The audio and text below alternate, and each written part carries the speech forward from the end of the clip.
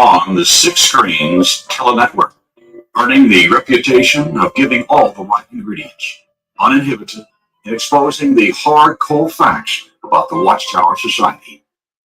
Well, there you all are, and thank you for coming in tonight to the Six Screens of the Watchtower conference calls. We've got some great programming. We've got a man named Eric. He's from Rhode Island. Now he's down there in Nashville, Tennessee, and he loves to come on and expose the Watchtower. We're so glad to have Eric part of our network. We're going to bring him on right now. Let's bring Eric on. Hello, Eric. Hey, Rick, and hello, Six Screens family. How's everyone doing tonight? Well, we're all doing good tonight. Eric, I have to tell you, we are seeing some unusual traffic coming in here to the Six Screens. I couldn't believe it when we did the people love that duck, right? We do that duck at the end of the program. I'm glad you reminded me. And my goodness, I couldn't believe the amount of people calling in to give their answers on the duck questions. So something's going on, Eric. More and more people are leaving the Watchtower. It's amazing. Well, it goes along with the theme of, or the name of my show, doesn't it? Awakening up after the Watchtower, because there is awakening, Rick, and it's happening. These guys are burying their own grave. Well, it's great. It's great to watch it happen, isn't it? Well, I'll tell you what. I mean, this is so amazing. This is so exhilarating. You know, I've been doing this program for 20 years. I've never been as excited. I have never been so involved in this program as I am right now. This is something else. I am not looking at this as something that's not important. I'm seeing this as an important event that's taking place in the world. I'm seeing an organization, a corrupt cult, a religious cult going down the drain, Eric. And that makes me feel good. Yeah. So it's good. I had a couple subjects tonight, and I think the subject I'm going to end up going with is Watchtower's demise or decline, if you will. We're more at the decline right now. But when I have you play that video, it's my wife sent it to me from X, Twitter, and it's an announcement. Don't pay attention to the video part of it. It's just filler. It's audio only. The audio is an announcement that was made at a meeting, and they're talking about Ramapo. And I just want the audience to hear what they're expecting out of the people. Right. And I'm gonna. It's in between what you played today, Rick, with Samuel Hurd. It's just desperation. They want people at the conventions. They want them doing their slave labor at the Ramapo and the projects, you know. But go ahead and play the clip, and we'll let the audience hear it.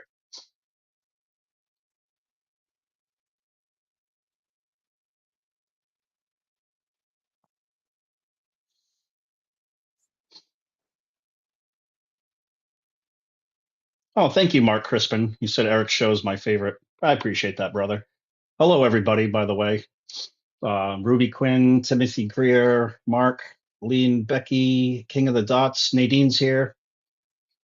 Oh, and I don't know if Rick started yet. I don't think he has. Just to tell everybody, I did in the comment section, but I talked to Debbie Moore today. She's really not feeling good, but she's here with us, and she's listening. She's really hurting from that fall, and she can't use the keyboard. But yeah, she's here with us in spirit. She might even call in tonight. But if we could have our thoughts and prayers for her. Hey, Chef Composer, it's my buddy. Yep, go ahead, Rick. Eric, yeah, no, I've been playing this, but for some reason, they're not hearing it. I'm not sure. Okay, I'll just describe it. I'll just describe it to everybody because it's not the end of the world. Well, just hold on one second. Let me just, Susan's kind of monitoring the phone. Susan, what's up? Well, he's talking over himself. I can hear the clip, and I can hear Eric at the same time. Okay. He's talking over See, I didn't hear anything. I heard silence, so I was like I thought you were queuing it up. My bad. No, you're not hearing. No, Susan says they can hear it. So I'll play it again, Eric. I mean, you can hear me, right? Yeah, I can hear you. All right, so That's fine. I'll just keep quiet and tell me when the clip is over, so I don't talk over it. let's play the clip and let's see what's happening. I mean, I don't know what happened there, but let's go back to the clip and let me just slide it back and let's see if they can hear it now. I hope people on YouTube can hear it. Not sure. Let's see, but if not, you can describe it. Let's play it.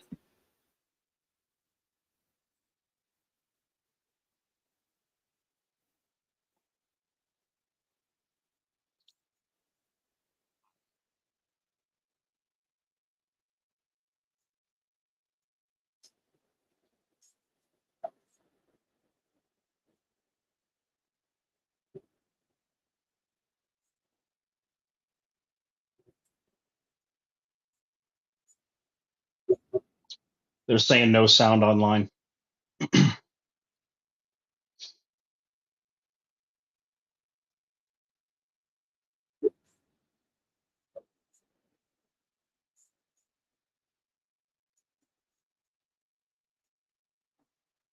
Okay, Eric, I'm not sure what's going on, but Yeah, the internet can't hear it, but the phone line can. Thank you, Grace, for letting us know. And hi, well, fixing my faith, Vern.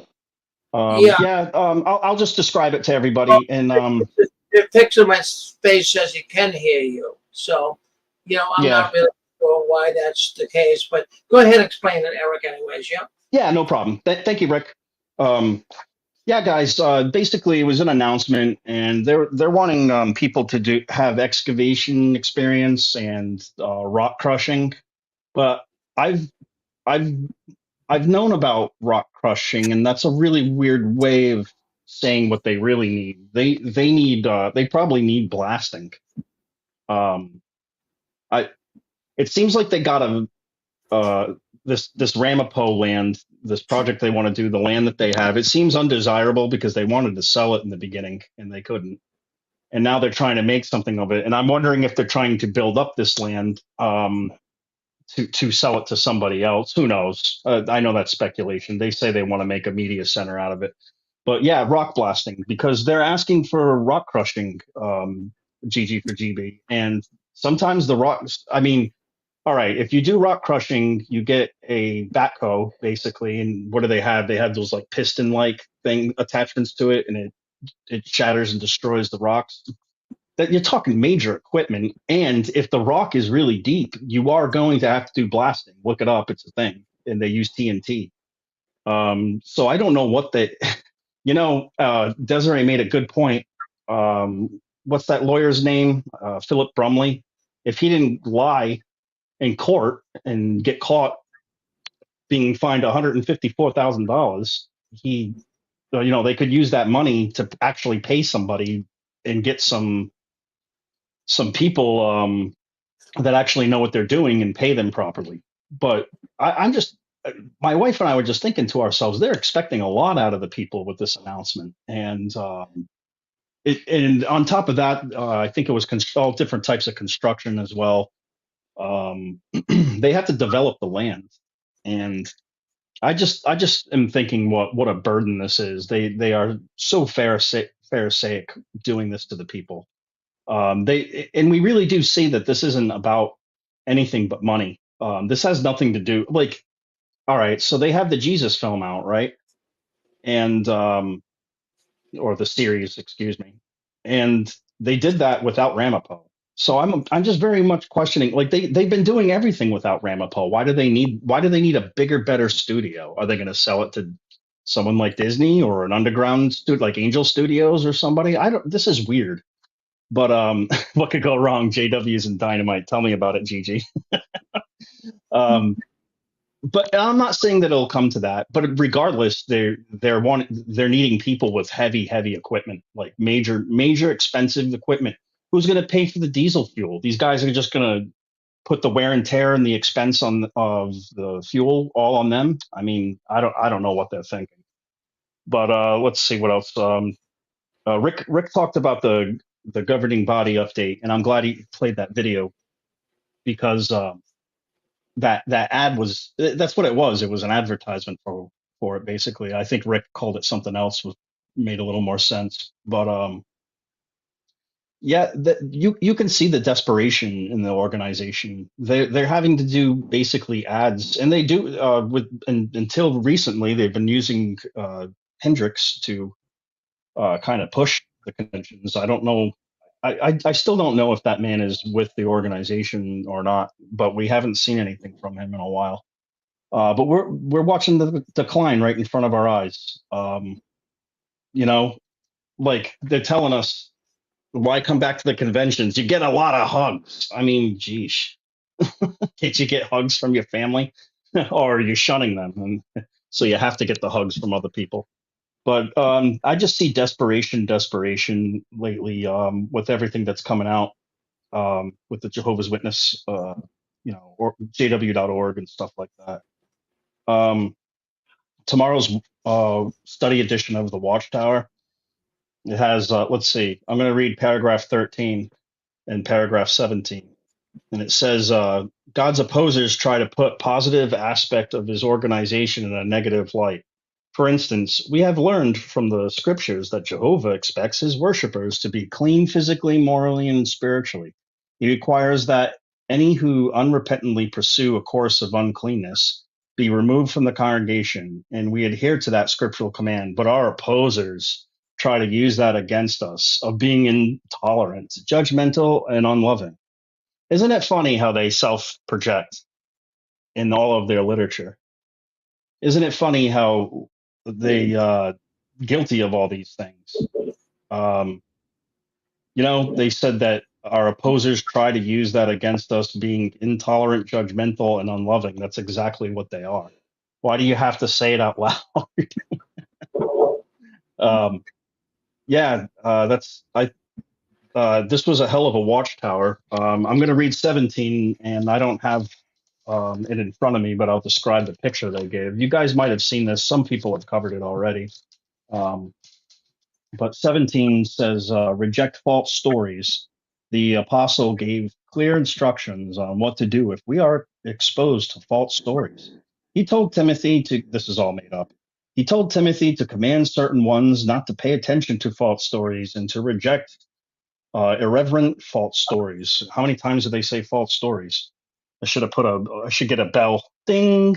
Although a toddler might innocently pick up an object from the floor and put it in his mouth, a mature person who understands the danger would never do that. We reject false stories because, and there's another one, we reject because we recognize the source of the information. We hold the wholesome words of the truth, or of truth, excuse me. This is just more desperation, Oh, and alligators. that's why. What's that?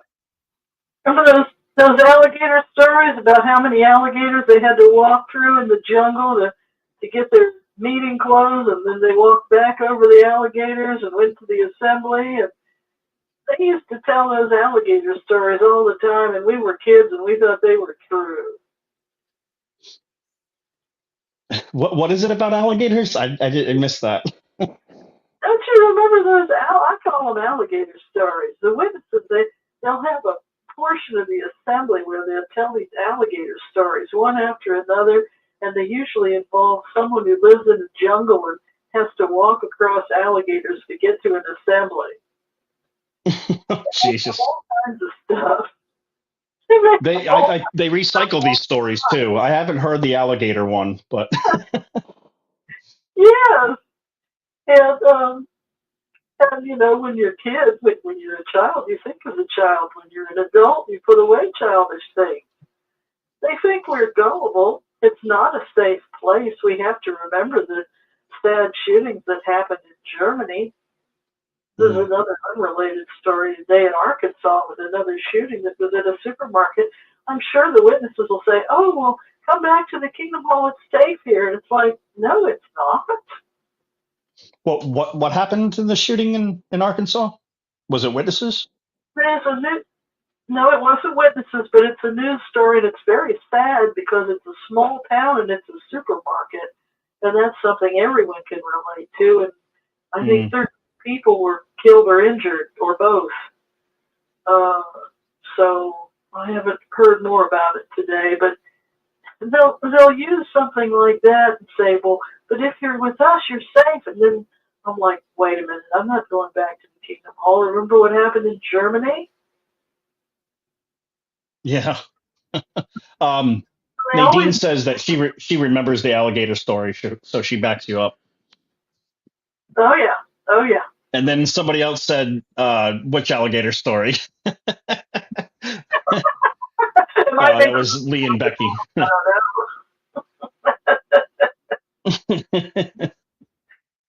Yeah.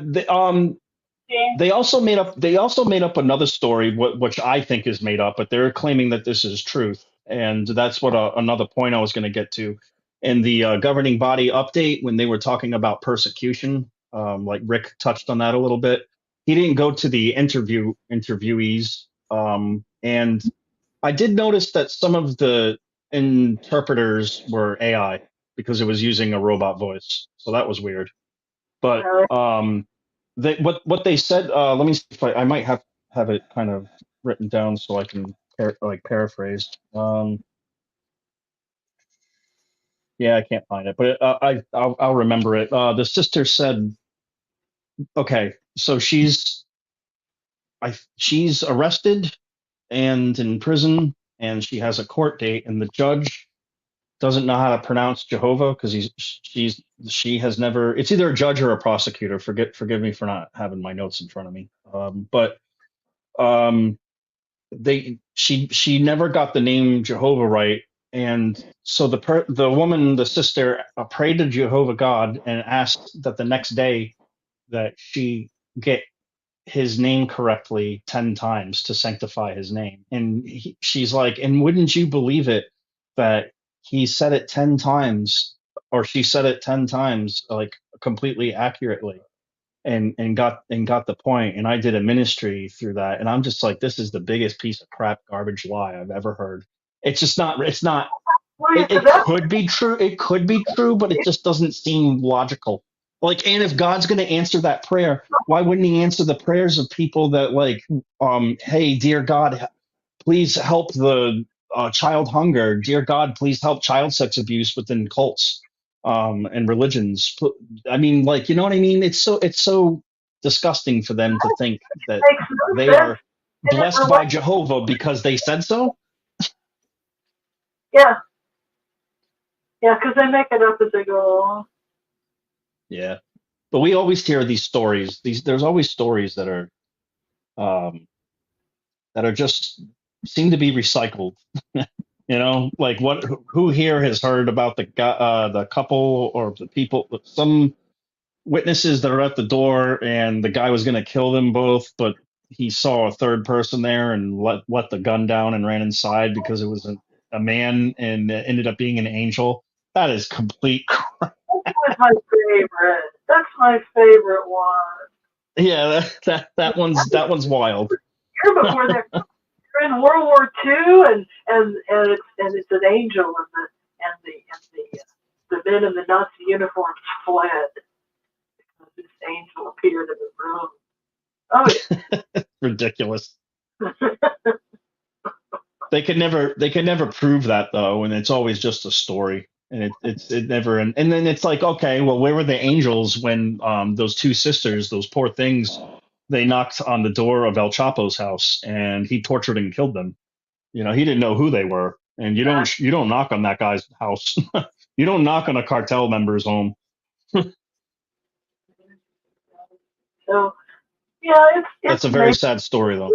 wrong, and yeah, that was, and it was true, that one, and they'll use something to vaguely relate it in a way that's not real logic, it's not real common sense, and they'll pull it into something, and yeah, you're correct. You're correct. Mm. What a time we all had growing up with that. Yeah, I feel like probably the most common phrase amongst couples or families that have left and are together, because it's the most common said phrase in our house, but that doesn't mean anything. But what were we a part of? That's what we say to ourselves all the time, my wife and I, Desiree. What were we a part of? Like, Hey, who are those people? we're cooler than this. All of us are. We're way cooler than this. Who Because are this those isn't even for God. So it's like, what were we doing? guys? Don't you love Sunday brunch, Eric? I gotta say, it's a Sunday well spent if it's a brunch, right? Yeah. Yep. I like my waffle iron here at home very much. Say that again. I didn't hear you. You came in and out. But I like my waffle iron here at home very much. Oh, your waffle iron. GG for Yeah, GB says we were doing time. Amen to that, buddy. yeah, yeah. That's why I have a hard time going to church, because I feel like I did time. You know, like That's me too. it's like when you serve in the military and like you're gonna just keep going. Don't you want to be free? Some people make a career out of it, but you know, I've never been a submissive type. I've always been a rebel. Yeah. Well, that's part, I think, of the cult hopping. We were so ingrained and so used to it. But I would rather use my time for me in ways that enrich my day and my life and be free, because they had far too much of my life at times, and that they really got a chunk of it. Yeah. Yeah, but yeah, good point. Watchtower is desperate right now. I used to when I was a kid in the 80s and the 90s raise a little rug. The Awakes and the Watchtowers actually had depth to them, and it just isn't anymore. And it's like Uh-uh. I don't know if his name's Benny Johnson. I think it's Benny. I know it's Benny, his first name, but he's got a YouTube channel. He's from Nashville, my area, and he was covering how McDonald's had the double, what was it called, the double McDouble. The McDouble was $1. And he's like, man, he's like telling a story, man, when I was in college, he's like, I would reach into my pocket, and if I had $3 in change, I could get, you know, 3 burgers, however many dollars I had in my pocket, because I was broke. He's like, what sustained me. And now they don't even have anything like that at all. I mean, it's ripped off the menu. And I guess they're doing a promotion for 1 month, just 1 month only, and only select McDonald's stores. They're going to do like a $5 meal where you get a soda, a small fry, a choice between a chicken sandwich or a burger, and you get 4 chicken nuggets. And but that's just a special that they're doing for a month, and it's just showing how like the degradation, the decline of McDonald's, because McDonald's wasn't supposed to be expensive food. It's cheap food for a reason. I mean, and You know what? As far the thing is that's what's happening to Watchtower. It went from having really good Awakes and Watchtowers, right? And it went from giving you something to now they barely even give you a watch. What is it? One Watchtower and one Awake to the public a year. They're not a printing company anymore. They offer the people nothing. They are yeah, declining, just like McDonald's. See what they had, they lost, and they can't get it back. And that I'm just using McDonald's as an analogy, um, but you know, some people use Sears. I think GG for GB just did a video on the closing of Sears and how Watchtower has to rebrand, and I think they are wondering if they're going to do that. Um, I wonder that. You know, I know it's speculation. those 4 McNuggets are in that meal so that a single parent can feed their child.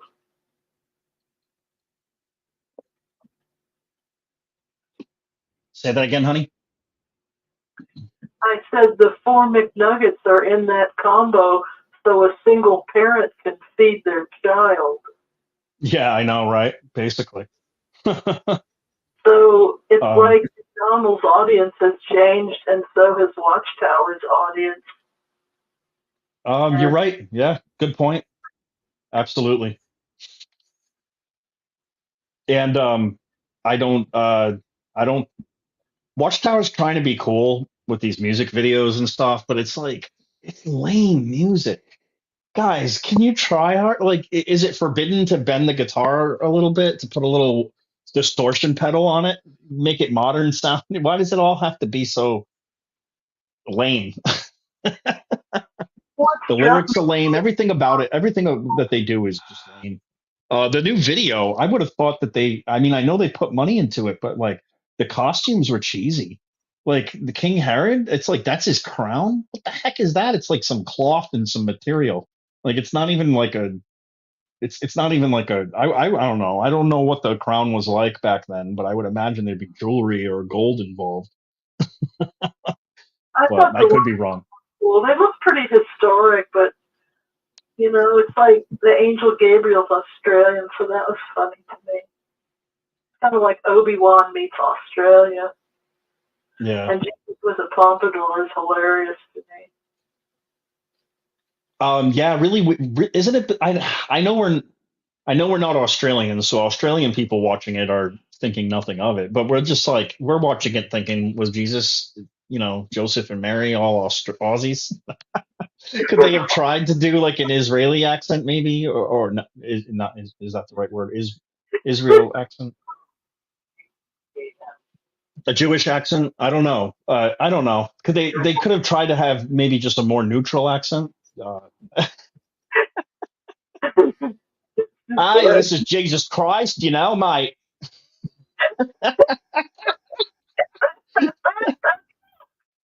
We're gonna go to Mackey's together, me and Jesus. Hi. Since we're talking about McDonald's, that's what they call it, Mackey's. Somebody says Hey, Eric, McDonald's is crap food. Yeah, I agree.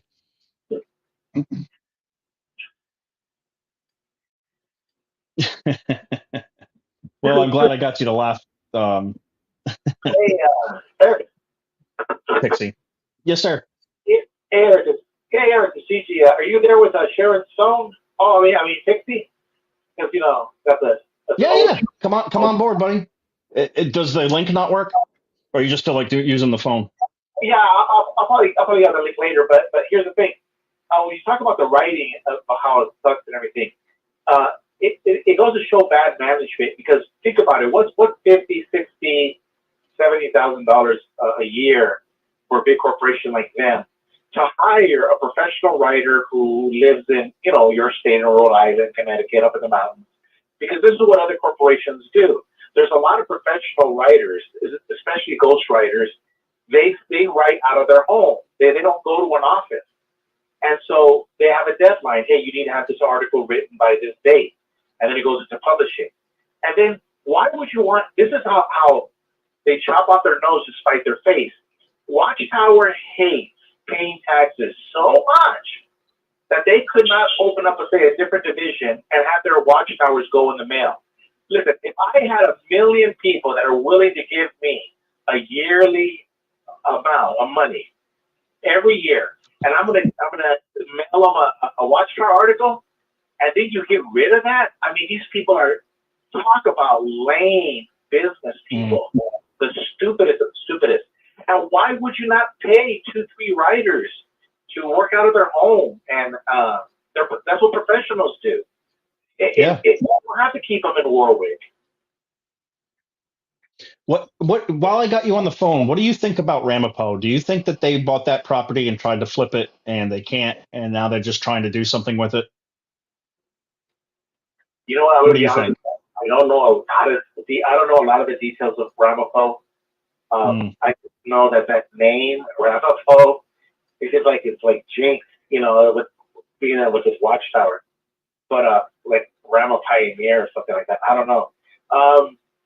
Yeah, you know how they say the Midas touch, the goose that the guy that touches everything that turns to gold, King Midas. Well, it looks like Watchtower.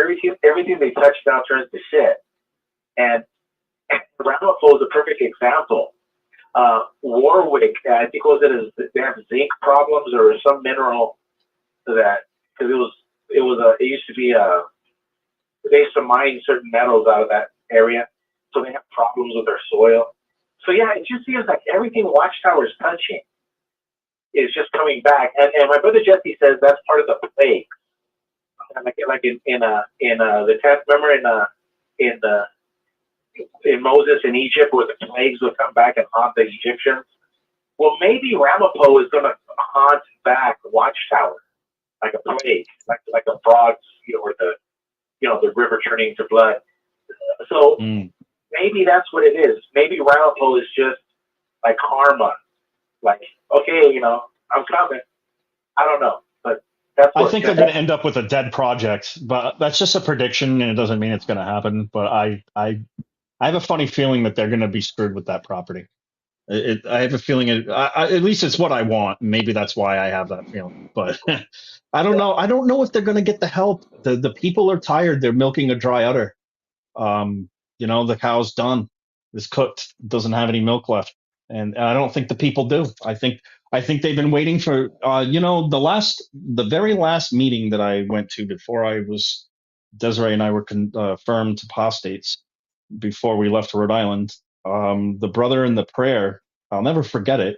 In the concluding prayer of the meeting, he said, Jehovah, we are patiently waiting for the end of this system of things because we've been waiting a long time and nothing's happened. And that surprised me and it stayed with me. I never remember prayers usually, but that prayer really stood out to me because that's telling me that the people are wondering what's going on, and the longer that the last of the last of the last, the final part of the last of the final part of the more they keep doing that, they're just exposing themselves.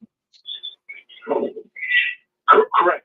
But also, you have to understand that, because in our experience, when Brother Justin and I, we were seeing, we talked privately, how for every action, there's an opposite equal reaction. So let's just think about it for a second.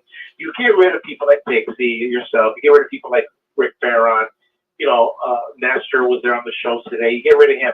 So Watchtower is getting rid of all of these people. And right, they're getting rid of everybody. Well, what's going to fill the void? And so when Dan Clark was on the show with Rick Farron, and he's talking about how stupid some of these people are. And I said about the Mark Twain quote that you don't argue with these people because they'll beat you with experience. These are very stupid people with a lot of experience. But what I'm trying to say is that Watchtower, by getting rid of Barbara Anderson, just go down the list of all of these people. Watchtower gets rid of everybody. There's a natural void that needs to be filled. And they're filling it with do we really want these people to wake up? Can they wake up? No, it's karma. They got rid of. What do you expect when you get rid of everybody? What do you expect? Yeah, good point. No, you're right. This is happening right now in the United States. They're getting rid of the good cops, and Chicago now has police officers that are non-U.S. citizens. They're doing this on purpose. So what's happening in Chicago with the police is no different than what's happening in Watchtower.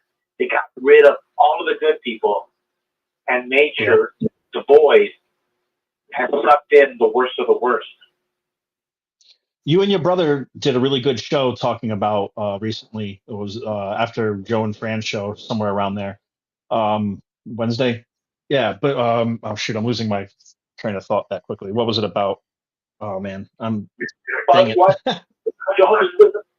it's kind of like this. There was a guy. There was a lot of people in the United States that had a name, and their first name was Hitler. And then this guy in Germany with his funky mustache comes to the scene, and all of those guys went to the DMV and says, "I got to get my name changed."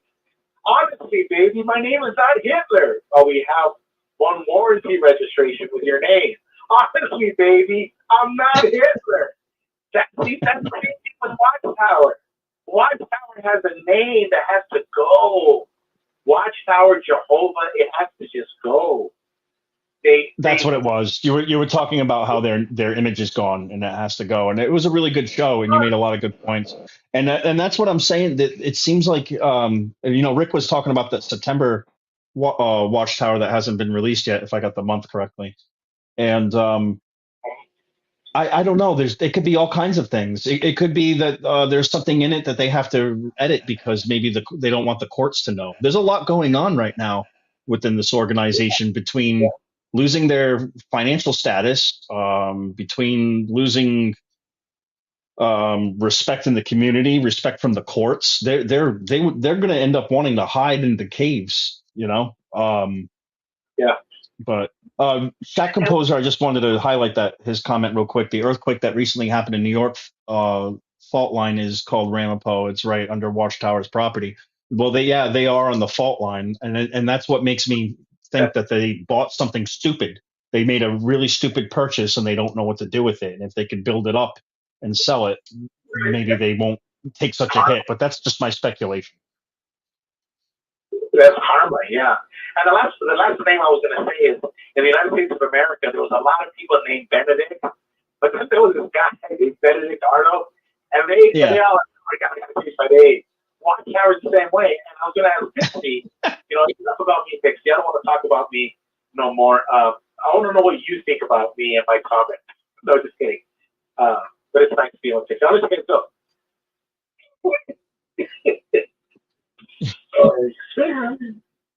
Hey, Gigi. Dub in the comment section says, why give it a new name if it's the same thing? Now, I have my own idea of that, but what do you think about that? Because I think I know what you're thinking, but go ahead. Well, I mean, Amway would try to do the same thing. They would do the presentation. We're not Amway, then it's the new Amway. A lot of in Mexico, they have they're called the peso. No, it's not. It's called the new peso. In the stock exchange, it's the original old peso. So governments do this. Everyone does this. They always try to rebrandish something and give it a new name. But technically, if you do the digging, it's the old one. But a lot of people will fall for it. And so there's a sucker born every minute. So the guy's right. He's right. But the truth is, a lot of people do go to the circus and buy tickets. A lot of people will join the new Jehovah's Witness church. A lot of people will, join the new Amway. It's just going to happen. And it goes back to the void. Watchtower, by getting rid of all of the smart people, well, the dumb people got to go somewhere. And that's where it creates the void. And it sucks them in. Yeah. There was one topic that you talked about, and I'll bring it up on my show a little bit. You and Ruby were talking about, and I had your back on one part of the conversation about how Watchtower sneakily they'll have rules, but it'll be word of mouth was what we were talking about. And they do. I fact checked you, and that was totally true. And it makes sense that they would do that. One thing though that I agreed about Ruby. Ruby's comment was that she thinks that cults should be banned, and you don't. But I agree with her too, because I don't consider it a religion. I just consider it something completely harmful, something that who knows if they're in bed with the shadow government or whoever really truly runs the world. But these men are doing really evil deeds that aren't fair and aren't loving and violate our constitutional rights. And if your religion violates people's constitutional rights, they don't even let you have freedom of religion, because if you raised as a Jehovah's Witness and decide to become Catholic or whatever, you can't. And that's the problem. Religion shouldn't. Yes, you should definitely. Part of our Constitution is built on a separation between religion and state, and being able to worship God in the way that you want. However, it shouldn't come down to hurting children. It shouldn't come down to hurting families and breaking up families. What do you think? One of those things. The first part was that you mentioned. The very first part was it's called the oral tradition. The Jews have an oral tradition, which means you have a set of laws, and the oral part is the stuff that you say in secret elder meetings, Jewish meetings. That way, the courts or nobody can accuse you and use what you say against you. So that's called the oral tradition. And that's how Watchtower works. They do all of the dirty work because Hitler never kill the Jews.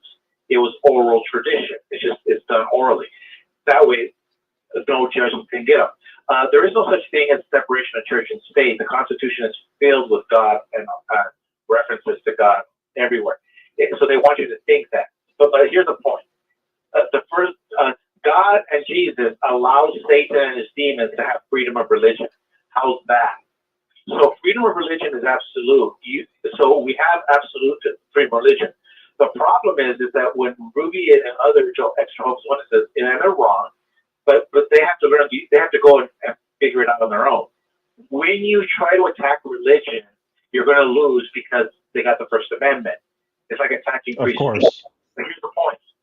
But So if you can prove that they're not a religion and that they're actually a sect, a dangerous sect or a cult, then it no, changes. Doesn't it change the? Go ahead. no, you can't. And let me tell you why. Because power corrupts, and absolute power corrupts absolutely. Who's going to decide if you're a religion? And nobody should have that power. We all know in order to be a religion, you have to fill out certain forms, there's a certain amount of people, you have a creed, boom, done. That's the point. Freedom of religion does not give you the right to do their illegal banking with the kingdom halls and selling, and keeping the money and the property. So what you do is you go after these religions in all of the dirty, illegal things. Watchtower is doing a lot of illegal activity. You don't have to go after the freedom of religion, is what I'm saying. And the founding fathers. I got you. Go after their money laundering. Go after their child sex abuse cover-ups. Go after the real deal. Go after the fact that they're pretending to be a religion and that they shouldn't get this. So isn't Norway one of the best punishments that Watchtower has received because they hit them in their wallet, Gigi? They let them. You can masquerade and do your religion, and you can go to door, but we're not going to recognize you to be able to have certain privileges like our money and give wedding ceremonies. I mean, that's fair, right? Well, but like the last point is the founding fathers found it necessary to tell us that it's we the people that have to fix our problems. It is not incumbent on the government to go and to chase every religion that you don't like. We the people could do it by voting and going to another church or exposing them and so forth. Now, you go after Watchtower with the child labor laws. You go after Watchtower with having all of those people work and there was no money in their retirement account. They didn't pay Social Security. So, see, there's a lot of things that Watchtower is doing. It's called slavery, which is illegal. Look at the $5 bill. Slavery is illegal. So what do you want to do? Do you want to? This is where our extra-homeless witnesses who are not educated in the subject are wrong on this issue. Because if you go to court and you tell the Supreme Court, we're going after the Jehovah's Witnesses because they're not a religion. They're going to say, we don't care about your feelings. You're wrong. The First Amendment is absolute. Congress shall make no law regarding the establishment of religion. But if you go to the Supreme Court and say, here these people are working and they're not getting any money going into the Social Security account, that's a different story. Your Honor, these people have lent the money to the Kingdom Hall and they charge interest, but they receive no monthly statements. Nobody knows how much they owe. They're supposed to be a bank. What bank lends money, charges interest, but never sends you a statement? See, that has nothing to do with religion, and they're violating those laws. There's a lot of laws that Watchtower could violate, and you could go after them. So what would you rather do? Would you rather climb up Mount Everest and go after them on religion? Hell no. Nobody wins. You all lose. I agree, dude. You don't want to give that power to anybody. You don't want to give the power for Barack Obama or Donald Trump to decide who's a religion. No. We, the people, have to fix that. And you know why the problem is with the Jehovah's Witnesses, all those problems that are out there? It's because you and me and everyone listening, we're the problem. We should have kicked their ass a long time ago. So what do? Go to the gym, get buff, and beat the shit out of Watchtower. That's what we're supposed to do. Why? Because we're we the people. We're supposed to fix these problems. The Constitution of the United States does not guarantee a rose garden. It doesn't guarantee paradise. All it guaranteed is that we're not going to have one cult leader named King George. We're going to have 100,000 of them. 100,000. I went to my house, my home in Yuma, to visit Jesse. There's a big old church just called the Door, just like the Jehovah's Witnesses, tithing, charging everybody their money. They shut down. They ran away with their money. So what I'm saying is the people have to fix these problems. The churches have to be dealt with by the people, and we can petition the state, but not on the grounds of the First Amendment. We have to petition the state for other things like discrimination, like the women, the way they treat women. They don't pay women in Bethel. Circuit overseers' wives. I mean, the list goes on and on.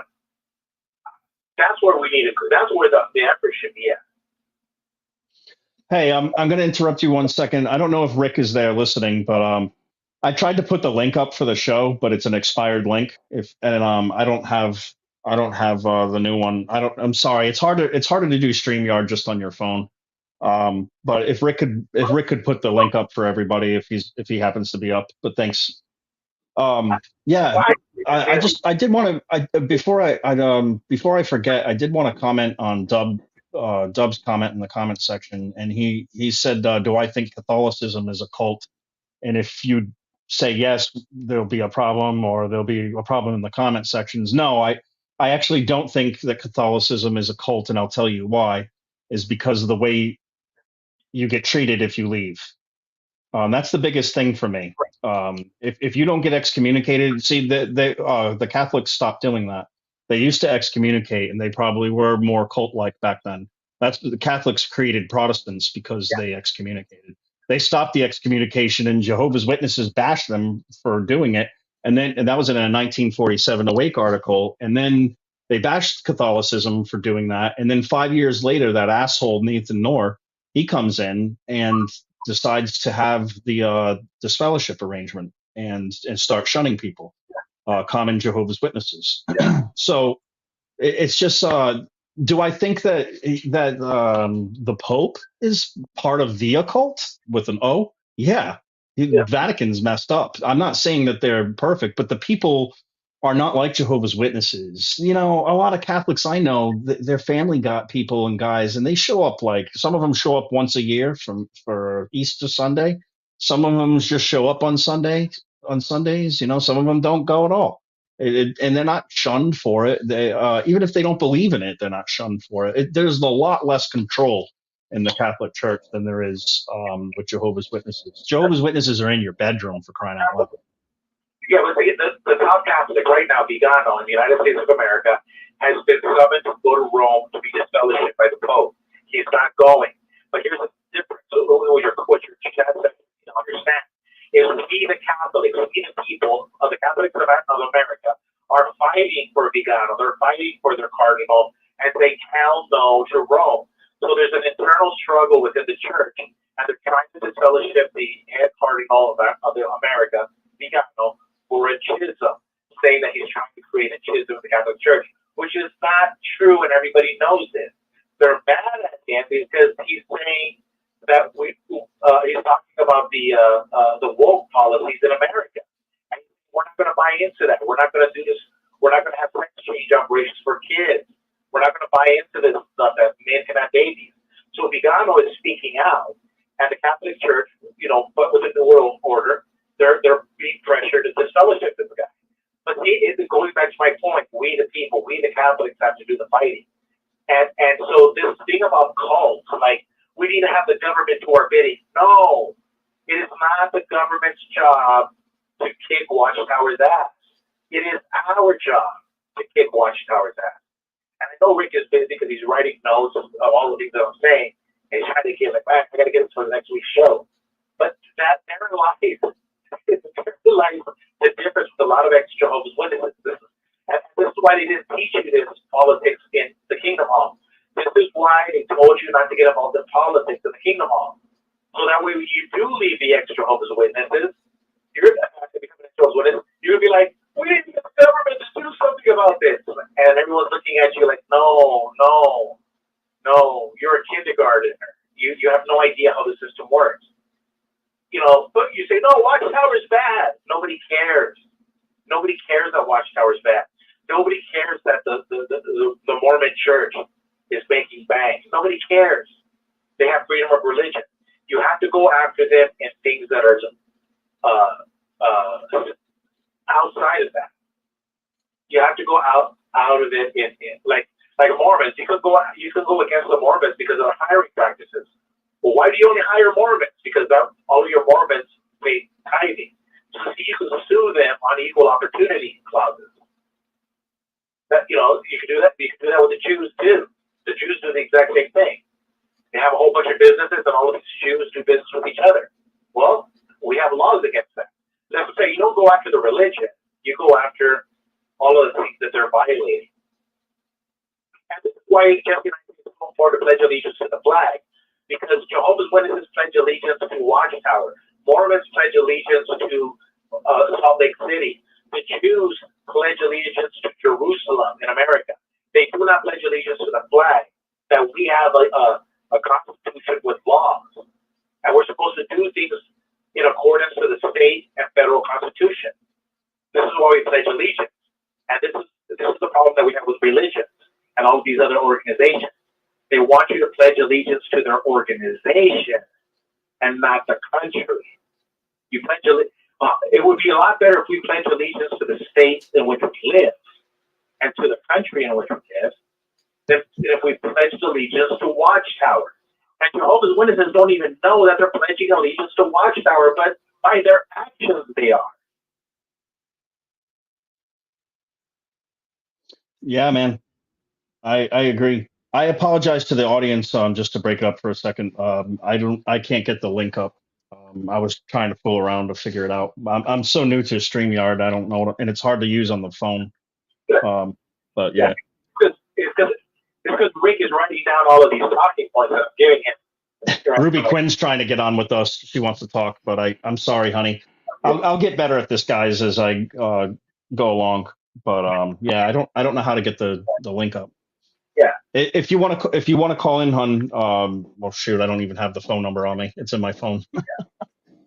And I don't mean it in a mean way, but like, I have a friend of mine. She's way up there in the court system, almost right below the Supreme Court in Arizona. I went to school with her, and we laugh about this when we have weddings and stuff, which goes down to Yuma, and parties. And she goes, and we talk about how she had this with an ex-Jehovah's Witness. She used to be an ex-Jehovah's Witness with me in my congregation when we were kids, and she's discovered they were not educated as far as how the government works. They actually think that the government can fix these problems, and we have freedom of religion. It's absolute. It's just the answer is no. And this is why when you're going after religion, you go after them in things that you can do, like the Australian Royal Commission. That has nothing to do with the Bible. It has nothing to do with God. It has nothing to do with your biblical beliefs.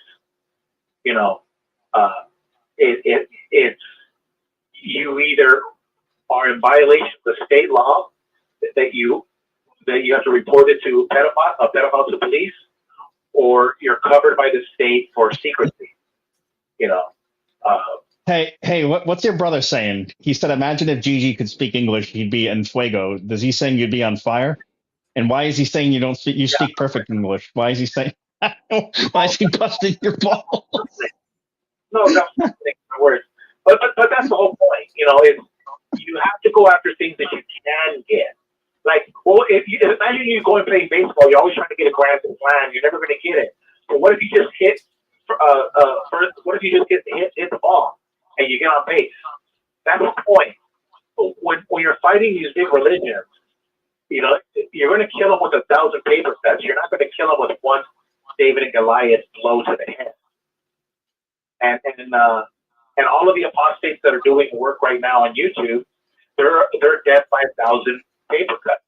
Watchtower has been damaged by 1,000 paper cuts just on YouTube. That's not counting Facebook. That's not counting everywhere else.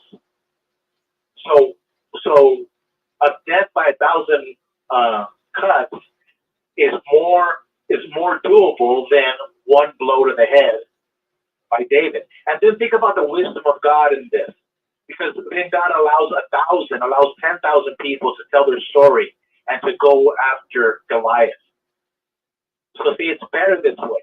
It's better. I believe that it's better where God allows everybody to participate and shine their light in the destruction of Babylon the Great. It's not just, God doesn't make one person, and it says you're going to kill Goliath. No. All of you are participating in it. And you let it. So it's better this way. So for those of you that try to go and petition the government, you're wasting your time. Petition the government to audit Watchtower on their banking records when it comes to financing Kingdom Halls. Yeah, Vern, Fixing My Faith, he put out a little recent collage of Kingdom Halls being sold, and there's one in LA and it's been selling for a year, and it's for $74,000. It's like, damn, because LA is supposed to be expensive. It must be pardon my French, but it must be a shithole. Um, it must be a bad neighborhood, or just or I don't know. But like, why 74,000? That's nothing, because there was other property. There was other properties going for eight. One in Florida was going for 850, 849. It's Okay, like, dang. I'll answer that question. If a corrupt president, like say Joe Biden, is selling a Kingdom Hall for $75,000, and who's going to buy it? His son, Hunter Biden. This is how it works. You have to understand that a lot of the properties that Watchtower is selling, they're selling it to their friends who have done them favors. So let's say that let's say there's people at the Mexican border bringing these children, and they take them to the basement of Wallkill, because we all know that there's human trafficking going on right now. We all see it. We see it in the airports. We see it everywhere. So they land. These buses go to Wallkill, let's just say. Well, then guess what? That same guy buys that property for $74,000. Like, how did he get that property for $74,000? Because he drove the damn bus to Warwick. That's what it's called. You have to think like a crook. You have to think like an evil person to understand why these things happen. It's sad, and I don't recommend that you guys do this, because you don't have the preparation that I do as GG for GB. I've been trained for this moment in time to be able to think this way without being, but this is how it works, Eric. These are evil people. Watchtower puts demonic images all over their literature. They're obsessed with the demons. We know it. They're demonic. Why would we expect anything else? Why do we expect Watchtower to act like you and I act when everything that they do is demonic? Yeah. It's weird, because you know what, Gigi? For people who are, the devil's gonna get you, like in the Watchtower, it was talking about what the very topic of it, the one I brought out earlier. It was excuse me for 1 second. Where is it? Oh, tomorrow's Watchtower. Strengthen your appreciation for Jehovah's organization. These guys are demonized, Gigi. It's gotten to the point where it's not about Jesus and Jehovah anymore. It's governing body, governing body. Our future kings, right? Gary Bro said our future kings are governing body. They've taken out Jesus, man. They removed it. I just want to welcome some of the guests we have. We got Ruby Quinn on with us. I don't know who the B is, and I think Grace. I think that's Grace from Sweden. But they're all on with us. Let me just say this one last thing. This is how we know they're demonic. Let's say, for example, they accuse you of being a child molester and embezzling funds in your congregation in Rhode Island. What you're going to do is going to say to the cops and the FBI, come right on in. You don't need a warrant. Just come into my house, take everything you want. It's all yours. I'm an innocent person.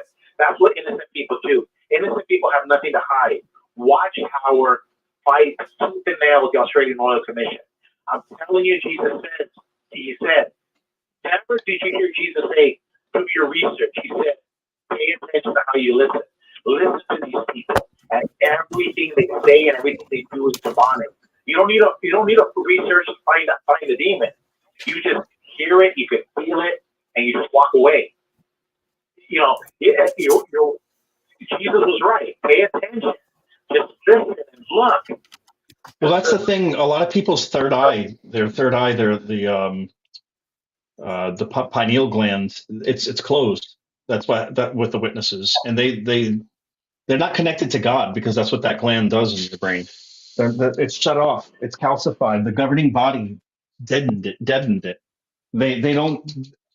I mean, think about they say they're not a cult, but it's like, okay, you're not the Jonestown. You didn't drink the Kool-Aid, but look what you're doing. You're sacrificing yourself because of the blood doctrine.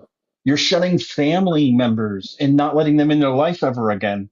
You're right. doing the most radical things in the name of Jehovah, but it's really in the name of Watchtower. And that's what's demonic about it, because it's really in the name of Satan, because it's not Jehovah. That's the problem. I had one question on that. I'm sorry. Let me get in there, because I've mentioned it several times in the chat. Like, if 1 Timothy 5:8 says, basically, if you read it, if it says you're not supposed to shun, I don't understand. It's not calculating in my brain.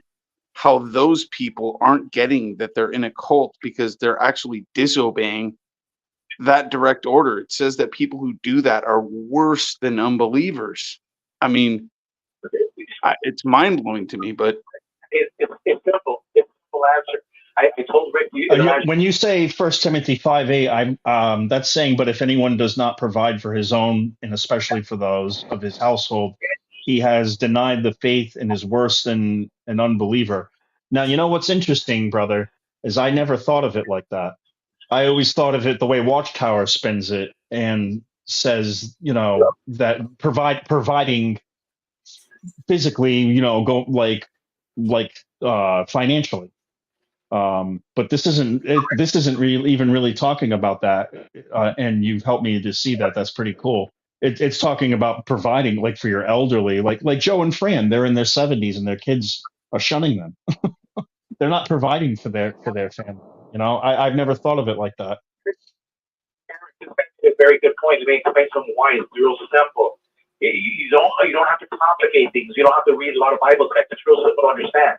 Watchtower does not apologize, and they teach their people never to apologize. And the Reasoning book is a perfect example. You ask a question, you let the person answer, and you come back with the answer because they're know-it-alls. Every single Jehovah's Witness does not ever admit that they're wrong. It's by habit. They don't know how to confess that they're wrong, and everything's always an engagement. You're wrong, they're right. And when they're like petulant children, and with petulant parents. And so they, like he said about the glands, they've been calcified. Why? Because when you do not apologize, and some ex-Jehovah's Witnesses have fallen for this trap. They think that they don't need to apologize. No, you do. You need to say, I'm sorry for what I've done. You need to openly apologize and repent, like John the Baptist said, repent.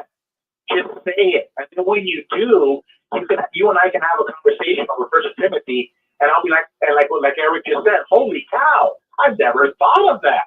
Why? Because Eric no longer is a know-it-all. The moment you stop becoming a know-it-all, Jehovah's Witness, is the moment that gland stops being calcified. It's real simple. These are very simple concepts that Jesus taught. And this one was taught by John the Baptist to prepare Jesus. You cannot accept Jesus Christ and have the truth if you haven't first repented from John the Baptist. And how do you repent? I'm sorry for being an asshole. I'm sorry for being a know-it-all.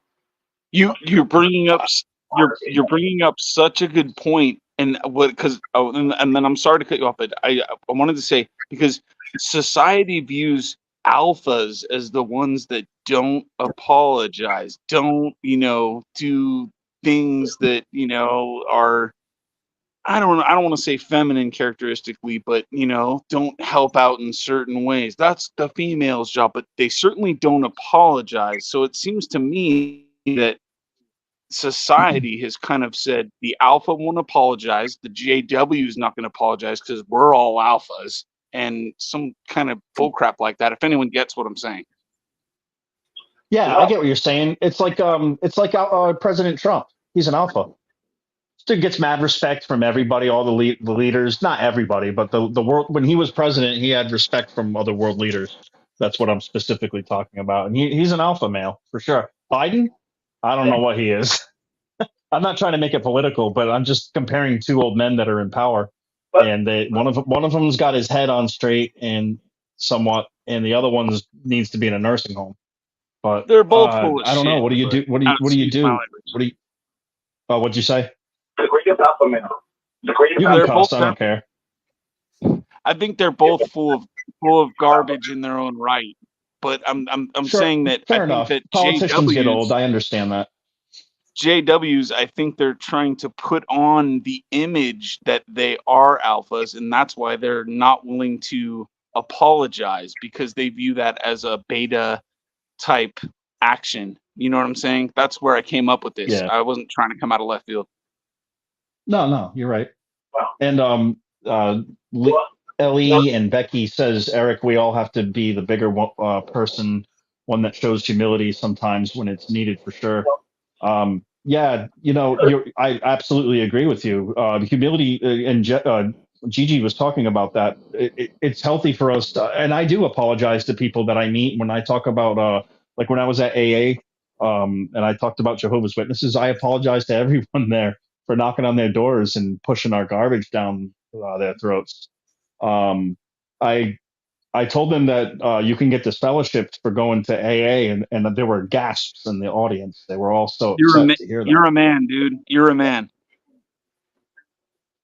Oh, well, thank you. That's a compliment. That's a compliment. You're a man. You are a man for doing Well, that. a man can admit Hello. his mistakes. You know, do I have problems? Hello. Yeah. I don't You know, know I'm if not in I'm the. denial.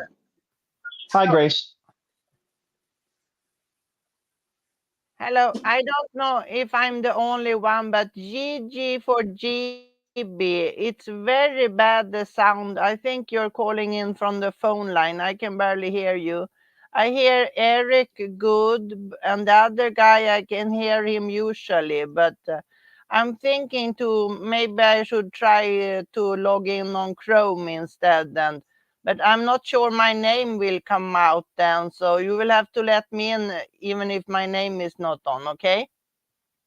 Okay. Eric, have you read Prometheus Rising? Have I what, hon? Have you read Prometheus Rising? No. It's a wonderful $12 book. There's a personality chart in there that is worth the price of the book. And okay, what's it about? It's about what we're talking about. Oh, okay. And there is a personality type in men and women called helpful strength. And the helpful strength is the good boss. And yes, he will apologize. Mm. But next to that is the dictator who never will.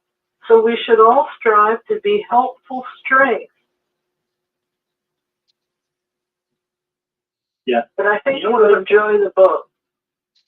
You know what other phrase could see is really important? The Apostle Paul, when he listed all of the great men and women that have lived, he said, the world is not worthy of them. This is why Jehovah's Witnesses don't apologize, because they're not worthy of apologizing. But see, you know how when a man tells a woman, I'm not worthy of you, the woman loves that, not because it's true, but because he humbles himself before her. You see, that's why the man says, I'm not worthy, I'm not worthy. And it doesn't mean he's weak, but he understands his place in the universe, in the cosmos as well. And he's a grateful person. And he believes that, that the woman that he loves is on an equal footing. Jehovah's Witnesses don't view us as an equal footing. They're all, no, they don't. A narcissist does not apologize. But a great leader to lead is to serve. A good leader will always make sure that his team is cared for and will always have people skills or try to have better ones.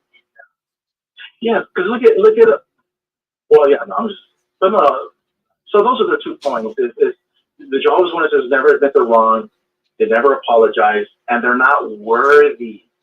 And so remember when the demon would leave the body. And Jesus, it was to try to praise Jesus, and Jesus was like, I'm not going to let anybody hear you praise me. Because the human beings were not allowed to hear the praise of demons that they were praising Jesus. They weren't worthy to give that praise. But for some reason, Jesus found it necessary that women who were Samaritans were able to praise God and Jesus. You see, so he elevated people that way. And that's the problem with Jehovah's Witnesses. They're not worthy to even say, I'm sorry. So saying I'm sorry and I'm wrong is you're connecting with God. And people that can't do that, they can't connect with God. I'm sorry. Well, even the Roman Church, with all their problems that they had, the Pope came on television and said he was collectively sorry for centuries of problems. Yeah. And I thought, okay, that's a big deal. And I thought to myself, will the guys in New York ever do that? And of course, they never have. No, never. Hey, I just wanted to welcome Derek Matthews in the comment section. He said he's never been here on YouTube before, only on Facebook, but he likes it here better. Welcome, brother. And he has a comment that I found interesting. Another weird thing about the Kingdom Hall here where he lives, is every hall I have been to has 3 section of rows of chairs. That's true. Me too. And this hall here in Tucumari, if I'm saying that right, has 2 sections of rows. It might be because it's Spanish. That I don't know. What do you think, Gigi? Because you were in the Spanish congregation. Do they do 2 rows there? Who knows? But what I do know is that guy needs to go on GG for GB and vote for me and get the voting ballot out to Watchtower. Yeah, actually, if I can find here's another comment that Derek Matthews left. He said JB for GB, so that's your brother. Eric for GB and Gigi for GB with a smiley face. Yeah. And my last name is Kubler, so it would be EC for GB. But yeah, I guess Ruby Quinn would be RQ for GB. You know what I would do as governing body member? If I had, I would try to be a dictator and close the whole thing down, sell it all the kingdom halls, give it back to the people, give it back to the victims, and just shut her down.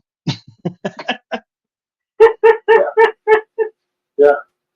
Well, so vote for me because we'll end this tyranny. We're gonna burn this bitch to the ground, guys. Let's do it. That's what we were talking about on that stream Ruby. with Gigi.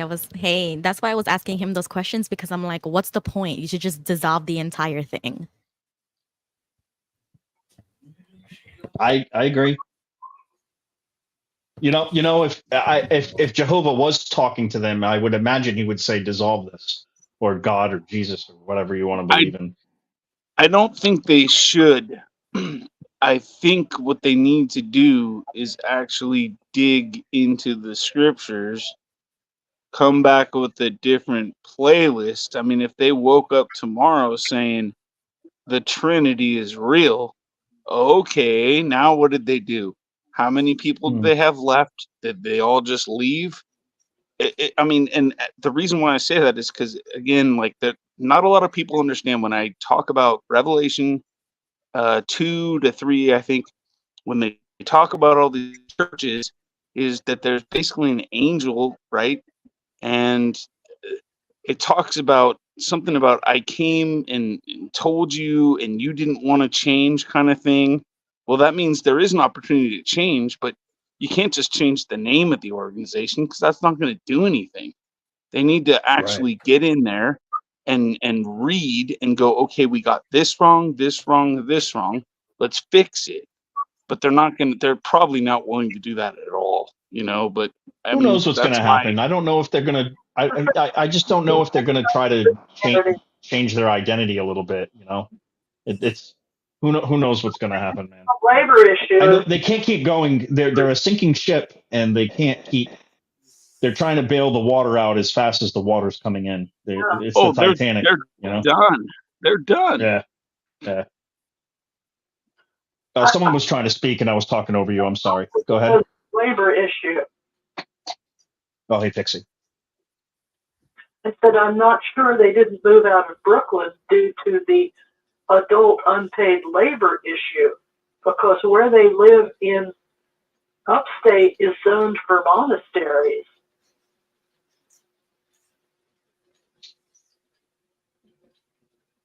Yeah.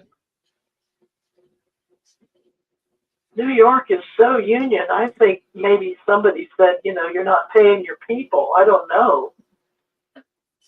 Well, New York is in rough shape right now. Ruby Quinn is smart to not be living there right now. She's in a safer place in Florida. But what I don't understand is most churches and stuff, right? They're gonna like either pay their people or hopefully they're gonna do it, on a volunteer basis. But to just mandatory make people do that, it kind of doesn't make any sense. That's you're making it about a works-based faith, which is backwards. It's wicked. It's wicked, but it makes financial sense for them. They've had 100 years of not paying anyone. Yeah. And what doesn't make financial sense, what doesn't make financial sense is shutting it all down. And the reason why is because that's called blood in the water.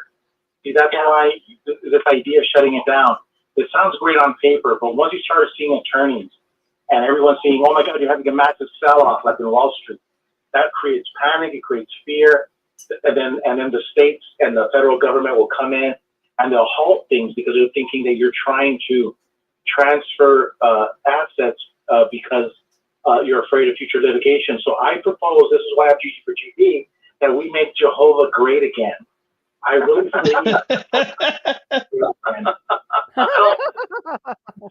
That's good, man.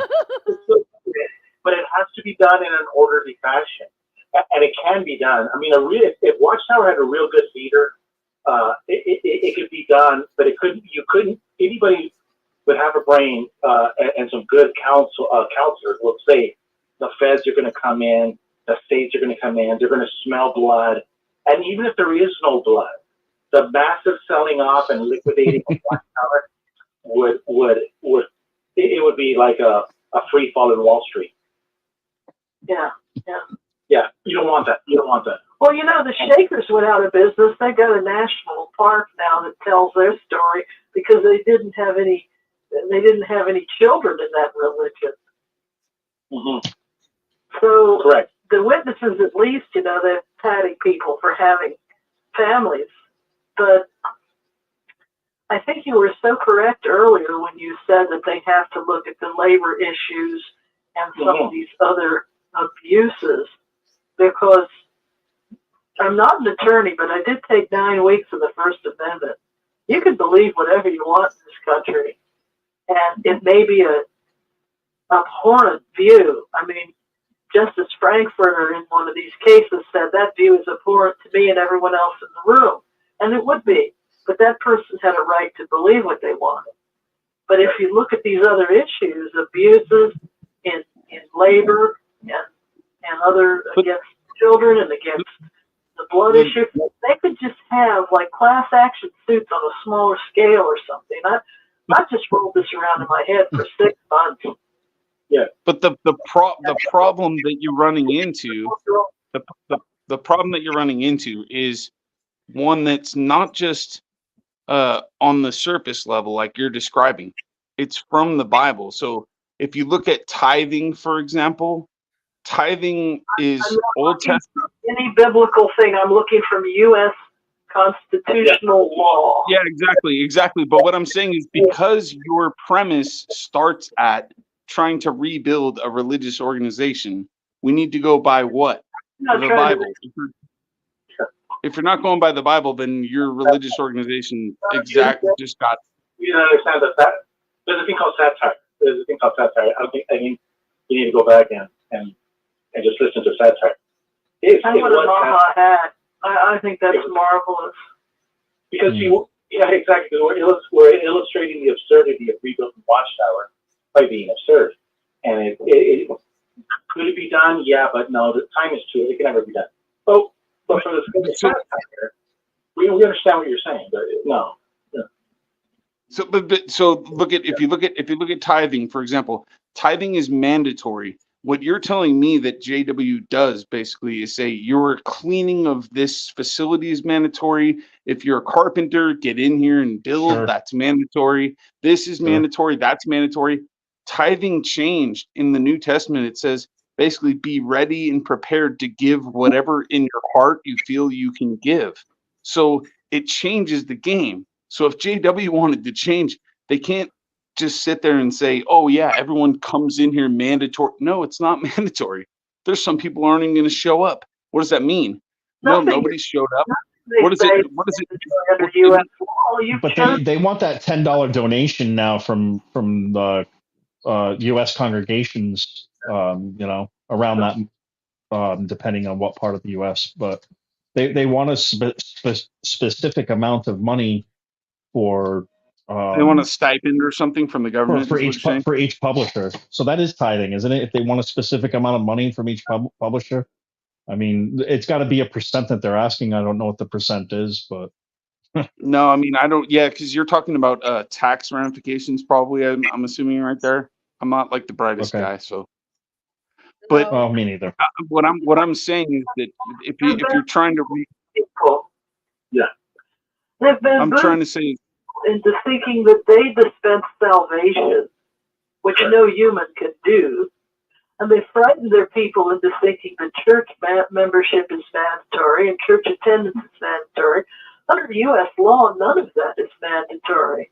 I have freedom of religion or freedom from it. I don't have to go to a Kingdom Hall, and I don't even have to announce when I leave. But the people have been so propagandized that after you're a member for a while, you start thinking they're dispensing your life. Correct. And therein lies, you have to understand the difference between a religious and a secular society. And they both can coexist, and they've done great in that state. But a lot of times we cross these things and like, no, one is secular, one is religious. And if you want to live in that religious world, you have every right to live in that religious world. You certainly do. You certainly do, but I don't choose to. And I had my fanny in that hard chair from childhood on, so I didn't. Sorry, I'm at me. When your religion crosses over to the secular world and you start doing illegal activities, well, then the rules change, and that's what we're saying. Don't go after them on the religious aspect because you're going to lose. Go after them on the secular because we live in a secular world. Yes, and what happened was when I researched this, I found that there was a Greek Orthodox priest in a Supreme Court case, and the Supreme Court said that his group had the right to defrock him. His group had the right to shun him and disfellowship him in whatever they called it under their Greek Orthodox belief, that they had a right to do that. So we can't go on that tack with our little ship here. We've got to look, as you say, on other illegalities. Like, was it a children? Did that happen when you were a kid? Do a commercial. Were you a 12-year-old kid going door to door knocking and working for Watchtower for free? That's a perfect transaction commercial. Oh, that'd be something else. That'd be a dream come true for taking a phone. Oh yeah, you take them down that way. And just to show you how religion and secular work hand in hand, Bukele of El Salvador said it in his last speech with Tucker Carlson. He said how all of the members in his cabinet pray to God for wisdom. Here's a government that's all praying on their knees to God because they're going to go after MS-13. And guess what? He said he attributed it all to God, and it was a miracle. So can religion and state work together? Of course they can. But everybody has to understand their role, that religion is one world, spirituality is one world, and secularism and the laws of the land are another world. And our problem is that when we start thinking that this department can take care of that, no, they're separate. And when we had our fannies in those hard chairs at the Kingdom Hall as children, we didn't know any better because they were using the word theocracy all the time. Correct. And I had the good fortune of being from a town that taught government social studies, and I went on to learn more. And then I said, "Wait a minute, this doesn't apply where I live." No. But many people they keep the people so ignorant within the Kingdom Hall that they don't know that they're not going to be watching the debate on Thursday. They're not going to be voting. They're not going to open a book about government. They're not going to know that they're in this dream world run by these men in New York, and that's not what they're under. What is that? Ellie and Becky in the comment section said $10 plus in the USA per every month, for every publisher. Do the math for each month, and they GB still need money? Question mark. What? There's so there's your clue. Follow the money. Taxpayer? Does that mean $10 a month per taxpayer? I'm missing it. Per publisher. What is a publisher?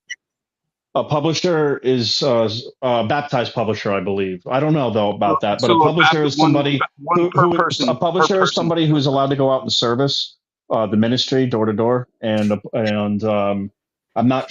They might be baptized publisher. I don't think they expect. So that's one, but that's so replace publisher with person, and then so it's $10 per person. Is that what it is? You could call it congregant. Okay, fine. Yeah. Okay. Also, Eric, what I understood was that if a brother and sister, if Mr. and Mrs. Publisher are married and they have 4 children, that they would have to pay $10 each for the children and 10 for the wife and 10 for the husband, so that the family budget then would be $60 every month going to the Kingdom Hall. That was what they're asking. Mm. Yeah. And in a time where the supermarket is so high, I think that's just wrong. Yeah. I just wanted to comment to what you guys were talking about before when you said my name about the previous conversation with GB, and also the comment that, separation of church and state. I do believe in that, but I also hold the opinion that we should not be a country separated from God. So we can be separated from the church, but I don't think we should be separated from God. And that's why these cults are not religions. They are not Christians. They don't even believe in the same things as the rest of Christendom. That's why I said, like, we should declassify them as religions. I think that the government could at least do something like that so that they don't have the same exemptions as religions, because they're cults. So you can have freedom of religion. I 100% agree with you, Ruby. I'm on your side. Jimmy Bell says Ruby is 100%, or Ruby is correct, not 100. Sorry. I agree with you totally on that, in every way. No. Ruby has sorry, go. I'm sorry. I don't mean to talk over you. Go ahead, Pixie. I said, under the law, Ruby has a right to have God any way she wants. Okay, but Pixie, see, Ruby said we should do this and we should do that. So evidently, at the end of the day, if we push her, the answer is going to be our elected officials. Well, no, it's an individual right that, and but what I'm saying is this is the point. First Amendment says Congress shall make no law. So see, Ruby, it doesn't matter what you or I, what our opinions are. We cannot make a law that will break apart the right for a group of men and women to form a religion. 100% correct. I had a long discussion with some other people the other night on this exact point. And what it comes down to is basically, even if you're Christian, well, I'll tell you that Israel is the home nation, right? And then the rest are given to the nations. So if you try to even say that you are the Christian organization, so then let's say Gene came on the show. Gene is a Protestant, and everyone in the United States, they want to make Protestants. And if you don't follow Protestantism, then you're wrong. And guess what? You're going to go dig ditches, and you're not going to get any good jobs and all that stuff. That's not what it's meant to do. It never says there should be a Christian nation. We have never been a Christian nation, sir. That's an opinion. That is not the law. You'll be laughed out of No, court. that's a fact. It's almost this nation is factual. built on Christianity. This nation was built on Christianity, but no denomination was specifically mentioned. And I respect you. That's not the law. But we're not against Christianity. We're just against posers. I think that's what Ruby and I are thinking. Like, we're against these posers, and the government should, because we all know that the Jehovah's Witnesses and Scientologists, they're not even Christian, I don't think. Forgive me if I'm wrong about that, but the Mormons as well. They're radicals, and there needs to be a handle on the child sex abuse problems in these cults. And the Catholics play ball way better than Jehovah's Witnesses are. They're still denying it. The Catholics. Oh, hold on. The Catholics problems. But the Catholics at least apologize. The Pope at least apologized. Whether he meant it or not, I don't know. But it's a hell of a lot more of what Jehovah's Witnesses have done. They have changed things. They had to do payouts. This is why I think Watchtower is at their demise, because they're going to be pushed to this point. They're wanting to settle out of Montana, and it's like I'm getting off topic a little bit, but they're in a bad place, and they know it. And they're just trying. You're on topic. You're on topic. Yeah. But no, you're not. Because if you go back, if you go to court of law, the judge is going to tell you, I don't care what you think. We're talking about one thing and one thing only. Congress has no law to establish religion. We have another thing. It's called child molestation. That goes to a different court. That judge over there, as a court, you file the papers written with him. You're not filing a paper saying we need to get rid of this religion. You're filing a piece of paper with the court to say we're going after these child molesters.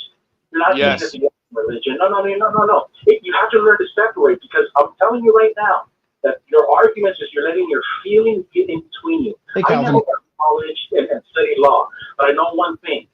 You let your feelings get involved and you can't see the separation between one thing, two things, and three things. They're all separate. And in a court of law, the judge just wants to hear one thing.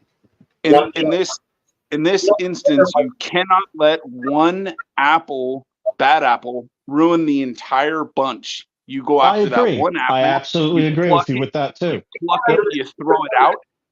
However, I'm not going to say I agree with JWs and Mormons and stuff. That's not going to happen. But I mean, you can't throw out everything.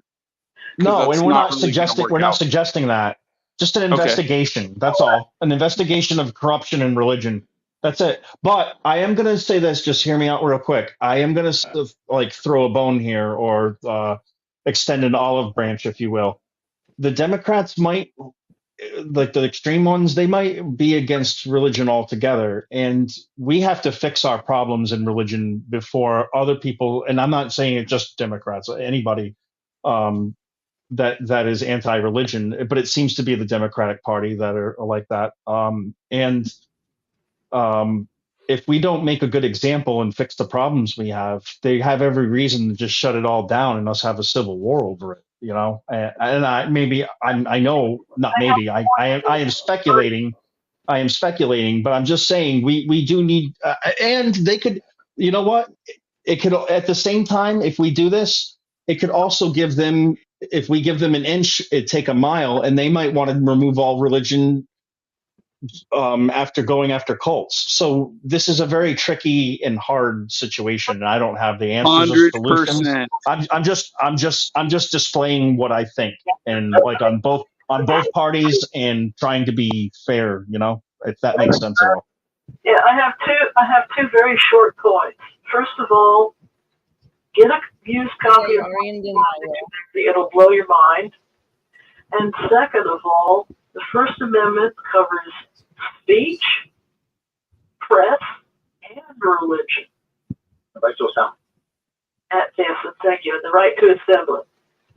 So, and we have this wonderful freedom that I might disagree with everything that you think and believe, but you have a right to have it. And it might be totally so anathema to 400 people in a room, but you still have a right to have it. You can believe it, even if 400 people think it's terrible. But we're seeing this breakdown right in front of our face right now, because what they didn't account for was secularism. I don't remember how many people signed the Constitution and the Declaration of Independence. However, it was something like 37 of 40 or 47 of 50 or whatever were Christians. And now we're seeing them let in various people from other countries who are totally different religions. Gay people are running rampant. Excuse me if that's a TOS.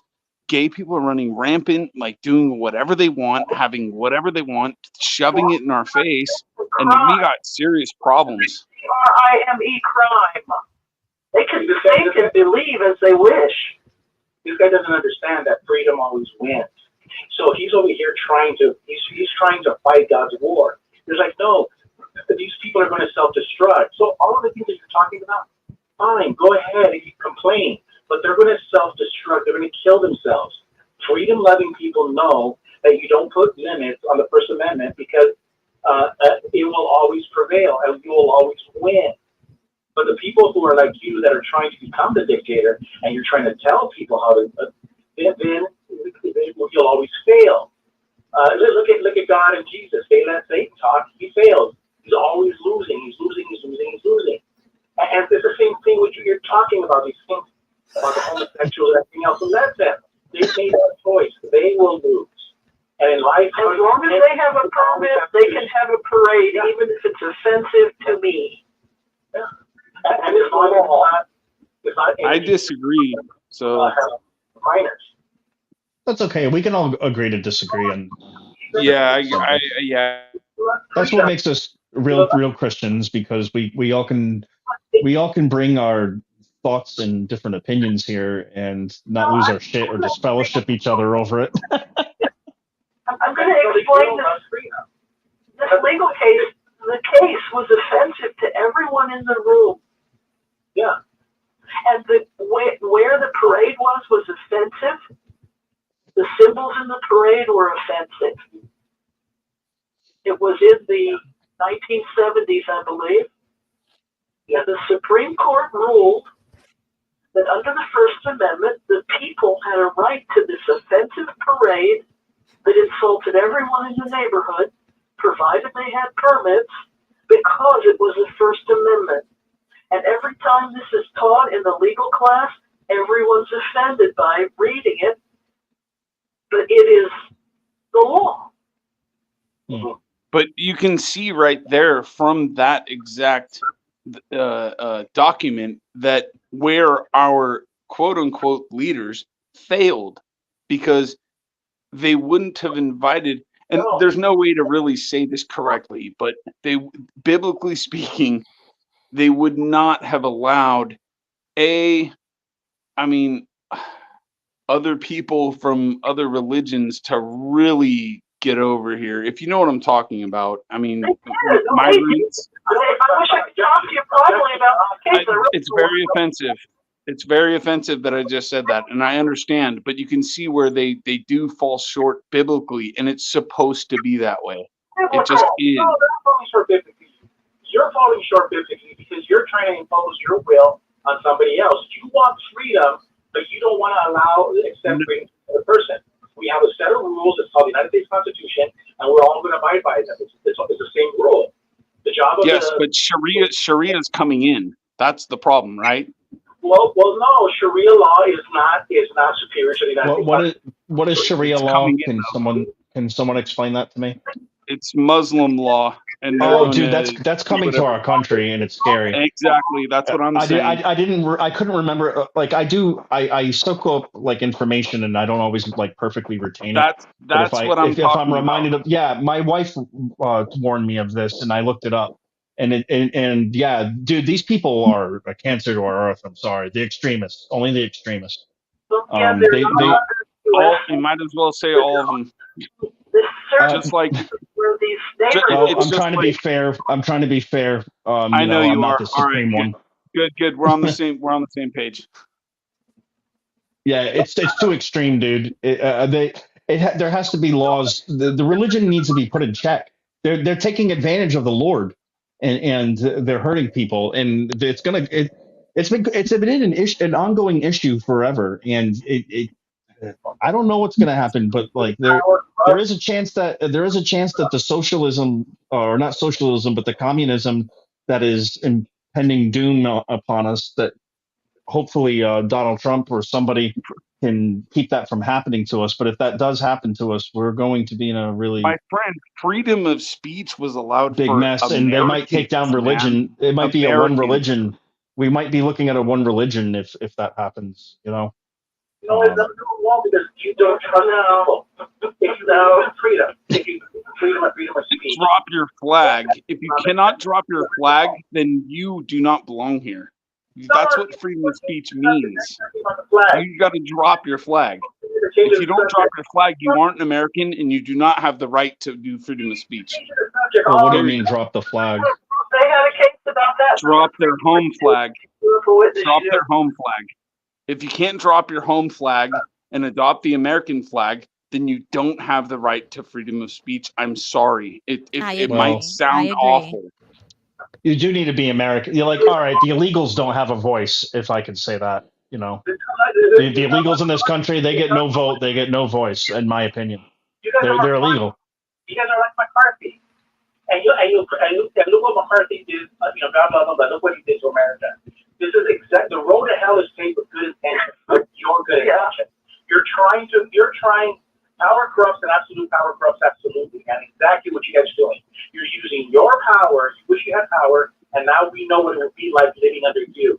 You're going to dictate, you're going to tell everybody for the common good. And you think that you're a magnanimous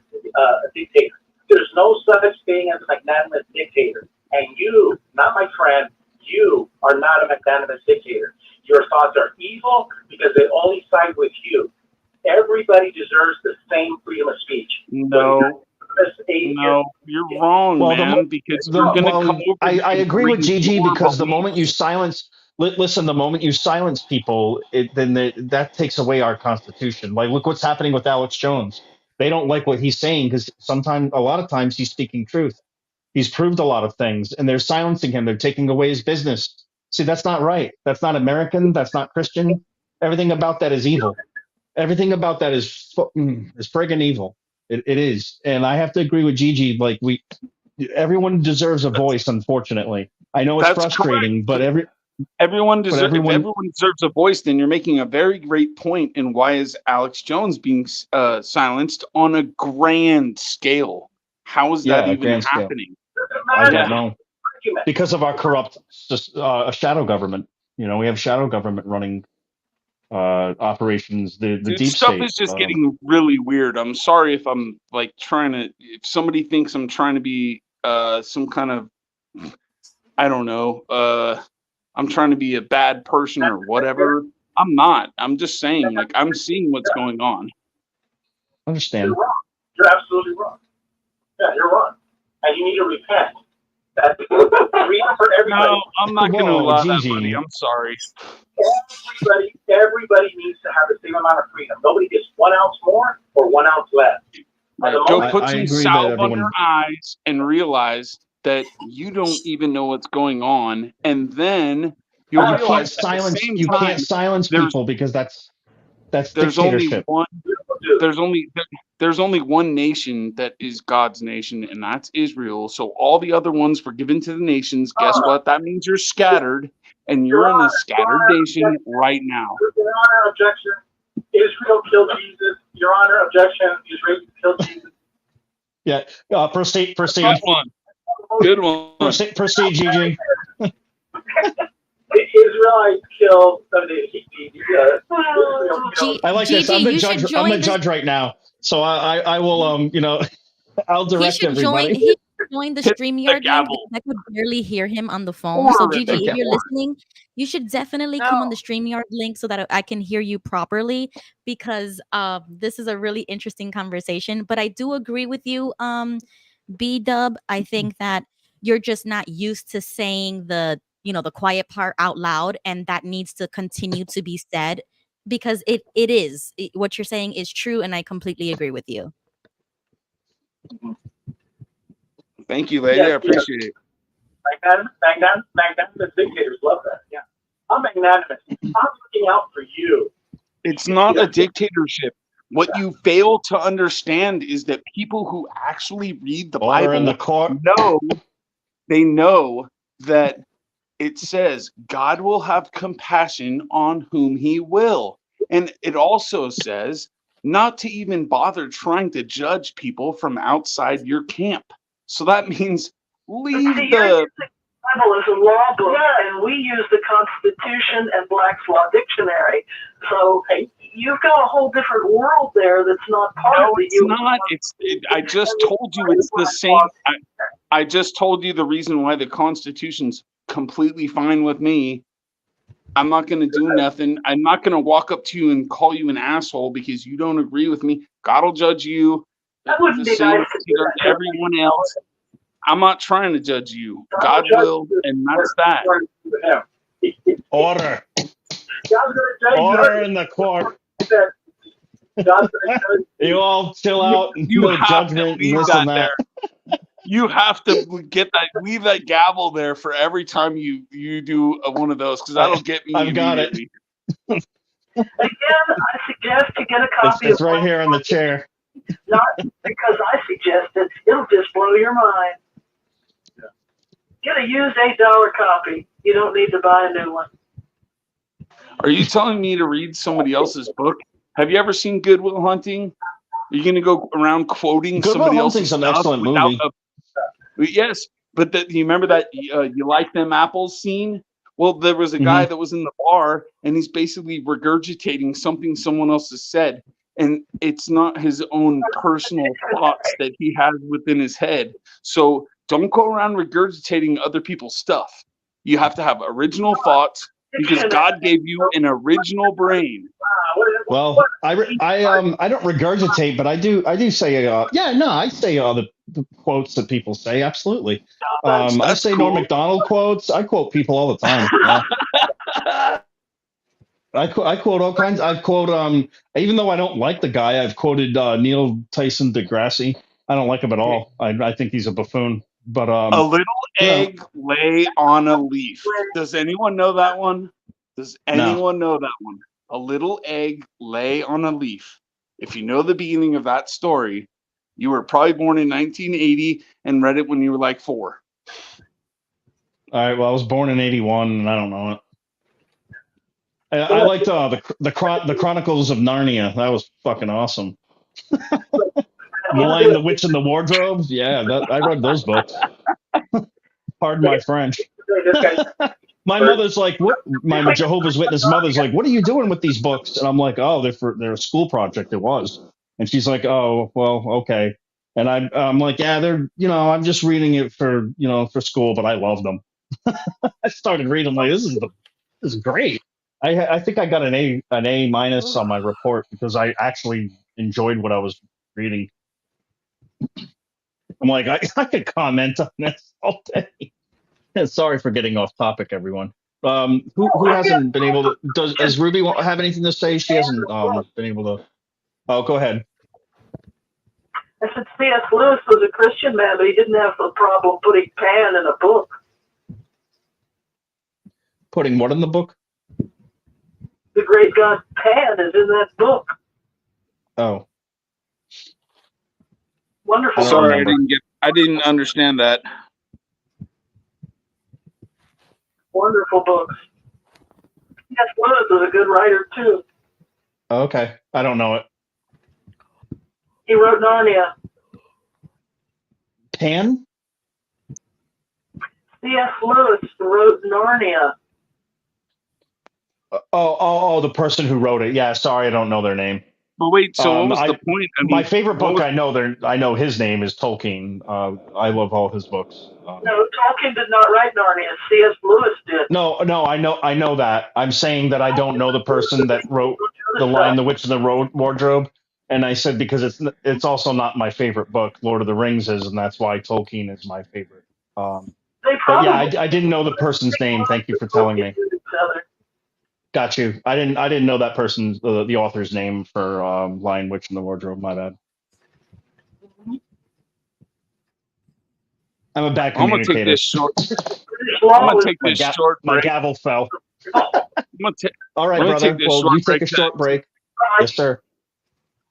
No, I was gonna say because I thought that was gonna be a little. I hear people in if it seems like I'm interrupting or something, there's a lag there.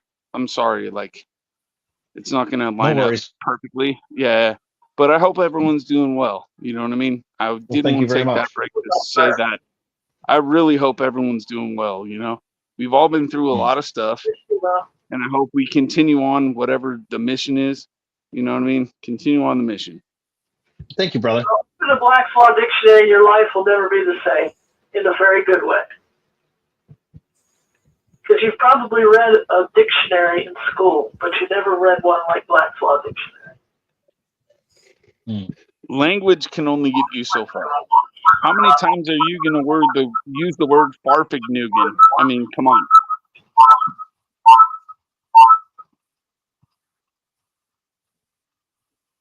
That is a weird, random comment. Jesse Gonzalez says a lot of women love Sam Elliott, which I'm not sure who Sam Elliott is.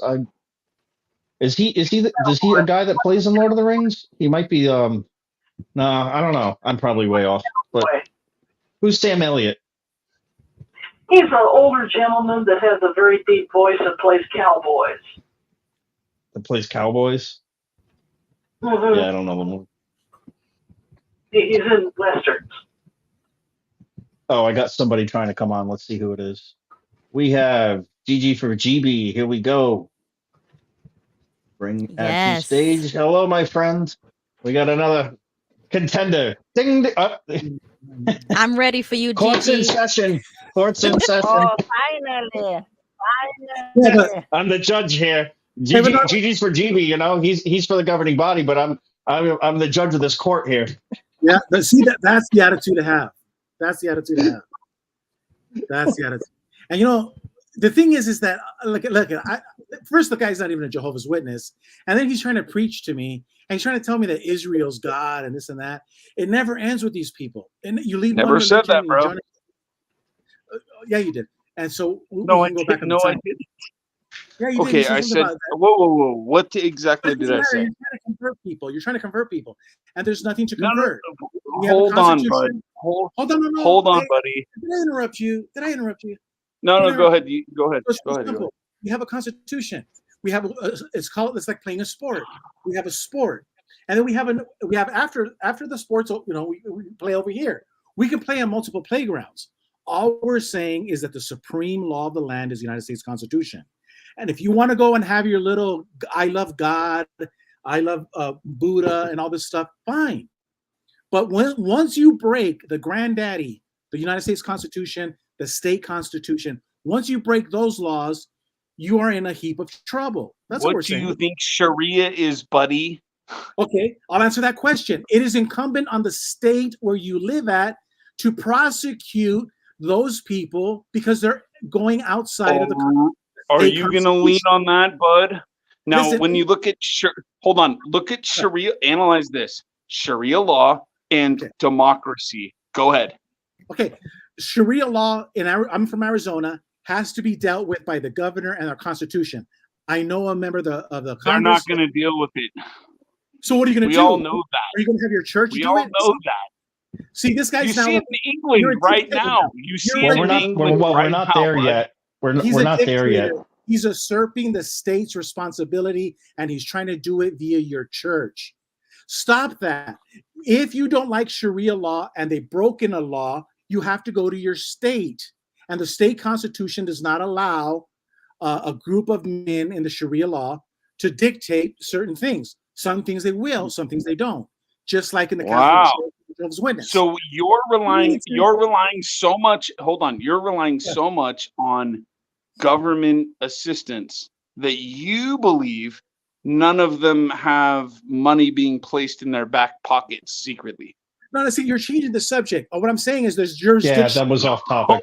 Yeah, that's totally off topic. We have jurisdiction. That was totally off topic. That had nothing to do with what we were talking about. I even forgot what we were talking about. Maricopa County has a jurisdiction. Phoenix, Arizona has a jurisdiction. I don't know what church you go to, but they didn't teach you that we have 4 different government entities, and some can say even 5 or more in our country. Every single government has jurisdiction.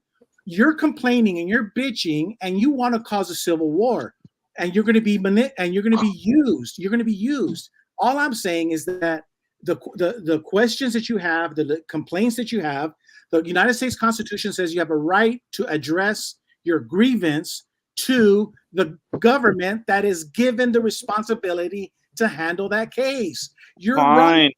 It's called. I will just point you to their book and say I don't care about your book. The United States judge about your book because you're going way. Well, we don't want to just have an argument fest, But no, I mean, I do have some thoughts that I can. I do have some thoughts that I can chime in because I think we have. Yeah, let's let Ruby. Let's let Ruby break our ice here a little, or not the ice, but break the tension a little bit. Let's let Ruby talk a little bit. Okay. I'm going to tell you what I gleaned from the last 30 minutes. Okay. I think some people, from the beginning, they don't want to accept the fact that we are founded on Christian values and our laws started with Christianity. They wanted freedom because they didn't want to be under the Church of England. So that's why they came over here. And I am a constitutionalist. I do agree with it. Sure. Yeah. But now let's talk about the next subject. I think people get too drunk that America is so free. We can do whatever we want, say whatever we want, believe whatever we want. And people take advantage of that. They come to this country and they think that they can implement their previous way of life or culture or religion in this country. And I think that's where we could all agree that is anti-American. You should drop your flag. You should drop certain things if you are going to assimilate into our country and become American. So we we fly the American flag. It represents us all. Just like with the Palestinian stuff, they are protesting with a different flag for a different country that has nothing to do with us. I am America first. So yes, drop the Palestinian flag, drop the Ukraine flag, drop any other flag, and raise the American flag, especially the gay flag. Drop it. It does not represent us all. So sure, you could believe in whatever you want, but we have to have something that represents us all. And like I said wouldn't it be before, ridiculous if we had a straight flag? You know what I mean? Because exactly. straight people, So it's no insult against gay people, but like we don't need to flaunt our sexuality. We just don't care. But Ruby, what if I don't want to? I agree with us all is what I'm saying. So if you're going to come to America and be American, then be American and understand that this country is majority Christian. The voters are Christian. Our representatives are Christian. We swear on the Bible when we go to court, and the president swears on the Bible. So we do need to say the truth. It is a fact. We are majority Christian and Americans are majority white. So everybody wants to talk about all of this, but it's true. Okay, what if you don't want to? What if I want to put down my flag? What are you going to do? You're going to kill me? Absolutely not. But I can tell you in the public square that it's wrong. And if you're in America, you're going to be American. So you agree with me that we should do? You should do it, but if you don't want to, you have a right, because there's no such thing as magnanimous dictator. Who are you going to give that power to take it away? Are you going to give it to Alexander? I don't agree. I don't agree. It should be taken away because it's just a flag from another country. But I get what Ruby's saying. You need to have our American values. Like, all right, I'll tell you what. A lot of Chinese people are saying that what's happening right now in our country under Biden's administration is they're recognizing communism, and they don't want it to happen because they fled from China. Their communism to get to here to democracy, and they're losing that, and they know it, and so they're fighting for who? Oh, I got somebody trying to come in. They're fighting. Sorry. They're fighting. With their votes, like with Trump, because he doesn't want to bring us there, and yeah. Anyways, that's my 2 cents. Yeah. But see, what I said before, and it probably got cut off because my internet went bad. But with what Ruby was saying, and then the retort was basically, "What are you going to do? Off me?" And no, the answer is no. But where's your home? Because we'll ship you there if you'd like, and then you can decide whether you want to drop your flag or not. Because it's that simple, really.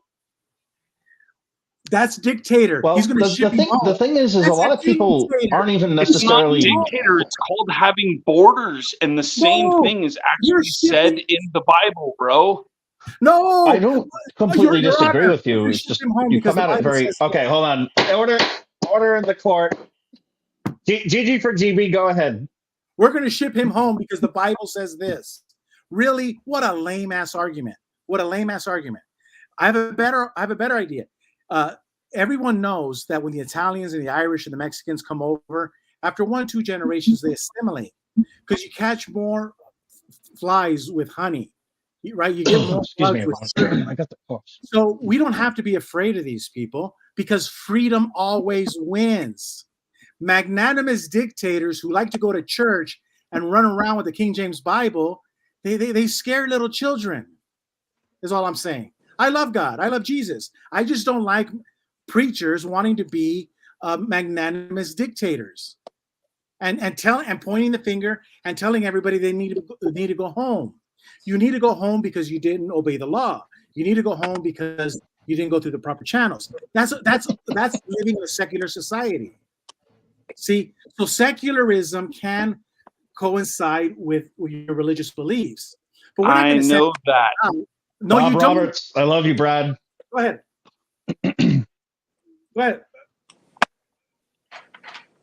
I already know that. But the thing is when you say you want to ship me home, I'm like, yeah, I want to go home too, because the Bible says I'm even fucking from here. Excuse my language. I'm sorry. It's all good. You're fine. Hey, Jesse. How you doing, my friend? But you can't just have a I'm the judge privilege. here You have tonight. to have I'm the judge here tonight. I got the responsibility. gavel, so I'm letting Jesse say Oh, his. thank you. I'm sorry. I'm not sure anybody can still hear me. Oh, hey, Yes, Grace. is that the sister from Sweden? No, yeah, Sweden. Yep. Yes, Yeah, I'm not Grace from Greece. I'm from Sweden. Yes, from hello. Sweden. So what did you want to say? I don't know. I Mm-hmm. think Gilbert was right. Gilbert was right. Freedom always wins. Yeah, okay, Freedom. but are you gonna call deportation dictatorship when we should be sending certain people back? I mean, a religion aside, I agree with that. But That's if going to be we settled if in the courts. right. So I'm saying that's a good thing. Of course, if you come here illegally or whatever. But I think what Dub said before was about the Sharia law and Islamic religions coming overseas. I think that was what his problem was. And I said I agree with that because we are a majority Christian nation. So why are we allowing other religions to take hold over here?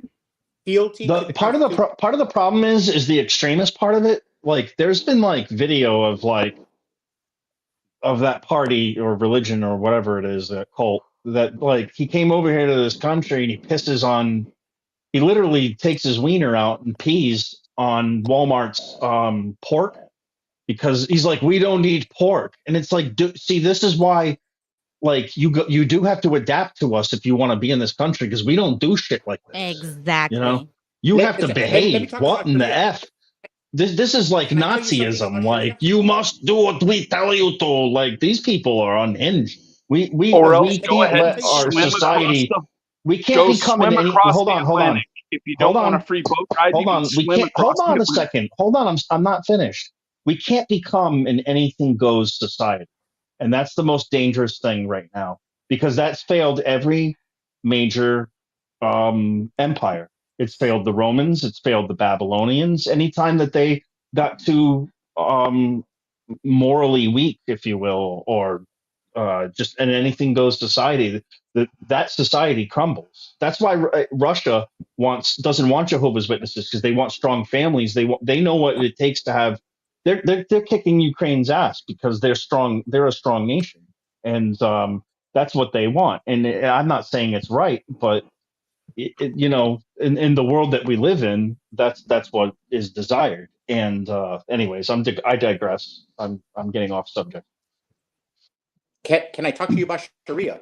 The question that Yes, Ruby brought Jesse, up. go ahead. In 1960, did Martin Luther King vote and support John F. Kennedy or Richard Milhouse Nixon? He's a Democrat. Remember, Martin Luther King is one of the greatest Democrats of all time. Did he support the Democrat nominee or Richard Nixon, the Republican nominee? I don't know. He supported Nixon. Why? Nixon was a Southern Baptist or a Baptist. What was Kennedy? He was a Catholic. So going to what Ruby says, we're a Christian nation. So all our battles have been fought out in the courts, in religion, everywhere as a free nation. We have to have these battles. Now, the reason a lot of Democrats and a lot of Republicans didn't trust Kennedy was because he had Roman Catholicism, a strong Roman Catholicism base. And a lot of Americans were afraid that he would have fealty to the Pope and not the Constitution. The great President Kennedy proved them wrong. The great President Kennedy proved them wrong. He had a secular bent. He understood the separation. He understood it and he lived it out. But naturally, everybody was afraid. We didn't know. And he was tested. And the same thing happens today. There's not just the Roman Catholic Church. There's thousands of organizations. And we all say, you have fealty to the Boy Scouts? Do you have fealty to the Democrat Party? Do you have fealty to Amway, to this organization, to the United Nations, instead of our Constitution? So our whole country is divided. When the unity is not in our diversity. The unity is in our fealty to the Constitution. So the question about about Sharia law, it's simple. It might be successful in one corner of the country, but it won't take hold if we all have fealty to the Constitution. This man will be shamed in the court of public opinion. This man will be shamed in the courts. Eventually, the spirit of America will prove him wrong. Now, it might flare up in certain parts of Minnesota. It might flare up in certain urban areas. Yes, but the spirit of America will overcome. Just like in the days, it overcame the fear that we had of John F. Kennedy being loyal to the Pope. But we overcame that prejudice. Yeah. No, dude, we're actually, with what we're doing similar to well, this isn't even similar to Rome, because Rome was expanding, and they expanded so fast. They conquered spots, and then they moved on, and then they didn't look back, but yet they didn't look back, and then those spots were like, you might have thought you conquered us, but you didn't. We're still a little faction of this. America's been sitting for however long it's been, the inception of it was. So we're letting people into our borders. It's different. It's almost like a Trojan horse. Like, we have a serious problem. Yes, nobody's disagreeing with that. We agree. That's a very serious problem. Yes. I want to give a shout out to Debbie Moore. Debbie Moore is on now. Yeah, can I give a shout out to Debbie Moore? Actually, Grace and I Hello, have the same. Did you wake up, Debbie? Yeah, it's great to see you, Debbie. I made an announcement earlier, but I think there was a problem when we made the announcement. But Debbie is hurt, and she wasn't able to type, but she's here now. And I did put a comment in in the section on Rick's show. But it's great to see you, Debbie. And I'm sorry you're hurt, and our prayers are there for you. She fell, and the aftermath is starting to catch up to her. She's very get well soon, Debbie. A lot of pain. Get well soon. Thank you, brother. That gentleman's she's some of our mamas here. I agree with the comments. I agree with Eric. I agree with that gentleman's comments. The last comments he made are correct. 100%. Yeah. No disagreement. Yes. But that, and then so we get left in a conundrum. And again, like I was trying to say before, but like, there's only one true, like, chosen land. And somebody's going to say, somebody's going to say, I've already heard it in another StreamYard that I joined a couple days ago. I'm slurping Israel, blah, blah, blah. But it's the truth. That is the truth. And some people want to discount Israel so much. But the fact of the matter is that the Old Testament does say God will bring those people back to their own land in unbelief. So, in other words, there's nothing that you can say to some of them. Some of them you might be able to get to understand and convert, and that's good. But not all of them. It doesn't work that way. Only God can take the what would you call it? The sludge off their eyes or something. Only God can do that. So, I mean, there's something to be said about that, because everyone else, that was the land of nations. So it wasn't the land of Christians. You're not going to find that. So we're always going to run into problems over here, and we're seeing it happen right before our eyes, is that we're getting mixed with all these other things that are kind of taking over our land. And it sucks, but that's just the truth. Yeah, see, there you go. I've heard that word, the truth, when I was a Jehovah's Witness. The truth. That's the truth. That's the truth. And no, Jesus is the truth, for number one. Jesus is the truth. And this thing about Israel, I'm gonna go down like Saturday Night Live did it. The Israelis, Jewish people, killed Jesus. I saw the movie. Don't give me this thing. And then to go after everything that I see in life, to think that God's favor. Okay, but what does Son of God mean? What does Son of God mean? God is with Netanyahu. Come on, just man. Answer me one question. What does Son of... Hold on. What does Son of... You're a Jehovah's Witness. What does Son of God mean? What does Son of God mean? Okay, see, see, guys, this is exactly what I'm talking about. When you die, hold on a second. Order in the court. I can answer that. I can answer that. Go ahead. I can answer that. I can answer that question. Answer. In the beginning was the word, the logos.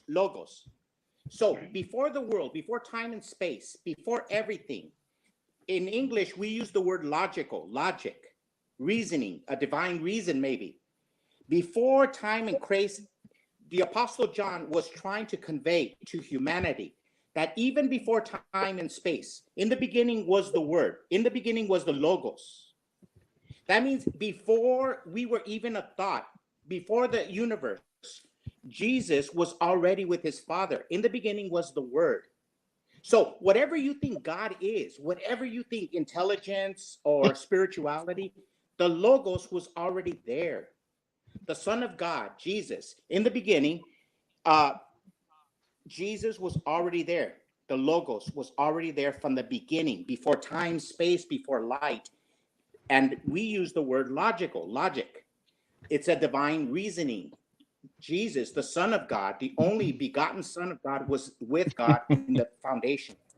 Before my guy, hold on one second. Who is this? Who am I speaking to right here? Who is that? This is Your my dad. man Jesse Gonzalez, man. He's a good friend of mine. Okay, Jesse. Let's if you went to John 5:18, it would say the Son of God is equal to God, right?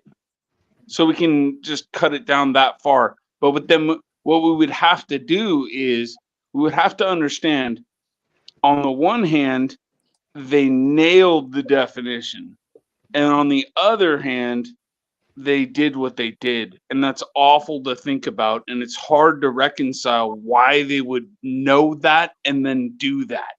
But I'll give them the definition, because the definition of Son of God is given in John 5:18. Okay. Yeah, I'm just gonna interrupt and say that we don't really get too. I honestly, I don't like getting too preachy on Saturday nights. It's not my thing. You know what? I don't go to it. I really don't go into the scriptures much. To be honest with you, we go into politics. I got you. We got into politics a little too bit. I mean, a little bit, but and that's okay because I don't mind talking about that. But our real reason here is to talk about Watchtower, and we got way off track. Correct. You know, Yeah, because Jimmy, that was the like if you want to talk about the I have a Bible, question. next Sunday on the 6 screens would be a great time to do that. But not tonight. Good. Okay. I mean, it's okay I to have talk a about it a question. little I want bit, to but know like, if you know, Jesse like and Gigi for GB. But the whole reason why I mentioned it was because we were getting I see what into you're saying. You just want us to brush over it and not go on for hours. Yeah. no okay. So I I wanted to Grace, know if Jesse and Gigi for GB, are you like biological brothers, or are you just Christian brothers? I have always wondered. What do you mean? What? We're Mexican brothers. Are you real biological brothers, you and Gigi for GB, or are you just Christian brothers? Jesse says I'm adopted, but No. I was not. Gilbert is my little brother. He's my younger brother. hey, Jimmy Bell. So you're This is a message. biological brothers. I'm so sorry to do this to everyone. Hey, Jimmy Bell, he wants to get on with us and discuss, and I would love to have him on as a guest. The link is there right here. It's I should be up. I see it there. You can't click on it. You can't click on it, unfortunately. All you got to do is copy and paste. And if you can't copy and paste it and you're on a phone, just write it down and manually type it into Google, to StreamYard, and you'll come right in. A bearded man with the gavel. The only reason Yes, why sir. I was going that direction is because it kind of was going that direction, and it takes a long time to go down that road. Yeah, it's okay. but It's just I it takes steered a long time away to go from it. down that road. I mean, it takes a long It's all time good. to go down that road. It's not a sin or anything. It's not a bad thing. But we're here on Saturday nights, and we're here to chill and not be too argumentative and just they're going we're here to down that expose road. Watchtower and talk and heal from Watchtower. People can tell their stories. But the guy in the middle wants to really go after me for even mentioning Israel. You know why? That's the problem. So I don't want to talk about it anymore either. If that's what the decision is. You sound just like a Jehovah's Witness. You come here, you try to preach to people, and you try to force them to think like you do religiously, and you can't understand that. And then you start asking questions like, "What does this mean?" Because I tell everybody, when you die, God's not going to give you an SAT questionnaire. It says, Gilbert, before you talk to St. Peter, I need you to fill How out do and you answer. know? Oh, God. There you go, guys. There you go. I'm a winner. Thank you. I won. I won. It goes I without saying, this is 200. ridiculous. 200. I 200 won, points for the man. contrarian. So, Gilbert, This doesn't matter guy's what you just, say. this guy's a Jehovah's I Witness. wanted to go. Gilbert. I'm a I Trinitarian. wanted to Tell go me back how I'm a to Jehovah's something Witness at Pixie all. said. Well, that's good for you. Pixie. So anyway, You know what, Dub? Pixie This is just not was the talking stream. about that it's dangerous to. Pixie was talking about that it's dangerous to be at Kingdom Halls now. And actually, this elder, she is an elder's wife, and she knows about what happened in Germany, and I think it was India and everything. And still, she tells me, well, it's very safe at Kingdom Hall. Because we have a guard at Kingdom Hall. And as you might know, in Sweden, we're not allowed to carry guns unless you go through a very expensive education. And you can not just wear it in the city or anything, it's just like out in the forest for hunting moose or something. But anyway, and this guy who is the guard at Kingdom Hall in my city, I promise you, I'm 5'11", and I promise you, he hasn't gone to any karate classes or anything. I could punch him down with my fist so fast that he wouldn't have to had time to sneeze or anything. I could punch him down, and she's telling me, "Oh, we're so safe because we have guards." It's a joke. And also something else I wanted to say. I actually got the code now, but they might change it in the future. But I actually have the code, so I can listen in at the Kingdom Hall on Zoom meetings. What That's is the cool. And this point can of be listening in somewhat on someone interesting because else's I want to Jehovah's follow up. Witness I cult want to follow. stuff? I I don't get it. want. Sir, you're being Hello, hello. I disrespectful. was talking. Sir, you're being I want. disrespectful I to will Grace. continue to talk. I don't allow you. Yes, Go ahead, Grace. I was you're interested in what you being had. Grace. I so was interested anyway, in what you had to so say. I This lost man my is train being of disrespectful. I thought. But anyway, apologize. here is the deal. Yes. So I was trying to say, yes, I have the code, so I can go and listen That's into cool. Zoom meetings. And I'm Yeah, very interested in what are they going to do now in the future? What are they doing right now at Kingdom Hall, and what's going to happen in the future? But I will have to try to hold on now, because next time if they change the code, then I might not have it again. So if I'm going to sure. be here, I have to go on at least every other Sunday. Otherwise, I will lose it, I think. And I will have to try to stay in connection with the people who gives me the code.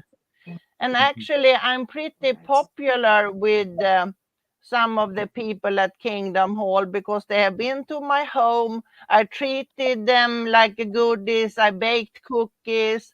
You know, I have a identity at Kingdom Hall, so they Sorry. pretty much know me. I was never baptized, but I never got I never when I had my operation, I didn't accept blood. So I have been many of the things in my life, I have been following the rules of Jehovah's Witness. So I have been very much a Jehovah's Witness, even though I was never baptized. So I mean, it's Sure. just really interesting what's going on. And I think Pixie, she brings up these subjects about what's going on at the Kingdom Hall. And that's why we are here, really, to try to make people not go to Kingdom Hall, I guess. Oh, Yeah, my cam's on. keep recording it. Keep recording it. If you can. 5'11". Grace, you're 5'11"? Yes. Wow. Hey, Don't stick come I'm around. here. a Swedish Viking woman, and I don't back off easily. That is very good. What? That's very good. Oh, over here, you're Come talking to these again? people over here. Yeah. That would be neat. Hey, Hey, Jimmy Bell wants to Yeah. get on. Man. Come on, call in, Jimmy. Hey, Grace, what do you think? Do I look like a Viking with my beard? Does he look like a Viking? Yeah, with the shaved head and the beard. No, but how tall are you, Eric? 6'1". But how tall are you, No. Eric? 6'1". 6'1". So you have the tallness of a Viking then. Yes, you have the Yeah, and tallness of also a Viking then. my name is spelt with a K, Eric with a K, and that's a Viking name, Viking's name. Eric the Red was a K. But anyways, I don't have Viking heritage. I'm German, and I'm Irish, and I'm Italian and Canadian French. I'm four nationalities. Jimmy's Hey, saying real that quick. the link is Mm-hmm. yeah. Oh, so But Jimmy, if I would go over to your country, I wouldn't just run up with my Swedish flag and wave it and claim to have Swedish rules in America. I would go to America and I would accept the things and the rules in America, because you do have responsibilities. If I go to America, I move there, then I have responsibilities to show respect to the American flag and the Americans' way of life. That's what Ruby was saying. Ruby, that's what you were saying, huh? That's what Ruby was saying.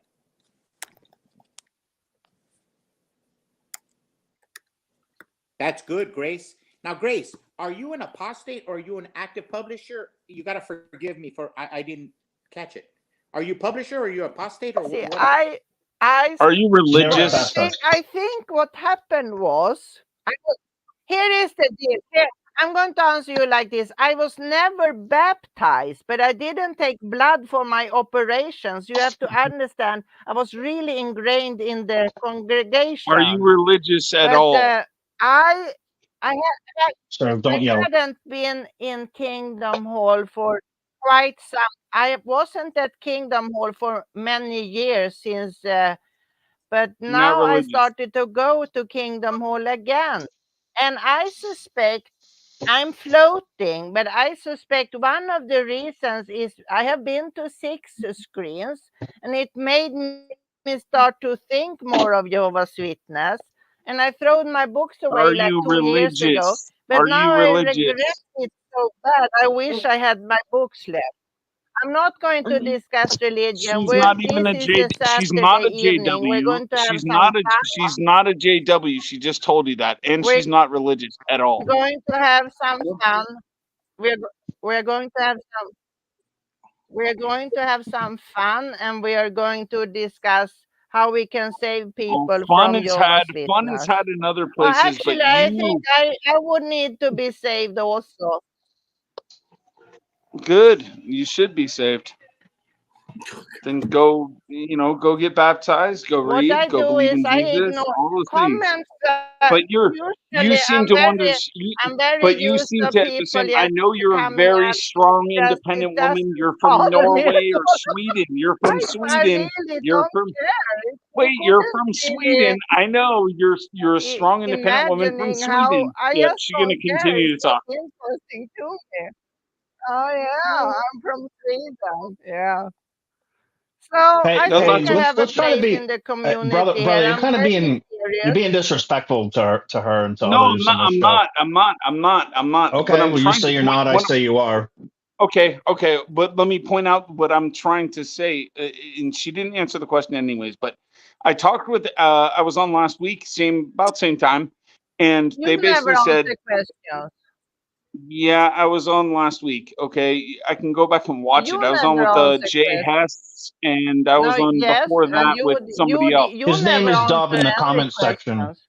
His name is Dub in the comments section. He Up in has the been comment around for a little section, bit. same, yeah. I've been around for a little while. Now, I know that you're from Sweden, but then you're saying you never even got baptized, JW, and then now you're saying you need to get saved, which is good. Thank you for sharing that with everyone. Maybe, hopefully, some people can steer you towards that. However, last week, basically, you were saying that you don't want to hear any Bible talk and this and that, and now I go, well, I wonder why. Like, No, because you no, just came out here to hang out. Come on, that's no, not because It's fair. the no, because Saturday. It's the I. It's no. It's Saturday's evening. We don't do Bible Grace. stuff.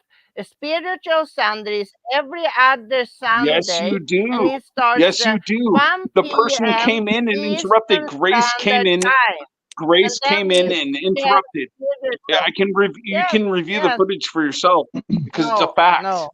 All right. It's a All right. fact. And Wait, this My guy's not a gavel. Jacob, huh? so here is the This deal. guy's I not a can't find my favorite gavel. Hold on. Maybe I shouldn't say this, but this is actually I'll be right back. Eric. Eric has a show here, and he has a major topic Grace. is that we're going to have some fun and talk about being XGVW. Sometimes we talk about Yeah. movies or just brush Grace over said the that politics. But if we go at too much Saturday into it, Eastern then it's Standard Time, too much. All right, at everyone. Saturday, hold on, Order in at the court. Saturday Eastern Standard Time. Okay, good.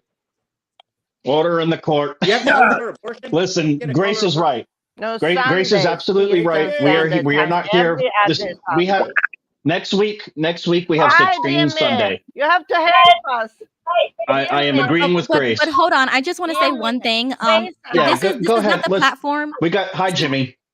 Hey Jimmy, I just want to say one thing before we move on to Jimmy is that Dub, this is exactly why I told you that this might not be the stream for that, but I am more than open to having that on my channel. So another time we can definitely coordinate and have a Christian roundtable or something like that and discuss these topics on my channel.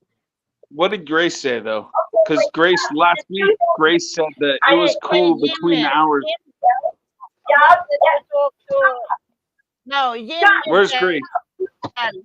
I know you have been waiting to come on a long time. I wanted to ask you, Jimmy. Grace, he's not with it. What about Selena Bertoloma? I haven't heard from her in a long time.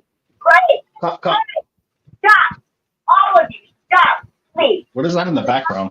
Anywhere, and I'm not having this. Rick explained it and he talked to it on Sunday. You guys can just stop talking over each other. Saturday night is open season after midnight. The rules stated by Rick, not me. Anyone can say if they want. You just like what they're saying, fine, move on. But damn. Thank you, Susan. Okay? So Okay, please, Susan. I know you guys don't like what Doug is saying, fine. But you cannot. Rick said that we were all repressed in the Watchtower. We were not allowed to say what we thought. Well, Thank you, Grace.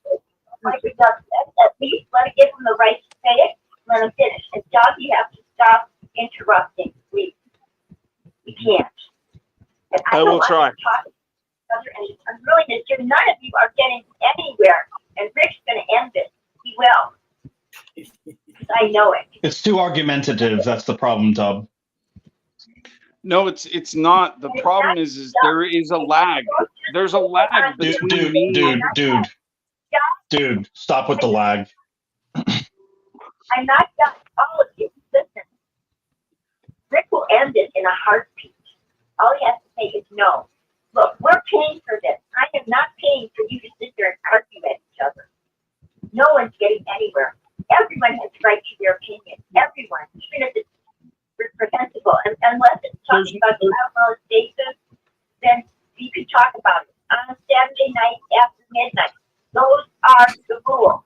Please do not put words in my mouth and say I didn't say it. And Doug, don't use that statement as license for you to talk over everyone. Please. We have to I'm have sorry. Yeah, I'm gonna raise my hand in chat from now on. Okay, I'll raise my hand in chat. I don't know how else to do it. Dude. Wow. I'm gonna let you guys figure it out. Don't duke it out. Figure it out, okay? Because I don't want to have to come on here again.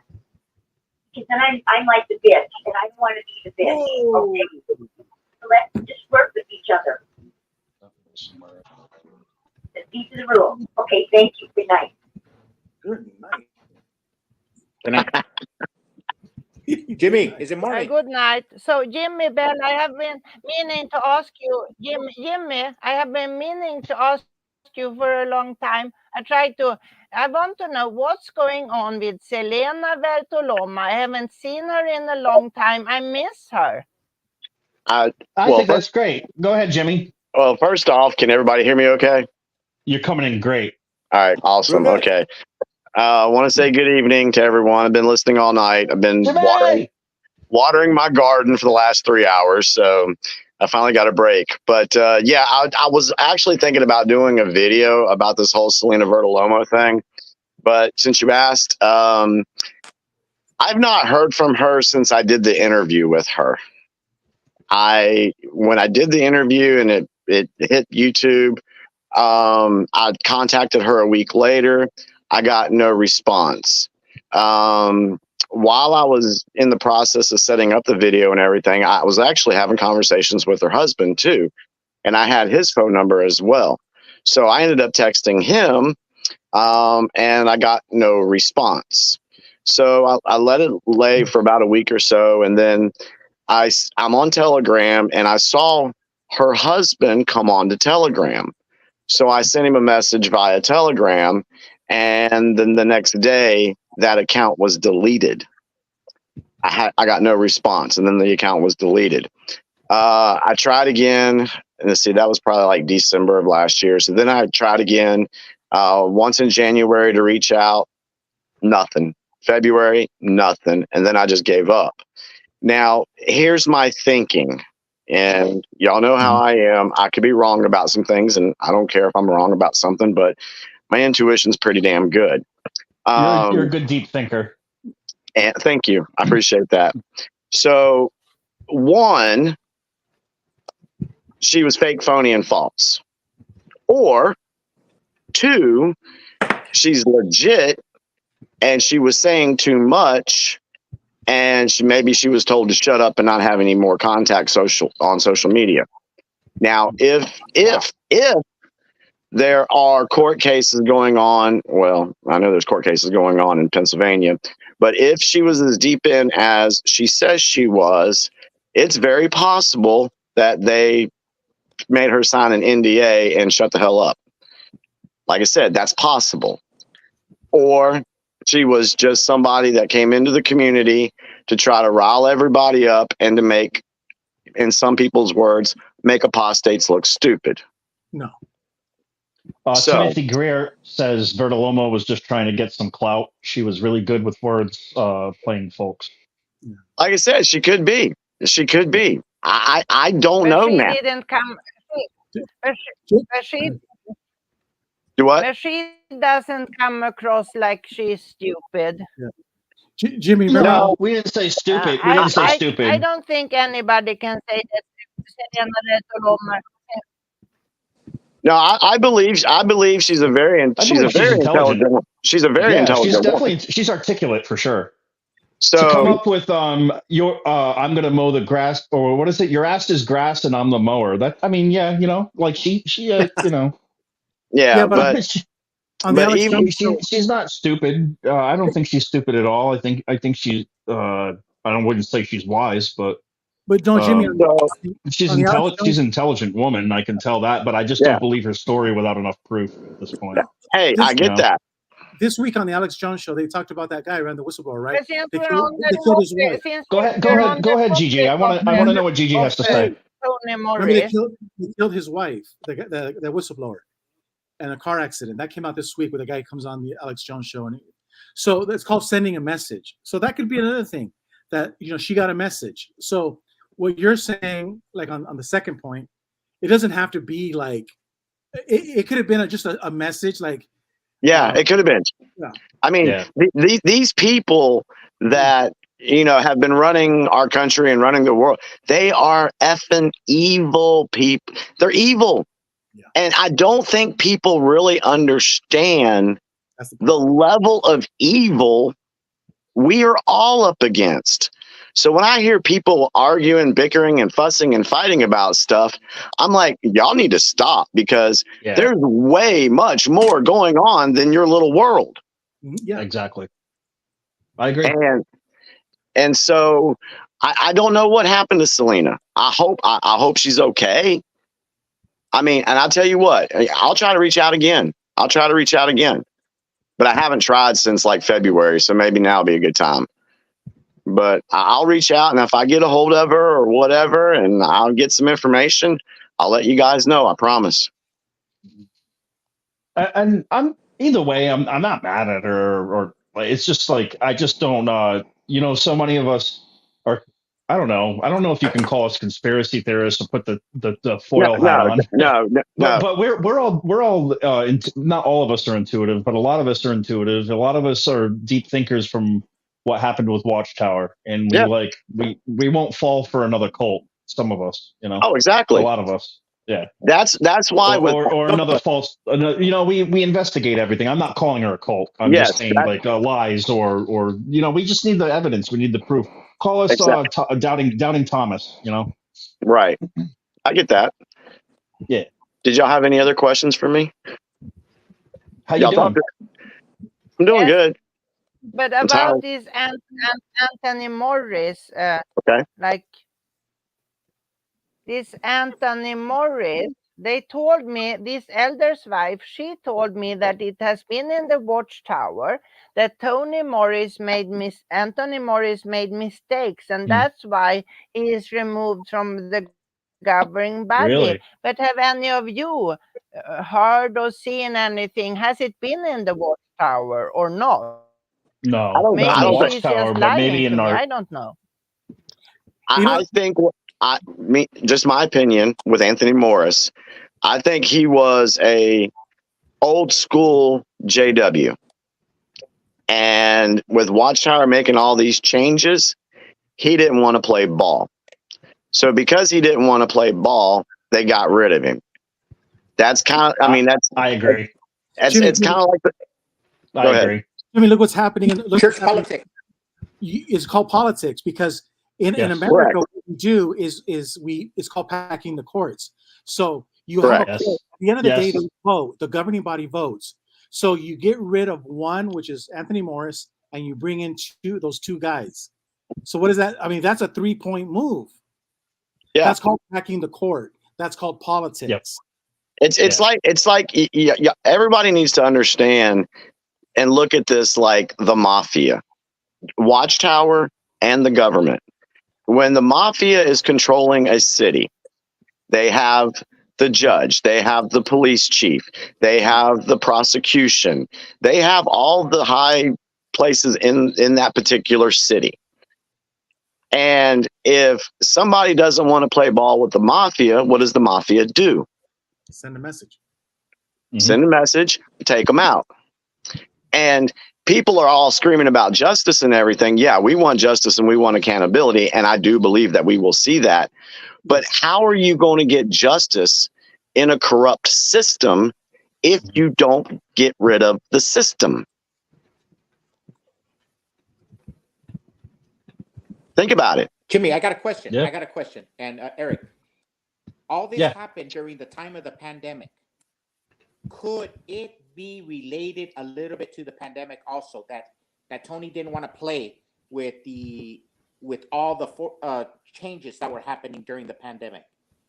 Because it was at the same time, wasn't it? Yes. We were right in the middle. Yeah, of the I pandemic. believe so. It's possible he's been a pain in their ass for a while. Like, I say that like with quotation fingers. But it's possible that he's been disagreeing with them for a long time. And another thing. I got somebody else trying to come in. Let me see who this is. Wild Wall.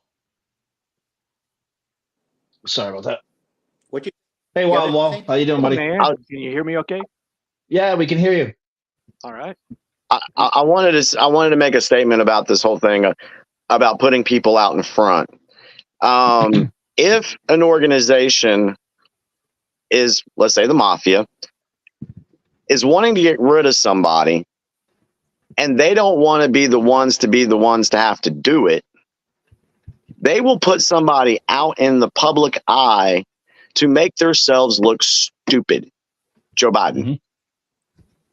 So they are a mafia. How do we know that the powers to be over Watchtower told Tony Morris, oh, well, since you're not going to play ball with us and we know that, well, this is what you need to do now. You need to go out and make yourself look. You need to get caught in a liquor store. You need to light a match on JW Broadcasting. We need you to destroy yourself so that when we get rid of you, it doesn't come back on us. That's possible because it happens in the government. So he was self-destructing. Exactly. And why interfere with an anything is possible. Absolutely. Why interfere with an enemy when they're destroying themselves? That's what we're seeing right now. That's why you see my all boy JP Jerry in the house. What's up, my friend? Sorry to interrupt you.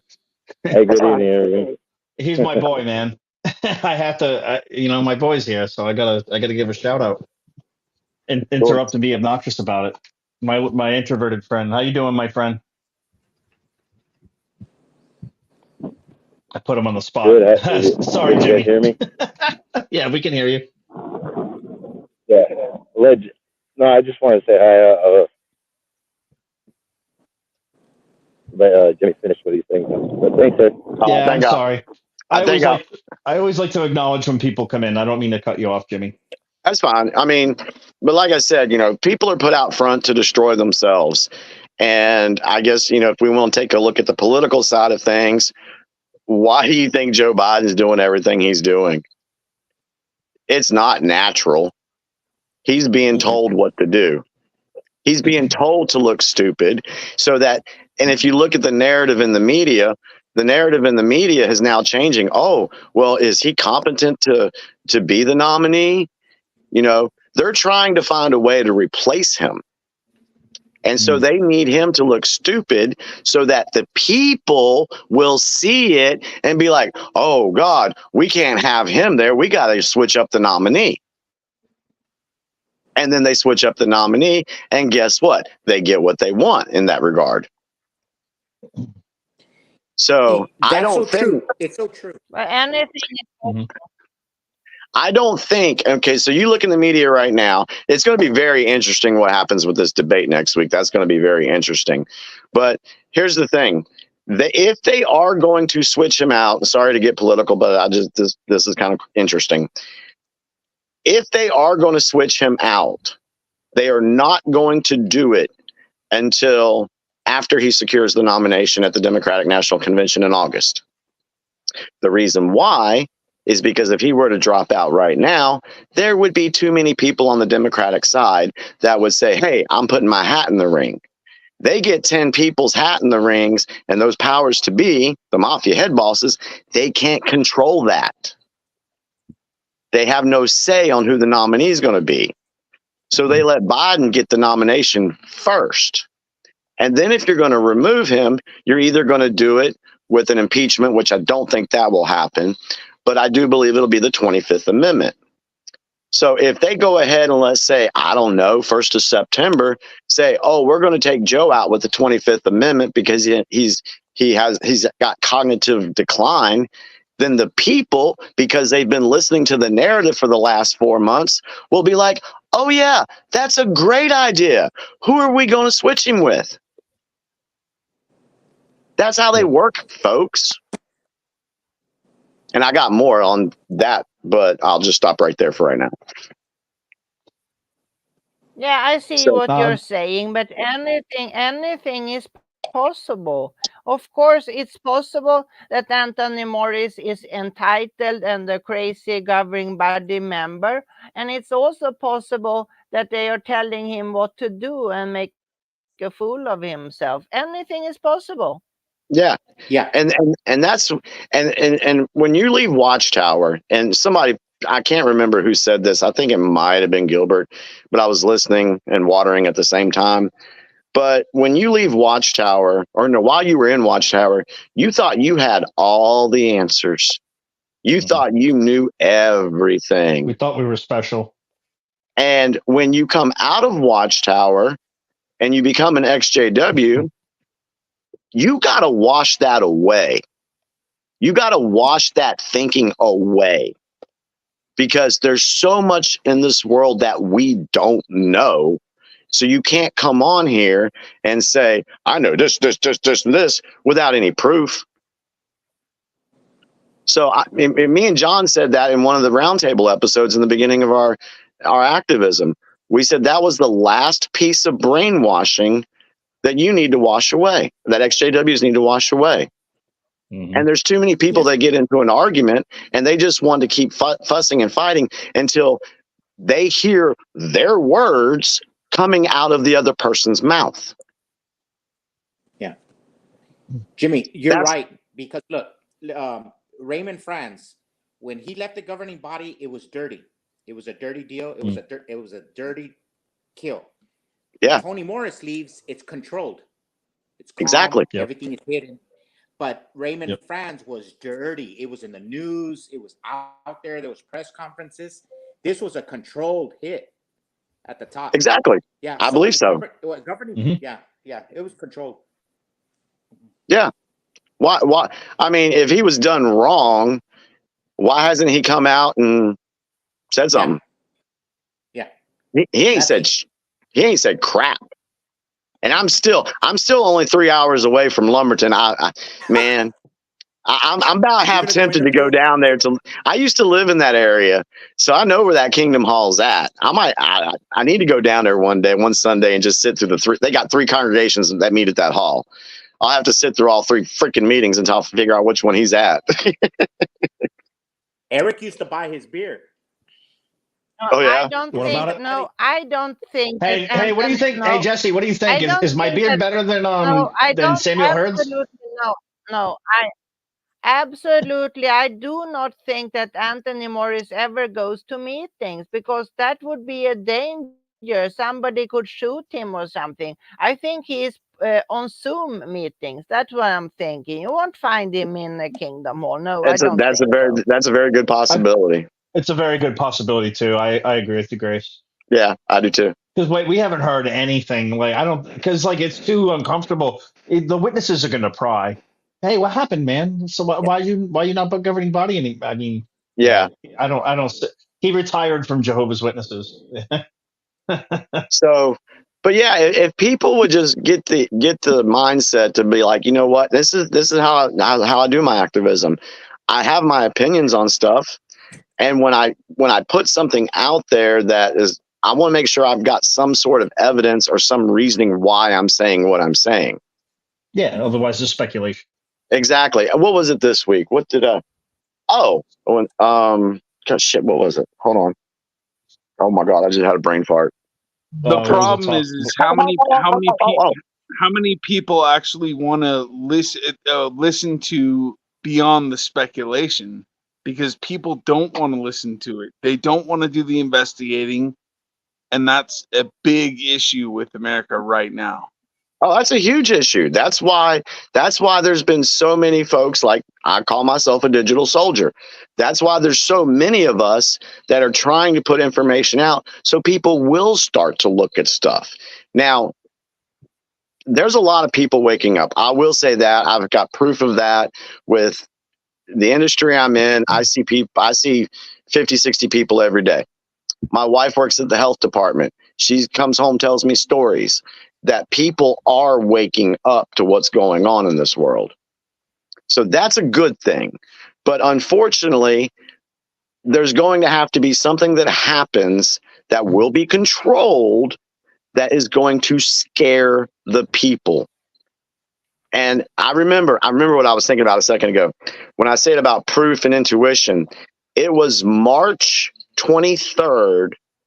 I think it was March 16th of 2023. I put out a post that said, I guess an unconstitutional draft is going to be necessary to wake some people up. What happened this week, 2 weeks ago? How did I know that? How is it unconstitutional, though? I mean, it's been done before, so how can it be unconstitutional? I'm not understanding that. But in today's climate, I can understand why there's going to be major pushback on that, because there's a bunch of fruity tooties who don't want to actually go into the draft. You know why I believe it's unconstitutional?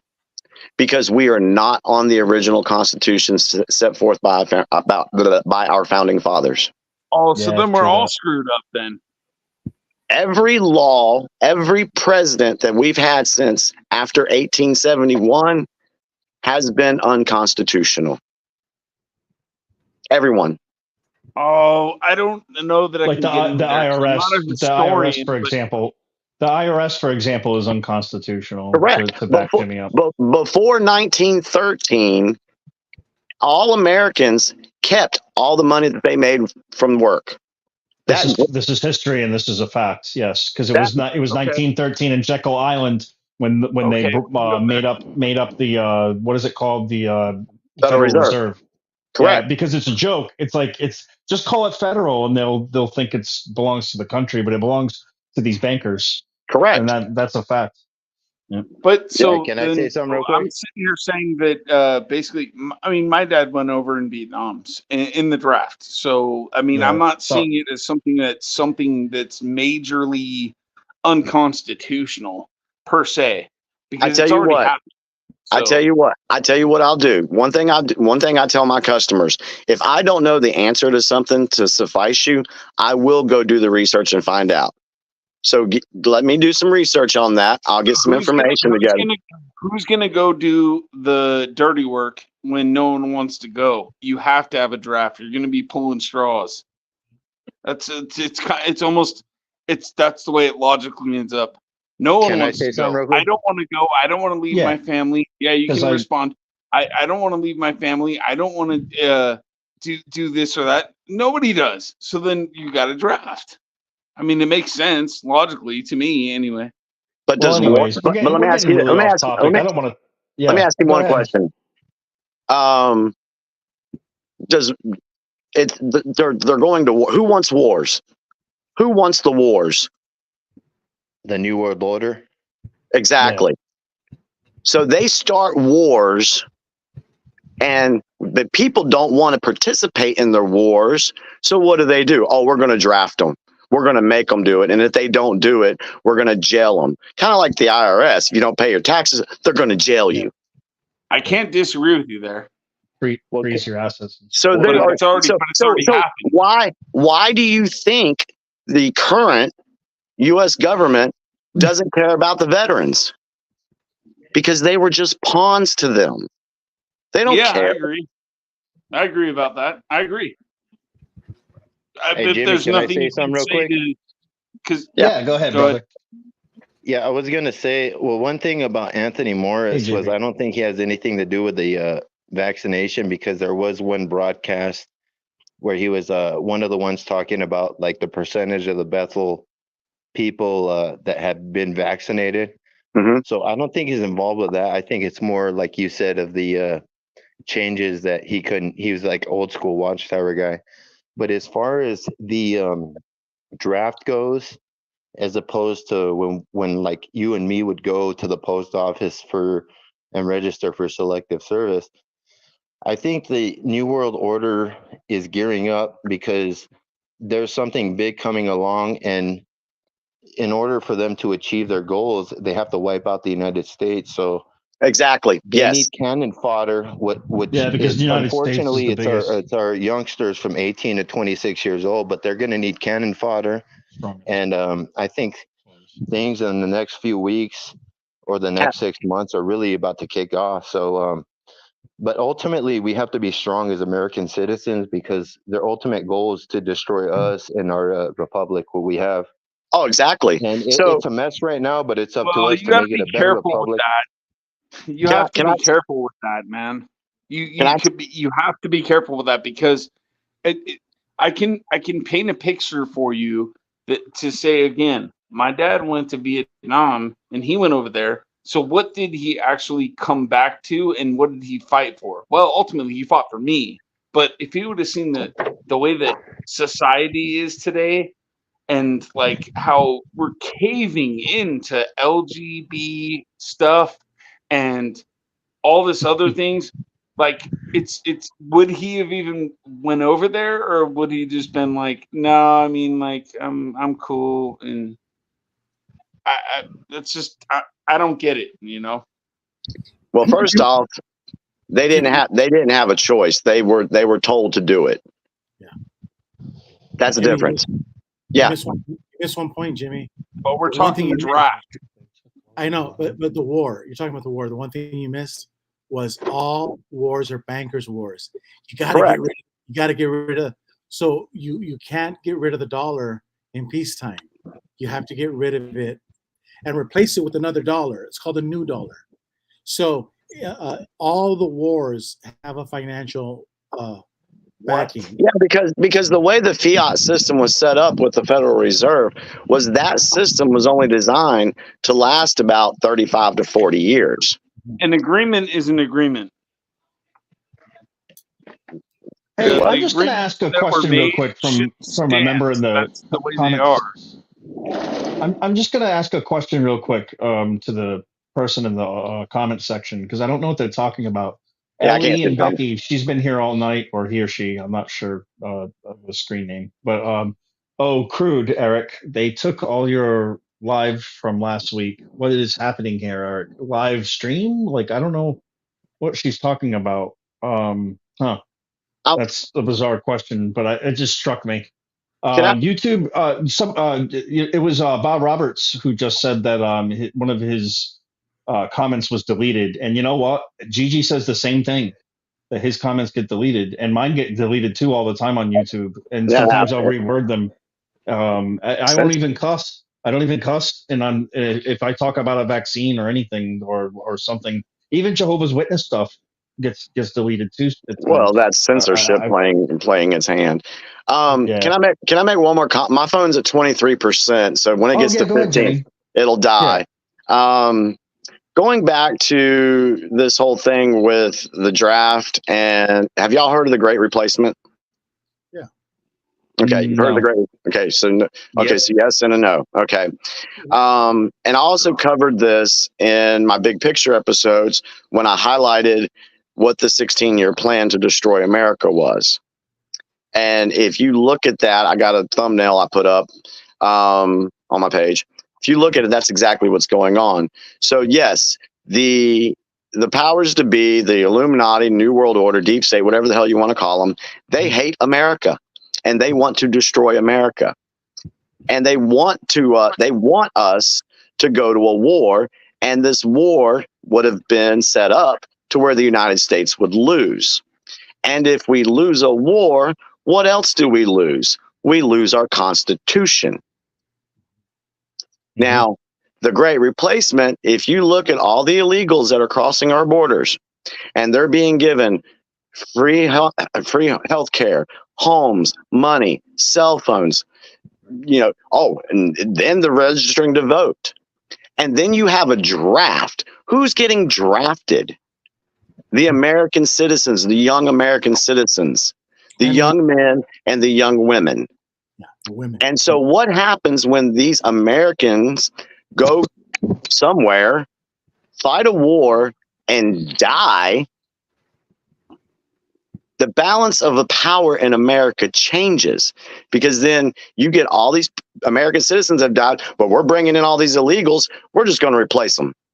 100%. 100%. The gentleman that's speaking, I'd like to ask you a question. And it has to do with the Bible. I'm sure you're well versed. Yes.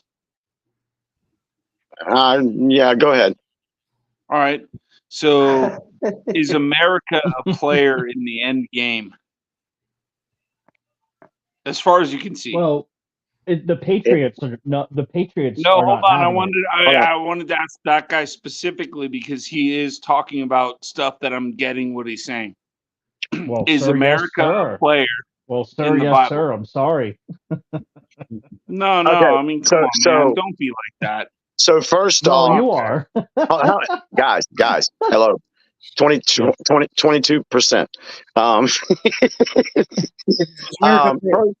First off, let me give you my personal opinion, how I feel about the Bible, and then I'll preface that comment. Then we can get away from the Bible because we don't do that on. No, I'm sorry. I didn't actually know that was. I didn't actually know that was you, man with the hammer. I didn't know that was you. I'm sorry. I wasn't looking. All right, you know what I mean? It doesn't matter. You should treat everyone with respect.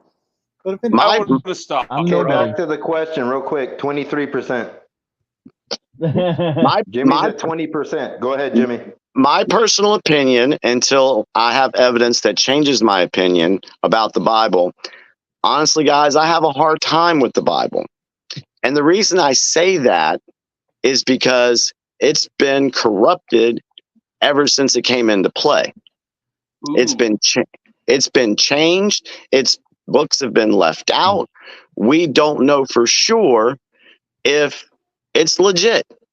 I'm just saying. Hold on. And if you look, if you look when you go back to the creation of the Bible, who created it? Constantine, right? At the Council of Nicaea. It was Jehovah. Who was in power at that time? Hey, sorry, content creator guy, upper middle. I'm sorry, dude. I didn't mean to. I stepped on your toes. So getting back to the question, for me right now, when I look at the world events, I leave the Bible out of it, and here's the reason why: is because there's a part of me that believes that they've set the Bible up to be used as predictive programming to instill fear in people.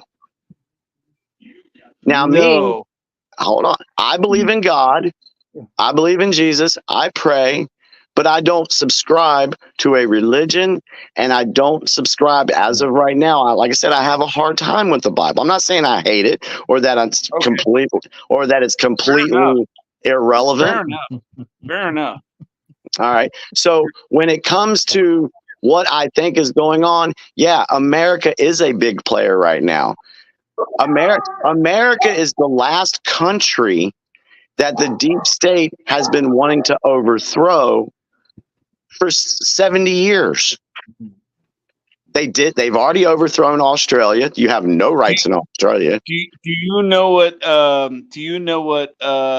Muslims call America and Israel? The Great Satan. Both of those.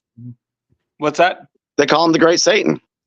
No, big and little. That's what they call them. Big is America, little is Israel. And see, and I can't disagree with that for what I've seen in my research. Oh, I definitely do.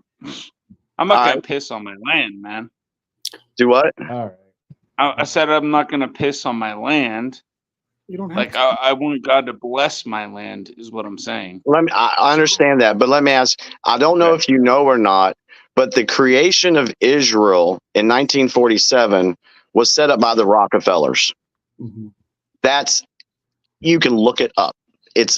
That is true. Israel, as we know it today, was a deep state satellite setup for them because they wanted to control that area. Now, I side with the real Jewish people, the real Israelis. I side with the Palestinian citizens. I don't side with their governments. It's like America. Okay, so do you know where the word Palestine comes from? Oh, jeez. Man, I'm I don't just think I asking want to. you. Hold on a second. I don't think I want the Philistine. conversation. I don't think I want the conversation go in this direction as the host. Okay, that's fine. Because you know why? Because of my personal opinion, I stay neutral about it because I don't think America should get involved with it. We have enough problems. Let's worry about ourselves. Eric, and Eric, in all fairness, America, it is a problem for us. You know, because sure. Yeah, but dude, we're involved in too many wars. When do we stop? You know what I mean? And we're here to do more Watchtower stuff than we are politics. You know, I know we got way off. I don't want to talk about Israel. I just don't. I refuse to get involved. But I refuse to get involved with it. I just do. You know, you don't. Well, it's not that I'm a pussy or like neutral about it. It's just that they both are wrong in my opinion. And Eric, I don't want to go down that road. Eric, do you believe there's a deep state in America? Of course. Yeah. Do you think they just stopped with the United States? No, it's just spread all over the world. That's why El Salvador right now is blooming and they're doing great because they kicked out the deep state. They kicked out the cartels. They cleaned up house. They fought. In America, we have red-blooded Americans like Jesse and Gigi and you and I and everybody here that will fight for this country. You know, correct. At least for our rights for it. And it's called. We have that capability to overthrow this socialism or this communism that's coming to our country. We can kick them out in 2 seconds. We outnumber them. We outnumber them 1,000 to 1. 1,000 to 1. Do you know what country is the number one sponsor of human and child trafficking? Yeah, we are. Oh, I'm sorry. Is No. the United States? No. Okay. Cool. Israel. Because a lot of it. All right, go ahead. It's Israel. Okay. Look it up. Israel. Yeah. Well, you know, remember the because phrase, of the government that's in place there. yeah. Remember the That's phrase. all I'll say. Remember the phrase, Jimmy? Don't throw the baby out with the bathwater. And I always remember Correct. that because we can. And because Jesus has not returned to earth, Jesse and I always say, the great majority of the people are still good. So I find that. So I put on the comment section earlier, fear is the modus operandi of Satan, right? Satan's always going to promote fear. And so if you just know those little simple things that we can't let ourselves fall into fear. And if the conversation is always sending you to a fearful place, it's not healthy. Exactly.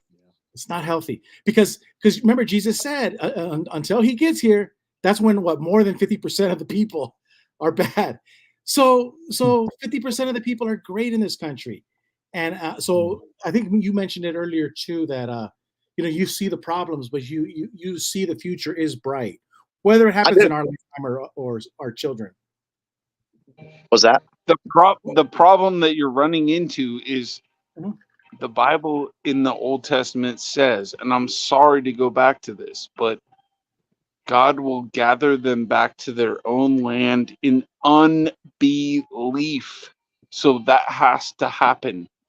And we're not going to like it. But at the same time, we need to understand and support the fact that that's what God wants to do. So we have to hang in there big time. You know what I'm saying? Like, I can't put into words how hard that's going to be. That's all I'm trying to say when I say that. Okay. You got to hang in there big time. Oh, I'm gonna tell y'all right now, and I put this warning out as much as I can. The next 6 to 8 months are going to be crazy. You're going to see things you thought you'd never see before. And y'all might think I'm crazy, but like I said, my Facebook posts have been proved right so many times. I don't think anybody can go on there and find a lie I've told. Okay, but see right there what you just said. If it's true, there's nothing to be afraid because Jesus said Exactly. He addressed this. He goes, when you see these things happening, you lift up your head. So I'll give you an example. When you see the United States dollar collapsing, that's a great thing. It is exactly. That's a great thing. If you give into fear, I'm going to disagree with you there. You're absolutely right. I mean, Saudi Arabia already ended their 50-year relationship with the United States on the petrodollar. Did you see that, right? Yeah. They already ended it. The dollar is going. The dollar we know as it today is going away. Correct. And it's going to be replaced by stuff that is backed in gold, silver, and other metals. Oil, stuff like yeah. We're going back to that. Yeah. That's a good thing. That's a good thing. No, it's kind of not, but all right. Yeah, that's part of their plan. Is the world governments is to like crash the United States economy, because once they completely destroy the United States dollar, it's going to completely affect the whole world, because the whole world is dependent on the USD. So New World Order completely knows that it's the prime target is the United States dollar. Yeah, but that's the thing. That's why that's changing right now. There's a change in our economies worldwide going on right now. That's what the BRICS nations are all about. Getting off of the US dollar. Well, okay, I'll make my last comment on this part right here. Would y'all agree that we are a slave to debt? Yeah. Everybody, right? Yeah. I'll go with that. Jimmy, just look at your pay stub every week and you'll see that. All right, so you're a slave to debt. All right. Who put that debt on you? Yeah, the politicians and everybody else. The Federal Reserve. Your supposed master. Exactly. So they are using the US dollar as a tool to keep everybody in debt slavery. Yes. because correct, but they're gonna just replace it with something else, so it doesn't matter anyways. No, it does. It does matter because the new stuff will be backed. Our dollar is not backed in anything right now. It doesn't matter. You're still in the same master-slave relationship as you were before. You're just moving it over to another currency. It's almost like saying change JW to some other organization. It doesn't matter. It's the same philosophy. Your grandfather, Jimmy, bought one chocolate with his dime. Exactly. But this will not buy you anything. Exactly. But if this were a 1963 dime, you could buy 4 chocolates today. Why is it that the same dime that your grandfather used to buy 1 chocolate can now buy you 4? Well, because with modern machinery and science, we've been able to make things faster and cheaper. But so you're absolutely right, Jimmy, because by replacing it with real, something that God made gold, silver, copper, What other precious metals? Whatever. And so when all right, I got to. Let me. When you live in I'll just raise my reality, hand. when you live in reality, guess what? You don't have to work 40 hours a week. Exactly. Yeah. Back in the 1950s, you had one guy working. You had the dad working. Mom was home raising kids. They could actually afford a car. They could afford a house. They could afford groceries. They could afford vacations. They could afford college, all on one income. But when you go back to the Bible, what does it say? I don't care about the Bible in this situation. Yeah, it you doesn't. should though. Let me tell you why. Can I share something? Can I share something? What Gigi was talking. The price of bread is said to go up from like 1 to 10. So you already know that from the Bible, based on what it says, you know that inflation's going to happen. Yes. That's what I'm trying to say. Well, so is that so? Okay. So that's the case. Is that predictive programming? Yeah. You can view it. No, wait a second. Yes, of course, is not the right answer, because then you're going to say everything is predictive programming. I'm just asking. And then when you get to Jesus at the cross, was that predictive programming? I mean, come on, man, that's not fair. I'm just saying. It's really Hey, not. all questions are fair. You may not like them, but all questions are fair. And you may not. Yeah, but otherwise you may you're not like Joe like the Biden. answers Like, come That's on, man, fine. you asked the wrong question. What if That's fine. What if it's not That's a prophecy, but if it's just common sense? Of course, because power corrupts, and absolute power corrupts absolutely. And every dictator. But you're quoting from the Bible right there.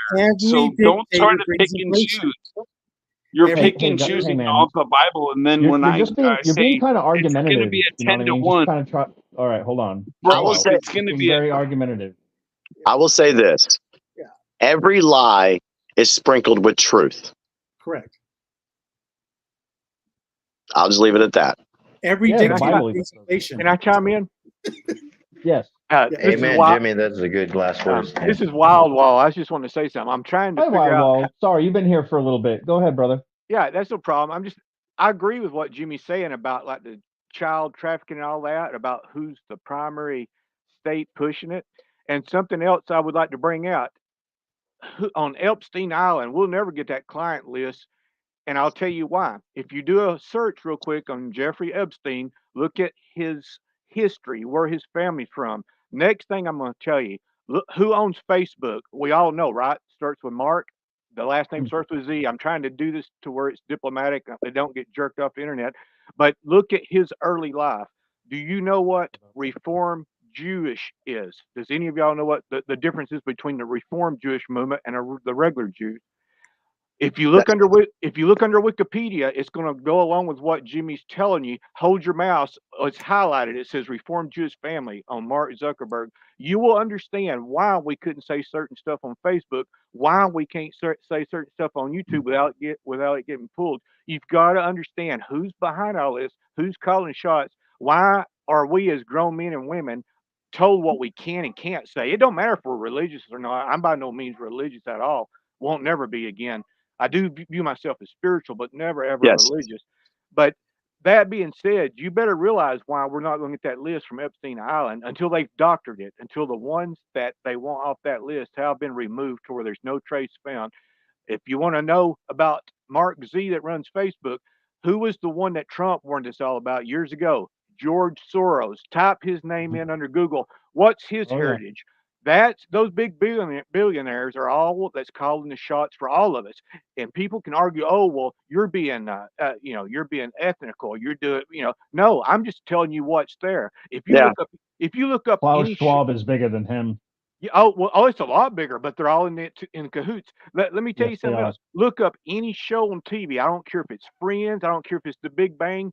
Look at how many of them, and they're proud of it. Who makes the most money? Look how many millions of dollars they made per episode. But other people that put in just as hard work never gets that kind of money. I don't care if it's TV, and I'm just telling you, you can believe me or take my word, but look up any movie, any TV. Look who is directing, look who's producing, and they're feeding us the information, each and every one of us, of what they want our kids to believe, and that has a lot to go along with what's being forced in schools right now. We all know that. But anyhow, like I say, it's a deep rabbit hole once you get to looking at. And I got to go one step further. My father was not in Vietnam. My father was in World War II, Battle of Normandy. Him and his three brothers, they all made it back. If anybody looks at my handle right now, they can easily tell my last name. Every one of them made it back. Matter of fact, I'm trying to see if that guy up in Canada is taking on Watchtower, Wall versus Canada, that's doing all that, if he's related to us. But I'll tell you, my dad, some of the first words out of his mouth when I talked to him and I was of sufficient age, he's like, you know who runs all the banking? And this is way before the internet. And I was like, no. And my dad never said no cross words about anybody. Super nice guy, not prejudice, not discrimination. But the ones that he helped freed was the ones that was actually running the banks. Exactly. And why do you think they went after all that artwork that Hitler took? Why did they have all the millions of dollars back then of art scattered in all these countries? You better understand where the money come from, who holds on to it, and who calls the shots. And that's coming from people that actually help rescue the group. Just look up. It's common knowledge. Go ahead, JP. Just look up Bohemian Grove. Yeah. Have you guys heard of that one, Bohemian Grove? Oh yeah, totally. Alex Jones exposed that in the 90s. Jimmy. It's common knowledge that General George Patton, he said, "I believe we fought the wrong enemy." And then a couple of weeks later, he was killed in a car accident. Of course, we're going to get it all wrong, and it's biblically, it's there. If you want, anyone who's actually listening and want to write something down, go ahead. Deuteronomy 32:43, and it says, "Rejoice, O nations!" Yeah, rejoice, O nations. That's us. You know, I don't mean to be disrespectful, but I do speak my mind, and I got 11% on my phone. Dude, I know you mean well, but whenever you keep going back to the Bible like that, it makes me feel like I'm sitting in the Kingdom Hall. Yeah. Me too. That's fine. I don't care because you're not. Everybody say amen. That feels the same way, even in the comment section. How is that my fault? I'm I didn't say it was your fault. I just told you how I just told you how I felt about it. Telling you how it makes us feel. I know that, bro. I get it. I get it. Then if you know that, why are you doing it to all of us? Why is Mexico not the land? Why does it have to be America? I'm offended as a Mexican. You know, where does this end? The planet Earth was given to all humans. Simple. Everybody. And did anybody talk about the 10 Commandment thing? In Louisiana? Yeah. Oh, no, but you know what? Can I say something real quick? Yeah. I wanted to talk about that on my show tonight because XJW Panda, right? He's on our community. And he posted and said how ridiculous it is, or whatever his words were, about them having that in Louisiana. And I argued with a lot of people on there in the comment section because I said, but it's okay to have drag time story hour. It's okay to have books in the libraries where children are being taught to have oral and anal sex. You're not outraged at that. You're outraged at thou shalt not kill and thou shalt obey and respect their parents. Are you fucking kidding me? it makes me Hulk rage because of the hypocrisy of the left. That is exactly what I was going to refer to, because if you look at the game that's being played, there's a chess game going on, and this deep state, they want control, and they want control of our children. So how have they been able to access and get that control?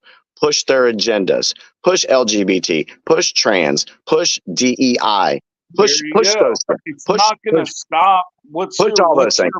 So what is your fix for that, sir? So here is just let Jimmy talk, because I don't want to hear you just argue with I got 8%. Let It Jimmy goes quick. because I'm This more will be the interested in last what thing I Jimmy talk has to about. say. This is the last thing I'll talk He's about. got 11%. He's got 11%. Jimmy, go. 7. 7. This 10 Commandment thing is a trap for the deep state, because the only people that are going to come out and yell and fuss and scream about the 10 Commandments are the people pushing everything else in the schools. They are afraid to lose control. So they're going to push and they're going to yell about the 10 Commandments. And bottom line, both of them really need to be out of the schools regardless. I don't care, because you go to school to read. You go to school to learn math, history, English, or whatever language. You go to school to learn stuff. So I believe it's a trap for them, and it's going to backfire on them. Hey, Jimmy, let me tell you why I kind of disagree with you from a different angle, because I believe that the reason all of this crazy nonsense that you see is really they're trying to confuse the young kids' reality. Because you know the 10 Commandments is reality. It makes sense, common sense. So they're trying to get the kids to say, well, what is common sense? They're distorting their reality. And so from that angle, I kind of take issue. But that's what I think. You believe that freedom rings. That's a man-made saying. Okay. I believe everyone should have the freedom. Everyone should have freedom and to be able to decide what they want to do for their life. I don't think we need. Hold on. That is what our country is built off of. However, if you look at it biblically, which I know you don't want to, for some reason. I told you my reason. Yeah. What's your reason? You don't want to look at it biblically. I told you I had for me personally right now in my life, I have a problem that is accepting it as completely true. That's fine. And that's acceptable. But what so if I go to a verse and say, look, rejoice, O nations, with his people, then that means guys, that I gotta go. It's just gonna cut me off. It's been a pleasure being with y'all. I'm at 2%. Well, so let it die. You think I'm being preachy, but I'm not. I'm just reading. Why can't I read?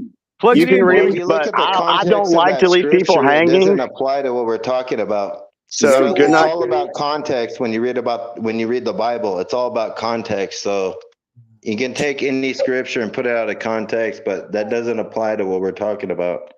Yeah. Good night, everyone.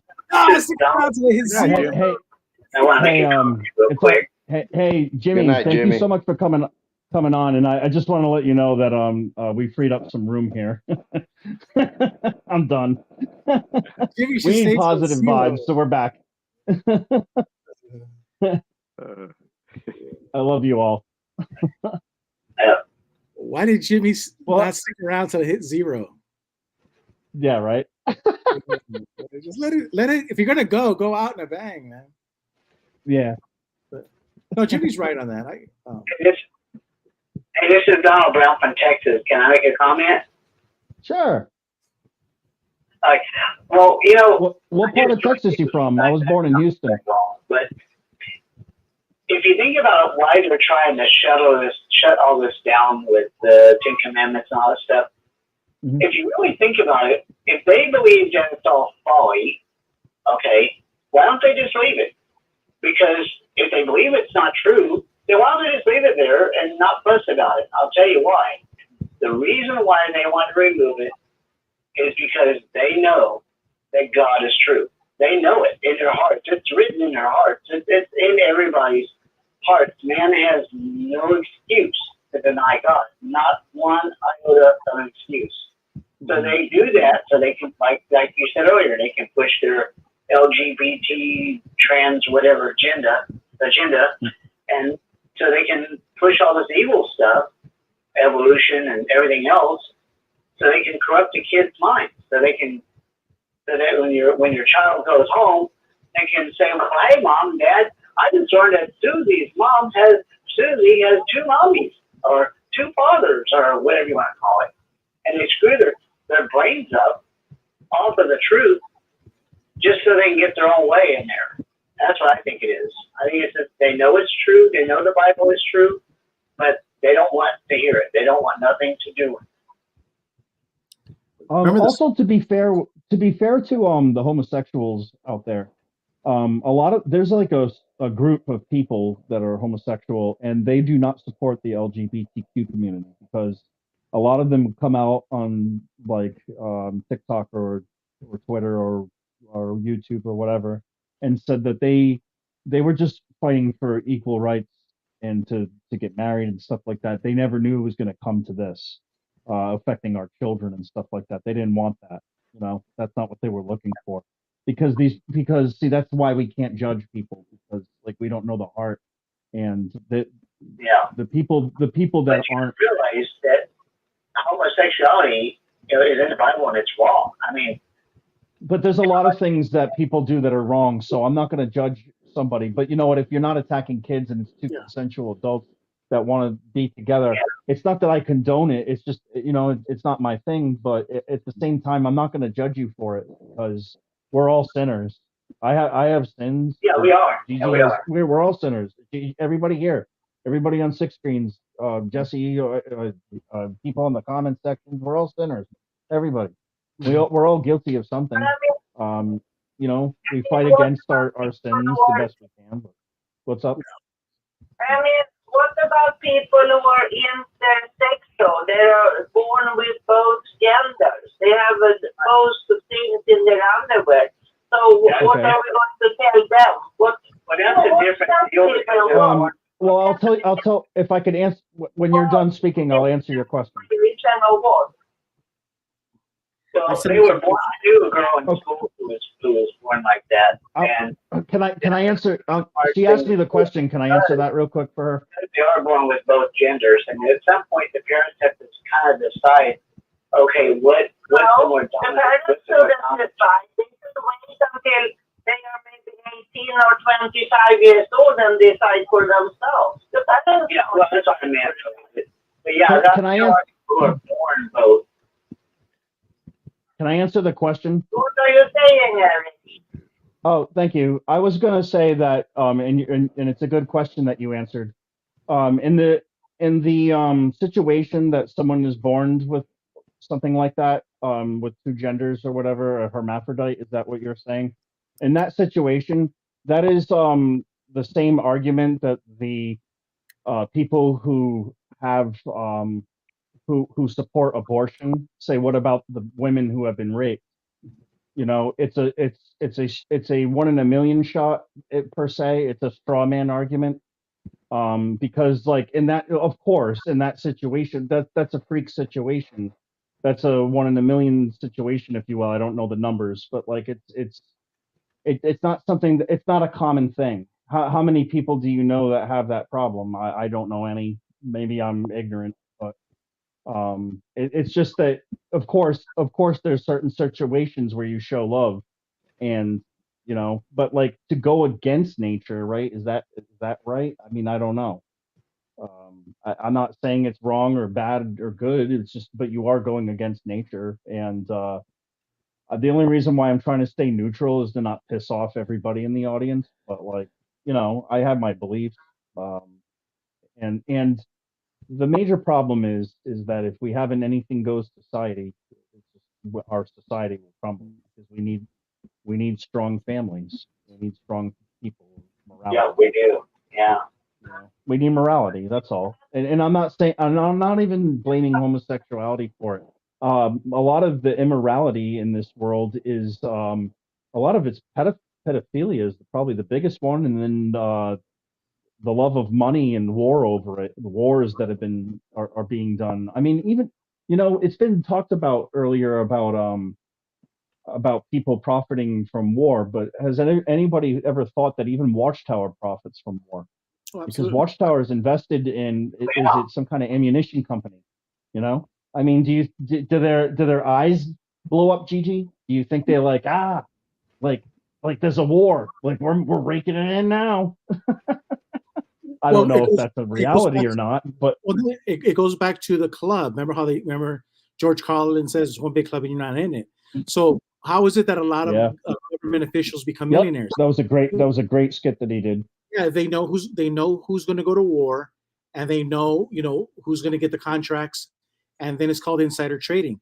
So yeah, would I believe that religions have insider trading? Absolutely. It's Satan is an equal opportunity deceiver. He'll take advantage of anybody. So yes, and the documents of Watchtower prove that they do invest in military contracts. But how much nicer if you had and guess what? And also this, Barbara Anderson on the show talked about a valuable asset that they had, Watchtower had. She was talking to Don Adams, the president, and he referred to this woman as a top asset, and she worked for the State Department. So whenever there was something with Jehovah's Witnesses happening around the world and it was coming to the State Department, she was a snitch, and she would tell Don Adams what was happening. Totally illegal. But that's like a form of insider trading. So Watchtower already has a history of insider trading right there.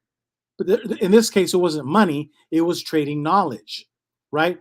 So Watchtower's attorneys could now make adjustments based off what was coming from the State Department insider.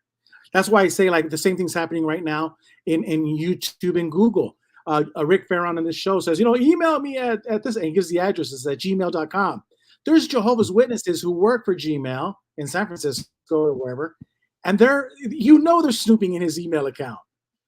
There's Jehovah's Witnesses working in Facebook, and they're spying on you.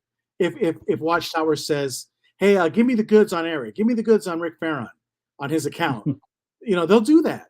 So yeah, Watchtower I won't do that. You won't do that because it's illegal, and we pledge allegiance to the flag of the United States of America. We won't do it. And also, that's why Jesus says we're no part of the world. Because if I were to do that, I would go to jail because I'm under the world of the United States Constitution. But when Watchtower does it, and all of these other corrupt people do it, you ask, why is it that they don't go to jail? Because they're no part of the world. There really is two worlds. The world that you and I live in, which are law-abiding citizens, people who love law and order. We disagree. We have our differences. Some people love Bible thumpers. Some people don't like Bible thumpers. That's fine. But we're not criminals. And that's a separate world. So when Watchtower was telling you we're no part of the world, we meant the governing body. It didn't mean you and me. That's why Watchtower can get away with what they're doing. That's why Watchtower doesn't have to cooperate with the Australian Royal Commission. That's why Watchtower gets away by not reporting pedophiles. But if that happened to us, if we had a pedophile in our home and he did something, yeah, you better believe we would be sued. That's what I'm saying, because we are part of the world. And don't you ever forget that. That's the difference between Watchtower and us. We are part of the world. Mm-hmm. Hey, Jimmy's back on the chat section. I might be able to do that. Okay. So. I mean, sometimes I think we forget that we are not to judge each other. And also, I have no clue what is the reason. There has been some research that it has been hormones in the water that contaminated people. And there are a lot of chemicals going around these days. It wasn't when the earth was new, there were no chemicals. We don't know the reason. And also, if you read the New Testament, it says that they will be untied from the snare of Satan. We don't know if they are possessed. We don't know what happened. We shouldn't be so judgmental all, I think. We should show each other respect and love. And instead of me running around thinking of what everybody else is doing wrong, I should think like, what am I doing wrong and how can I improve myself? See, and that was the point of the conversation that got sidetracked. In the beginning of the show, this is what Eric and Pixie and I were talking about, how what you have is and this is what they don't teach you at the Kingdom Hall. What you have are two different worlds. We have a world where it's called the secular world, where the government does have a right to make laws of common decency, that you're not going to run around naked. You can't be naked in front of kids. You can't talk about sexual things with kids. These are certain common sense laws and decency rules that the government is entitled to. And now we have a religious view, a religious side. And those two can coexist. The reason we have problems is like Benito Juarez of Mexico, the Mexican president, that's famously said, amongst nation and amongst men, the respect for individual rights is peace. So when you break that down, the reason we don't have peace, the reason religious people have problems with politicians, the reason homosexuals have problems with straight, is because one or the other or both have crossed the line. Peace is when everyone stays within their boundaries. So we can have religion, we can have religious thought, we can also have a secular government, a secular world. It's when these two worlds start colliding and not respecting the individual rights that each has, that's where we have problems. And that's what we were talking about at the beginning, that Congress shall make no law of the establishment of religion. But here comes a group of people thinking that they can cross that line and say, yeah, we're going to call you guys a cult and strip you of your religious status. No, there's no peace because you crossed the line. So what we were saying is, don't go down that road. There's another road that you can go down and attack Watchtower for indecency laws, or attack Watchtower for financial laws. See, so that's the moral of the story of this show, is the reason there's conflict amongst people is because we don't respect the individual rights. So it has nothing to do with homosexuality. It has nothing to do with judging. It's the homosexuals are famous for crossing the line, and so are the Christians, and so are the Muslims, so are everybody. But when everybody says, okay, you're not going to do that here because it's our property, it's my property, you can't bring that shit into my church, into our church. See, but say a homosexual group will want to come into your church and do drag shows. You disrespected them. The same is true in reverse. And that's what the problem with the homosexuals in the United States with the drag story hour in the library. The library is supposed to be universal for everyone. So there's decency laws, there's decency rules. And when you violate those rules, you have problems. So it's not an issue of passing a law, it's common sense that people need to know their boundaries. And what we have right now is people, and I'm guilty. I cross the boundary sometimes too. You know, does it make sense to you, Eric? Absolutely, dude. I absolutely agree with you. Yeah. Yeah. Did you see Jimmy Bell was back in the chat? Everybody crosses the line. Every party, everybody's guilty. That's why people say, "Oh, you're a Republican," and I don't belong to a political or religious party because I want to be free. I want to, there are certain things from all parties and religions that I might agree on, but I will not give my allegiance to any one because I will make up my own mind. The Republican Party. But I guess I lean conservative and I lean Christian. No. Check this out, Jesse. My brother says this, and you're going to agree. This is why it's so important that you listen to the GG for GB. Earlier today, you had a hammer. You see that hammer? That hammer is the Republican Party. It's a tool. You don't worship the. It's red. It's red. It's red too. It's red. So it's the same thing with everything else in life, with the Catholic Church or whatever. It's a tool. Some tools are worthless. Some tools are very useful. So it's the problem. My brother just when I was talking is it's when you start worshiping that hammer, and it's like no, the Republican Party or your political party, it's just a tool to get you from point A to point B. And when you start looking at church that way, and you start looking at everything else that way, that's all it is. It's just a tool. You become small-minded. You become small.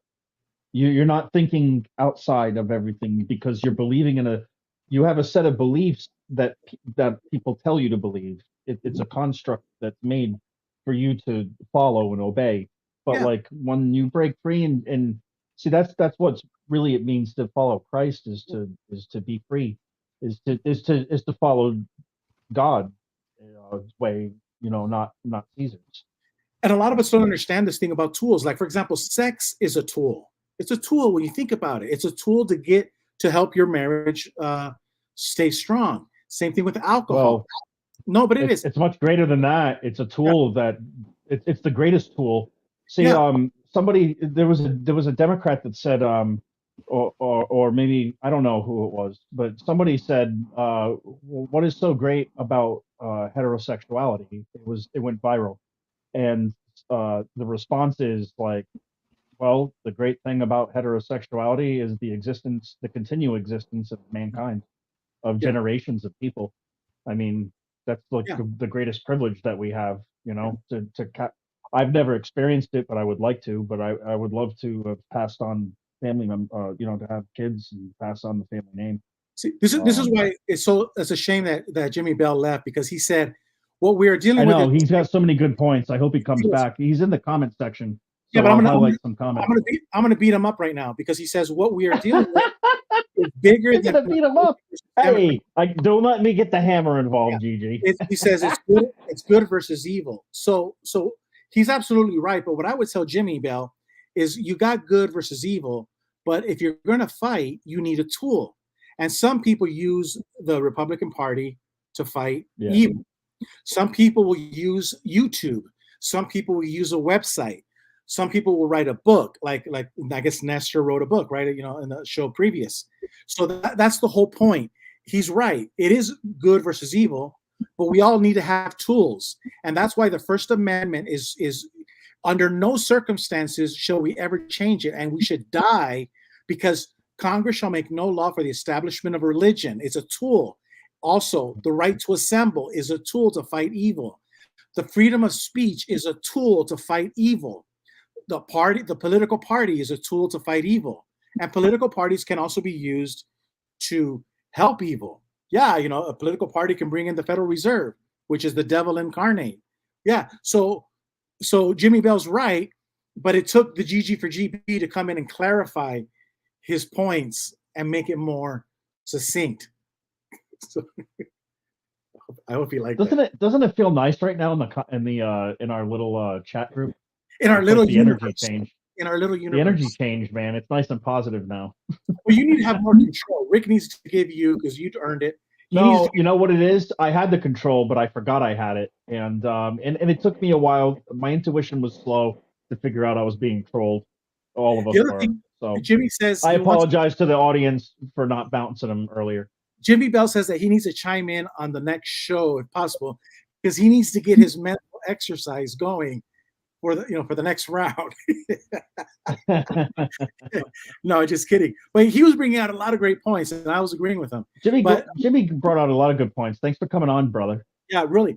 And that's the whole point, because it's one movie that it wasn't a great movie, but it left an impact on me. It was called Point of View, and it was the same scene. It was like a shooting scene in Madrid, but they showed you like about 10 different points of views from different people. And that was basically telling you that's how life is. So the good thing about Jimmy Bell, it's not so much what he says is true or not.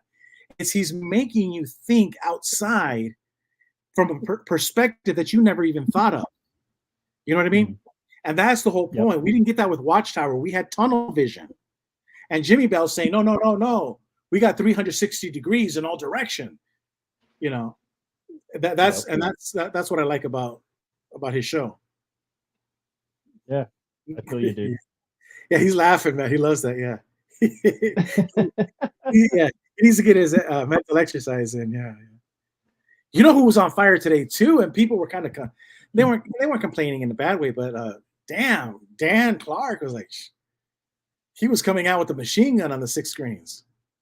Yeah, he did good tonight. He always has double Tommy guns going. It's the Watchtower. He's good, man. Damn, yeah, that guy comes in guns a blazing. Yeah. Yeah.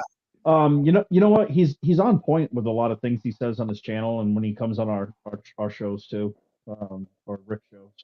But yeah, you know, Oh, one thing that's always got to me that he said is, why won't Watchtower just say I'm sorry? Tell me I'm sorry. He always says that. Just say I'm sorry. You know, tell us you're sorry. They refuse to do it, and with Jeffrey Winder, they told us that they refused to do it. Yeah. He's like, yeah, we don't have to apologize. Yeah. So, Now this check this out. Dub says this guy referring to me and Gigi is as close to an airhead as I have ever heard, and it's great because I highlighted it. No, but it's great because he's only proving my point because I say if everyone is thinking alike, no one is thinking. I'm the one that keeps reminding everybody about that from George Patton. Yeah. And also remind people that the beautiful thing about America is that Dub has every right to be wrong. You know, and we're not, hey, this is your right to be wrong. But check this out. When you heard Dub, and this is the point I'm trying to say, I don't get upset that he has biblical worldviews and all that stuff. It doesn't bother me. But check this out. If you go back and you listen, like he said, the tape, he's always saying, First the Thessalonians this and Deuteronomy, and he starts going into the thing. God love him. I hear it all the time. But when I was talking to Jimmy and I was talking to you, I quoted Jesus, and it says, I said, hey, fear is Satan's tool. It's modus operandi. But Jesus says, when you see all of these things happen, rejoice. I didn't tell you that it was in Mark chapter whatever. It's just a given. So what happens is, this is what I've learned from leaving the Jehovah's Witness. I talk about Jesus more than this guy. And I have a great positive reception because I talk to it as a matter of fact. I don't tell you Matthew 6 or I just tell you, like, don't you remember this? Like in a conversation. But I'm not telling you that you have to get baptized. I'm not telling you that this is the truth and you got to accept it. I'm quoting Jesus secularly. And that's what a lot of people don't know. There's a lot of Christians out there that preach Jesus secularly. For example, they'll say, well, let your yes be yes and your no be no. That's secular. You're not baptizing anyone, and you're not quoting it. That's in the Sermon on the Mount and in Matthew chapter 5. You're not doing that.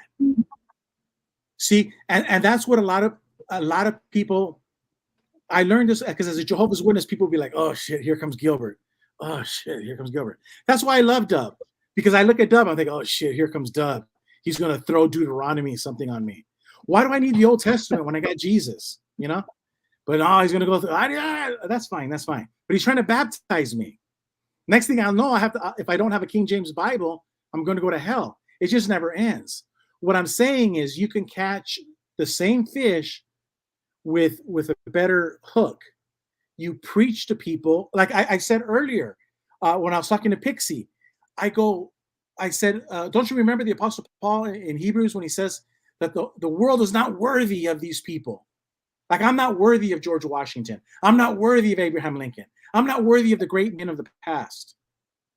You see, I'm talking to you like in a secular form, but I'm still bringing up the Bible. And a lot of our Christian brothers can't do that. They want to baptize you and turn in time. And even when you're disfellowshipped and you get reinstated, the elders are going to have a Bible study with you, but it's not a Bible study. It's to reindoctrinate you with the literature. I don't know what book they were using at the time. It was so long ago when I got reinstated. But my wife was in on it. She wasn't disfellowshipped, but they just invited her to be a part of it, and it was so stupid. Yeah. It's like they're trying to reprogram me because what did I do the years that I was gone? I smoked pot. I worked really hard, and I had if I wasn't working on Saturday overtime to make more money, I was relaxing. You know, I mean, Yeah. I wasn't really living like an immoral life. Like my life wasn't out of control by any means. And I Yeah, mean, you like I gained new friends from my cousin. I learned a lot. I learned a lot leaving Jehovah's Witnesses. I learned a lot. I learned a lot from going to the so-called world. I learned a lot of positive things. Yeah, negative too. You also learn, like, so many people. This is the common thing, and you were an elder, Gigi, and I don't know if you've ever heard this, like, from people who have been to fellowship, but like when someone loses everything, sometimes, oh, this happens a lot. Like, and I know, like, for my wife and I, for a lot of people, you kind of lose it. You feel like that you lost your relationship with God and nothing matters. You can just sit up a storm. You could get tattoos. I didn't get any. You can, uh, you can do drugs. You can, just get everything out of your system because you're gonna die at Armageddon anyways, and then come back to Jehovah and you're repentant of it. Like everything's wiped clean again. It's a stupid mentality that they put you in. You end up whatever your sin was, which with my wife it was being around another fellowship person. It's like you just made it worse. You made it such a minor thing and put someone in such a hard situation that person's life is going to get like a little more out of control. Like I didn't get a tattoo, but I know other people that did, and I don't have a problem with tattoos at all whatsoever. I just personally don't want them because I have like a blood disorder that I depend on needles, and I'm sick of needles. I would never put myself through a session where a needle is going in and out of me, and I don't want to mark my body with anything. It's not my thing, but to each their own. You want to do it, go for it.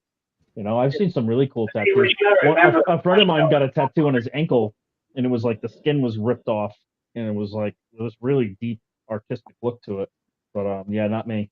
Now, hey, Well, check. you gotta remember the Watchtower is all about control. They will do anything to control you so they can get free slaves to do their work, so they can make more money. That's why they want That's why they want people to be poor. They don't want witnesses to be wealthy or whatever, because if you go to school and get a job, then that means you're not going to work for Watchtower, and they don't want that. They want you to be under their thumb so they can control you, so they can make you do what they want you to do, and make you believe what they want you to believe. That's why they study the Watchtower, because the Watchtower is full of their indoctrination. That's why they say that reading the Bible alone isn't enough. You got to read their stuff and believe what they say. And not only that, they believe that the governing body is the mediator for everybody else, while Jesus is the mediator for only the 144,000. So they love controlling people. They love putting themselves up at the top. They love being movie stars. Because now you see them all over the place on YouTube. They got their fancy watches on, they're wearing their fancy suits. Good point. Yeah. Yet, The only thing I would. What do you think? Do you think those watches are Rolexes? Yeah. Yeah, they're hypocrites. What they are. They're nothing but hypocrites. They look like it, don't they? I've seen the comparison. It looks like it. But Eric, everything the guy said is true, except I disagree with this guy on one point. And Jimmy Bell alluded to this, and this is where I think you might understand. When you've been doing this as long as I have, when you have been doing this as long as Rick and Jimmy Bell, you come to find out that the governing body doesn't care about money. They don't care about money. Money was so 1950s. Maybe they cared about money way back then. But now they're demonic, man. Demons don't care about the dollar. They don't care about gold. They want us dead. And when you understand that point, that demonic groups don't care about money, that's my only disagreement. They want you dead. Money is 1950s. They got their money way back then. 2024, they want you. They're putting all these donation boxes. You see them everywhere on your videos. But I think the money is the means to an end. The money is just one of the tools. They use many tools to grind you down, and money is just a tool to them. Exactly. That's what I'm saying. Once you have so we don't know how this works because we're poor. But once you have $1 billion, $2 billion, $3, you stop counting. Watchtower stop counting. And to them, it's a game, because when they want to kill you, the money is just another tool to kill you, control you. But at the end of the day, good night, Vern. You have a good night, my friend. Thanks for coming on the show. Sorry, Gigi. But do you understand what I'm saying? That it's. We actually did, but we don't know exactly how much money they have compared to how many expenses they have now with all the lawsuits. Do you think we could estimate just are they doing good or are they doing bad? That's what I wanted to know. Well, I'll tell you where the money's at. Just think about it yourself, Eric. You have $100 billion. What are you going to do? Well, I'm going to put $1 billion in Uruguay. I'm going to put $1 billion in Paraguay, and I have offices in Paraguay. I have offices in El Salvador. I have offices in Malaysia. I mean, I would put money everywhere. So who knows how much? Where at the Catholic Church, the Jehovah's Witnesses, the Mormons, they got money. They got money. They don't even know where they have it. Well, let me give you for an example. That's just my hunch. Let me give you for an example, like with Disney. Okay, Disney was a moneymaker. Disney was a giant. Disney had their own like special privileges in Florida and was taken away from them. That's not all that's been taken away from them. Disney has pushed such an agenda on its customers, both in the Marvel universe, their cartoons, Disney, and Star Wars, Lucasfilm. They have corrupted all of it and basically pushed all their customers away. And it's like what you said, they don't care about money anymore.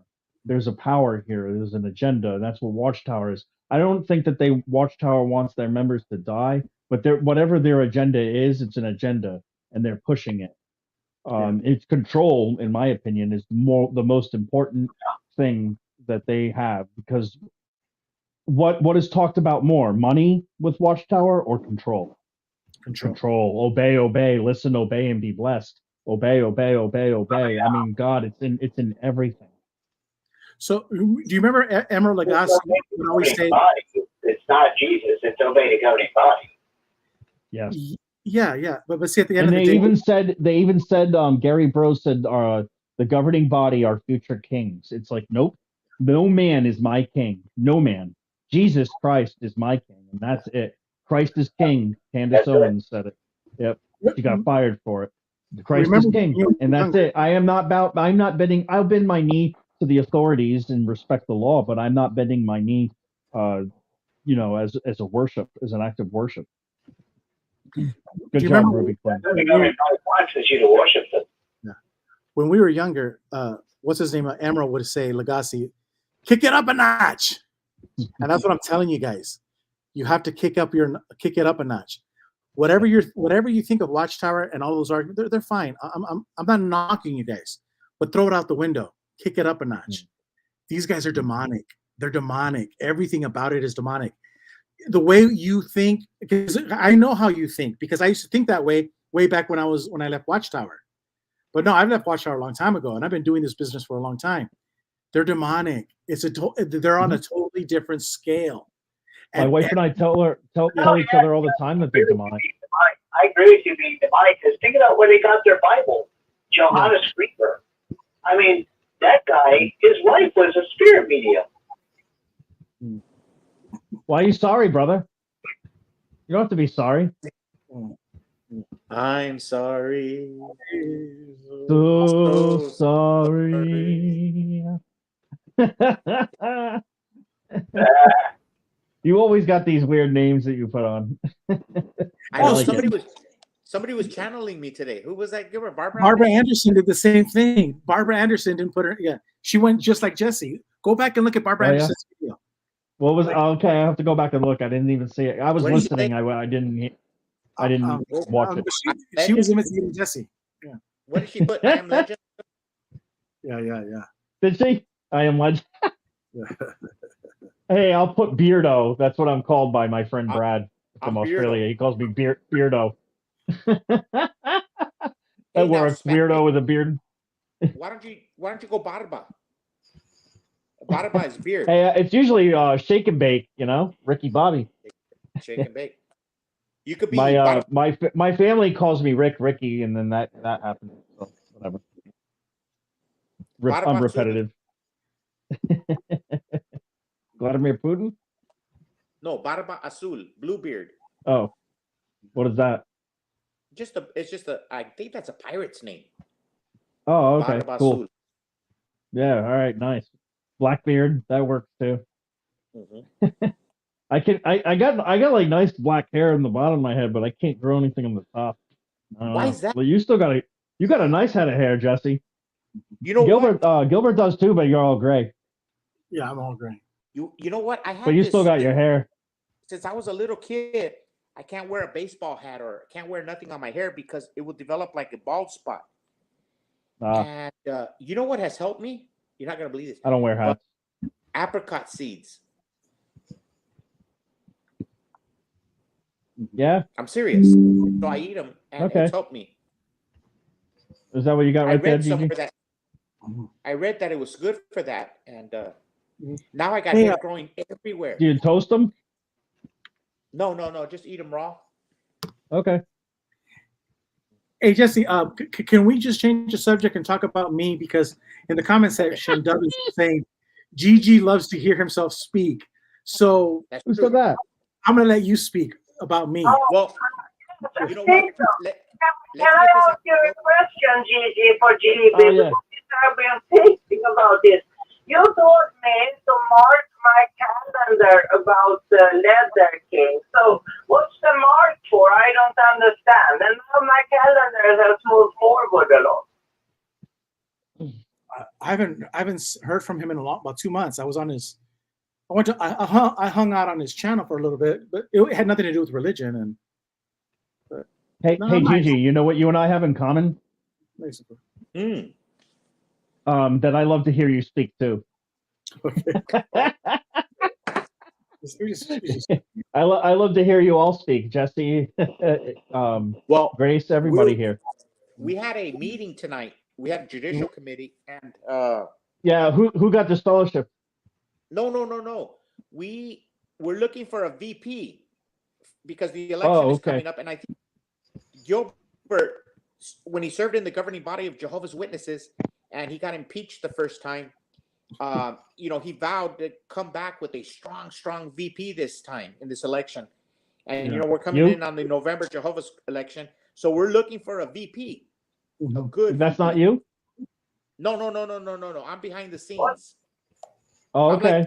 So how about Shaq Composer? What about Shaq Composer? He'd be a good VP. Yeah. But he doesn't put his face out. Yeah. No, yeah, JP don't do that. No, I mean, he came in today with this pipe. Did you guys see him? What is a VP? Vice President. Vice President, but he's from California, so we've already given. What about Ruby Quinn? What about Ruby Quinn? Now, what state is she from? She's from New York, but she lives in Florida, Tampa. Well, okay. Like outside or something like that. No, we already locked the Florida vote. Our polling is real high. Our Jehovah polling is real high in Florida, so we're gonna leave Ruby out of it because we feel very secure that we got the Florida vote. And all right, what about me? What state are you from? I'm from Rhode Island, but I live in Tennessee, just outside of Nashville. Those are good. Those are California. good. California's suffering because was it? And I knew Anthony Morris from living in Rhode Island. He was my pioneer instructor, so I got like OG credit. California and the Jehovah's Witnesses. Nadine was telling me that Rick Barron was saying that in California they're trying to bring it down to one meeting because of the high cost of living in California. Wow, it's killing them. Those are rumors? Are those? Where'd you hear that? Did you hear that too, Eric? No, that California. I didn't hear it. No, but that's amazing. I heard rumors that there might be a one meeting a week all around across the board, but I've never heard any like what's the word I'm looking for? I've never heard any validation of it like being true, but like I don't know. I've never heard of it. But I heard rumors of it on Reddit. But like with Reddit, I only listen 50% of it because you just don't know. I need facts. But like if you heard something I don't know, then that's really cool. Like something like more information about it. Where's Nadine But from? I wouldn't doubt it. I wouldn't doubt it because think about it, guys. We went from what? How long were the conventions? Were they 10 days to 7 days? And they were like 11 or 12 hours long.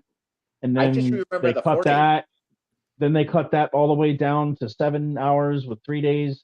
And then Pioneers hours got cut down. What else got cut down? The conventions, everything got cut down. The food got cut down. Everything's getting cut. They've been cutting the requirements. Now you don't even have to have field service report. And there was like Yeah. pictures of on JW.org of like Jeffrey Winder giving a talk, and he's got like pants on, and it's like they're checkered, so they're not even. It's like a checkered pants, no suit, and a shirt with short sleeves and a tie. That's it. And the other guy, I don't know his name. I didn't recognize him, and I don't remember it. But he just had a bow tie and a regular outfit. They didn't even look. It's like these guys are in Bethel, and one of them's a governing body member. And they're dressed like this. It's bizarre. I'm not judging them. It's just weird to see the changes. Like they're casual and they're giving a talk. I thought that's not what they were looking for. It's very bizarre. Yeah. Ruby says she's backstage. Yeah, I got her. I just saw her. Gotcha. Thank you. Sorry, Ruby. It takes me a minute. Yo, what you What's mean? up? What you do, Yo, brother? not chill. Bro. I could bring in young people. What you talking about just because you got the Florida vote? We know. But you're very powerful in Florida. We feel very secure in the Florida vote. It's a red state. I love Florida. Yeah. They destroyed Disney. Thank you. Yes, and we need you there in Florida. So we're looking somebody from a state we need, and Eric is from Tennessee, and we feel very comfortable. I'm from Rhode Island. I live in Tennessee. Yeah, the Rhode Island vote. We're looking for that. We need. Yeah, because you know what? I would love to see Rhode Island's Democrat, so I would love to have an influence and like get that out of there and make it all Republican. New England is mostly Democrat, unfortunately, but that's what I loved about moving here. When I came here into Tennessee, it was like I bought a gun for protection at home, and it was like I got a 38 in like 7 minutes. It was like 2 minutes of filling out paperwork. It goes through a fax and like goes through a computer, comes back, clean record, boom, I own a gun. It's not like that in Rhode Island. In Rhode Island, what's the name of your governor? I don't know right now. We used to. All right. Our senator, I think, is Cicilline. I don't know what he has. Cicilline used to be the mayor, and then he became like a senator, I think, or a congressman. No, I'm sorry, he's a congressman. He's a congressman, and he's trying to ban guns and like ban stupid things on guns. He's completely Democrat. He's completely about the agenda. He's also, it's funny, he's also Italian like descent. He's mafia.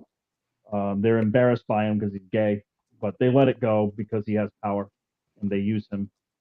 And you know what, Eric? The mafia exists in Rhode Island. It's not the same that it used to be, but it has deep roots in the 60s and 70s. In fact, it's so deep that it was in the Jehovah's Witnesses. An elder that I grew up with, I was close to his sons. His dad was killed by the mafia because he went against them. He started his own like crew, and they killed him for it. But yeah, it's a very corrupt state, and the mafia is very very much in control there. But they do it politically. They don't just murder you like they used to. You know, you can't get away with the things like you used to. But that's their move now. They do politics. Yeah. They get into whatever's the popular thing, and that's Democrat. So they're sellouts in a way to our country. And see, this is, the extreme ones. I think a lot of these mafia things that you're talking about, all of these, they come from, I hate to say it, don't get mad at me, but follow me, on college and universities. Not because the college and universities are in on it, but there's a thing called secret societies, all these different groups. Oh, yeah. And so you're absolutely right. So what happens is you're conditioning a teenager, a 20-year-old man and woman, you're conditioning them to go to secret elder meetings, secret meetings. And that's where, like Jesse always talks about in our videos, where John F. Kennedy warned about the secret societies, and then he got shot in the head. So in our life, all of us have been invited to secret meetings, and in some form or another. And Jehovah's Witnesses, we were no different. Elders, circuit. Hey, can I interrupt you for 1 second and ask you and Jesse a question, an elder question? Yeah. Because it's going along what we're talking about. So like Eric Kubler smoked weed, right? And I'm in a judicial committee, which happened twice. And when that happens, do you guys elders meet with other elders as like the body and talk about it? Like what's said about me, like in that meeting? Tell him, Jesse. Let me tell you this story. One of my guys that I hired, a young guy, and he was in my congregation, but he was very young. And one day his mom called and she was hysterical. She was uncontrollable because the cops caught her her son in a new construction somewhere. And they were smoking weed, but they were in a new construction, and so the cops didn't arrest them or nothing. They took him home. But they took her to the mom, and I think it was a neighborhood thing where it wasn't that bad. They were just in private property. And so the cops knew the people. They took her to the home, and she called the elders, and she called me at another elder.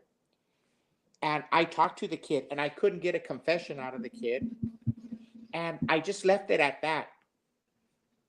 Then she went to another elder, and then they convened another committee now on me, because I didn't start a judicial committee and I didn't call the other elders. And I remember this clearly. The kid didn't want to talk about it. He was embarrassed. He had already been punished enough.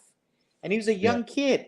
They were just smoking, in a private property. And the police found it necessary not to do anything. And just take them to their parents. That was enough. The kid has already suffered. The mom, I swear to God, I'm not lying. The mom treated this kid like if he was Satan's son, like if the incarnation of Satan. And I remember when the elders attacked me, they convened it, and the service overseer, Sergio Velasquez, in my congregation, he pointed me out, and he had what do you call that, Gilbert, when they have a whole list of charges against you for sedition? And I remember when he was yelling at me,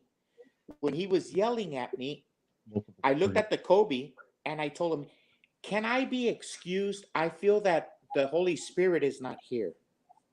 And the Kobe looked at me and goes, "Yes, Jesse, you can be excused." But so then they did this committee against this kid. It wasn't necessary. But I remember the reason I didn't do anything, I was an elder at that time, is because I saw that the kid didn't want to talk about it. It was futile, my attempt to try to get to him. So I was just going to just talk to him as the days and the weeks went by. But the elders wanted to act right then and there because they have this teaching that you cannot get Jehovah's house dirty. They think that if there's a wrongdoing, they have to fix it that night. Yep. And they have to act, and they have to have punishment, real formal. And we weren't raised like that in Yuma, Arizona. We weren't California. We weren't Californicated. We weren't Washington. We didn't even know what the governing body was in our town.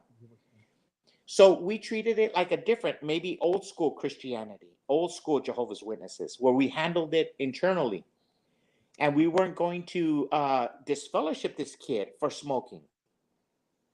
But this elder was one of them tight pants guys from San Diego.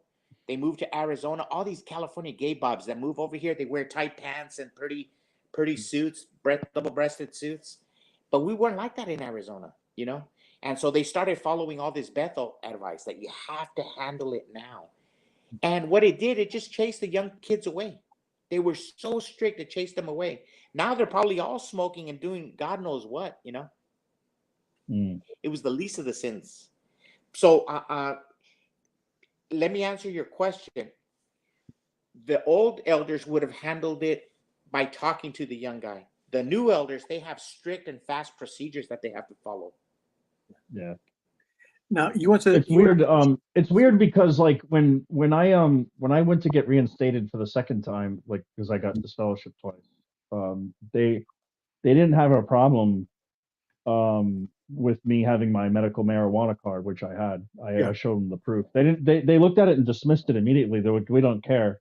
The reason why we don't want to let you back in is because you don't recognize the governing body as God's channel, and that's why Desiree and I are apostates.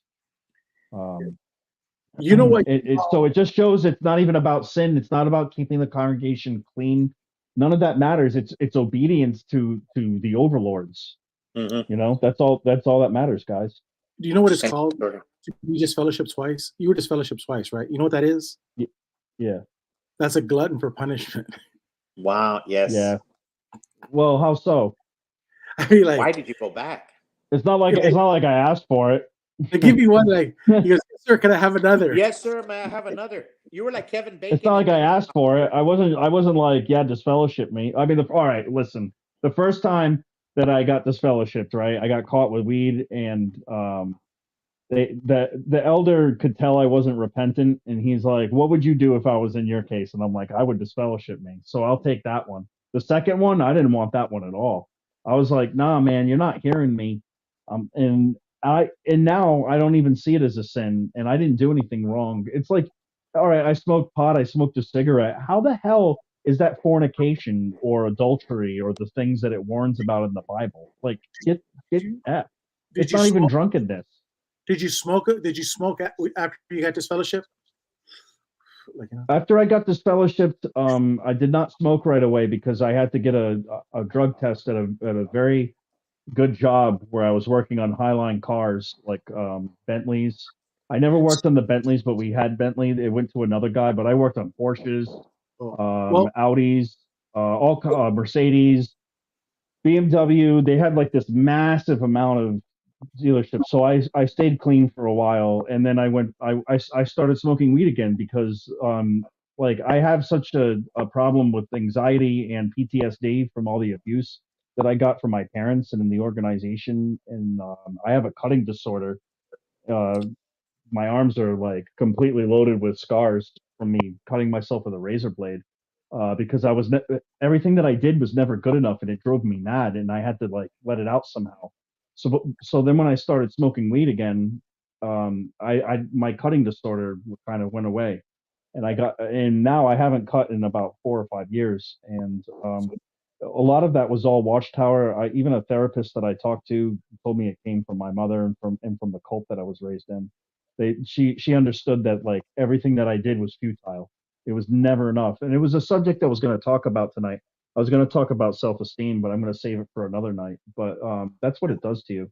The organization will destroy you. You're a good-for-nothing slave, you know, and it does a toll. I'm sure there are people in the comment section that probably feel that way, or maybe you guys too. Yeah, you know what I mean. Hey, like, go ahead, Jesse. The marijuana. So many women who think women usually have bad self-esteem. Some people think. Yeah, for sure. Women suffer Grace. Women suffer with body dysmorphic disorder. I was just trying to help you. They value you compared to men who have trousers. Oh, say that again about trousers. No, I think one of the reasons why women feel like they don't have power is because they have to wear a skirt. It's a way to push women down by telling them what to wear. Girls even wear pants, for sure. even if it's double as cold as in a freezer. They have always been pushed down in the organization. Like you should obey your man. Yep. You should keep a good household and blah, blah, blah. That brings women down. Yeah. Yeah. An elder in my congregation, his name was John Brayton. Yes, and listen when the man is talking, things like that. But I mean, Gilbert, I wanted to ask you, are you just joking or do you actually love your voice?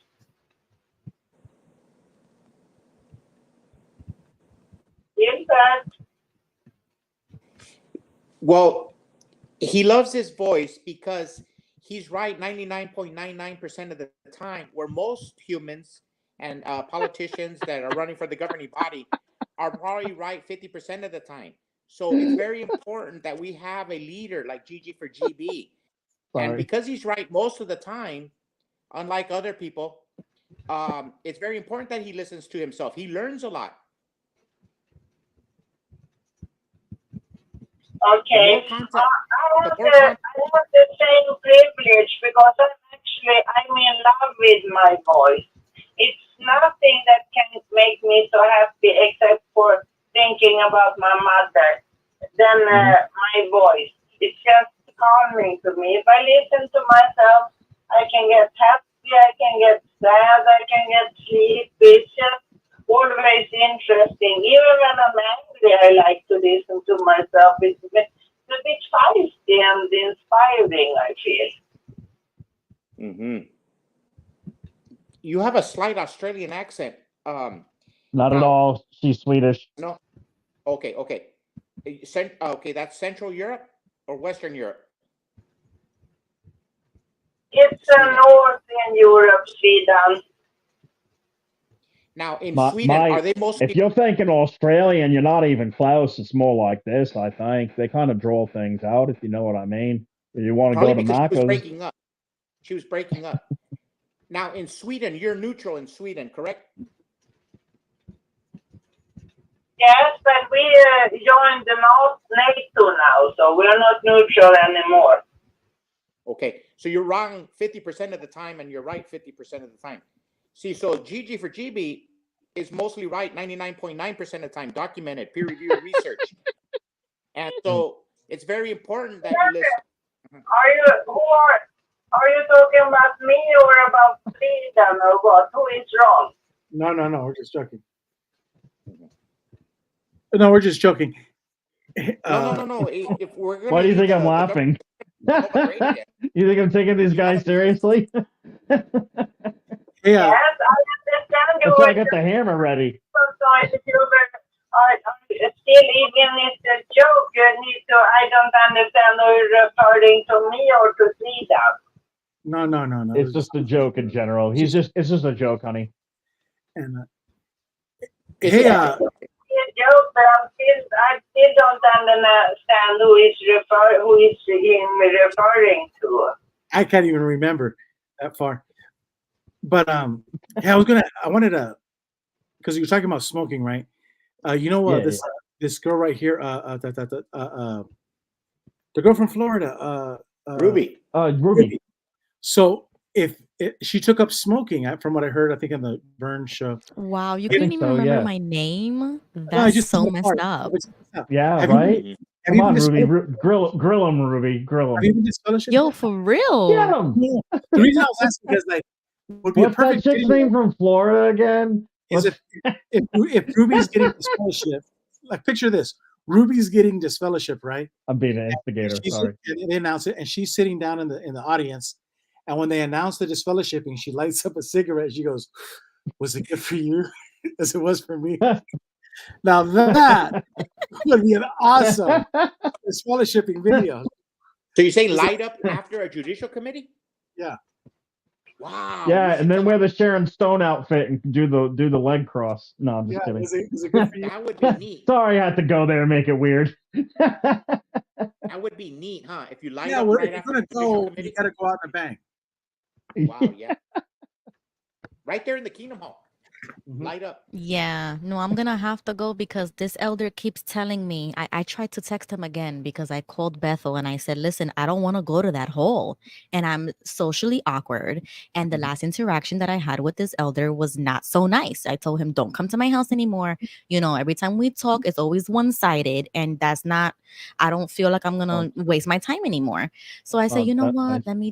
let me just never mind. Sorry. But does he go accompanied or by himself? What you mean? When the elder goes to your home, is he by himself or does he go with another elder? No, he comes with his wife. Okay. Or he used to. Wow. Good. That's good. no, pero he doesn't come anymore because I told him don't even bother coming to my house anymore. And then I told him I told you to find my cards and it's been how many weeks and you don't find my cards? So it's like, "Oh, we can't find them. Doesn't exist." So I called Bethel and I'm like, "Can you look me up on the database or something because I don't know what's going on." And he goes, "Well, don't you think that you would have to attend the meetings to get your cards?" And I was like, can't you just look it up and tell me where they are? Because obviously the Kingdom Hall is dissolved or something. I can't even find it on the map." So, anyways, it's a mess. And they're gonna force me basically to go to the meeting if I want to get my cards. And that's what the elder told me. He said, if you want them, you're gonna have to come over here and get them. Like that's basically what he said. So I'm gonna have to go. No, cards are mailed to your to They the told us congregation. to do everything to get you to go to the meeting. You see, but see, Grace, they won't give you cards. The cards are sent to the congregation that you go to. So if you're in By the congregation secretary. A and you move to congregation B, the secretary is just going to mail it. You'll never have possession of it. Yes. It's theirs. It's their property. I can't Yeah, but he imagine said he what. could print it out for me. I said, as a courtesy, can you print it out for me or something? And he said, yeah, we can do that, but you're gonna have to start coming to the meetings. So you see, they're trying to get me to go physically. So I'm on the fence with it. Well, Can you whenever have fun? Can you have fun? It's a danger not to go to meetings. I accidentally went to a meeting and they were like, "Do you want a book?" I said no. And then they still gave me a book. And then I had the book, I had to start reading it. So they're really sneaky. Yeah, and also, hey, if whenever there's 2 or 3 elders, it's a trap because whenever you're talking to 3 elders, they can immediately start the judicial committee right then and there.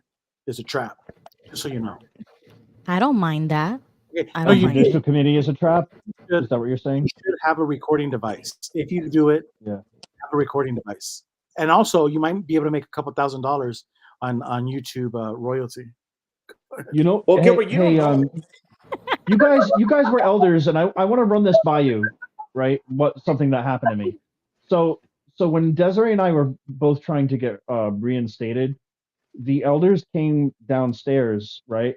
And they came right into the room because we were in the basement, and that's where the elders' room is, and they got the filing cabinet and shit with everyone's crap on it. And they tell us right away that they're not going to reinstate us. And I'm like, you didn't even pray. Aren't you supposed to pray? I called them out on it and they got angry and they're like, oh, we prayed while we were coming down the stairs. That's what they told me. And I'm like, no, that's not prayer. That's not respecting Jehovah or in this arrangement and me or anybody. Because they had their minds made up, guys, because of our opinion of the governing body and something that we believed in. And it was known publicly and they already had their minds made up. But I'm right. It's wrong that they didn't pray, right? You were right. Yes and no. When it comes Yes to and the no. Catholic Party, you were right about Tony Morris because he wasn't a good role model for you. You were right about Tony Morris. You can have that in your defense. Who lied about Tony Morris? Yes and no. Well, you said about following the governing body. We don't have to follow Tony Morris, though. You cannot be sure he made good decisions when he was on the governing body. So you can have that to your defense. It was probably Tony Morris we didn't want to follow. So now you could get reinstated more easily now also if you wanted to, I think. No, not me.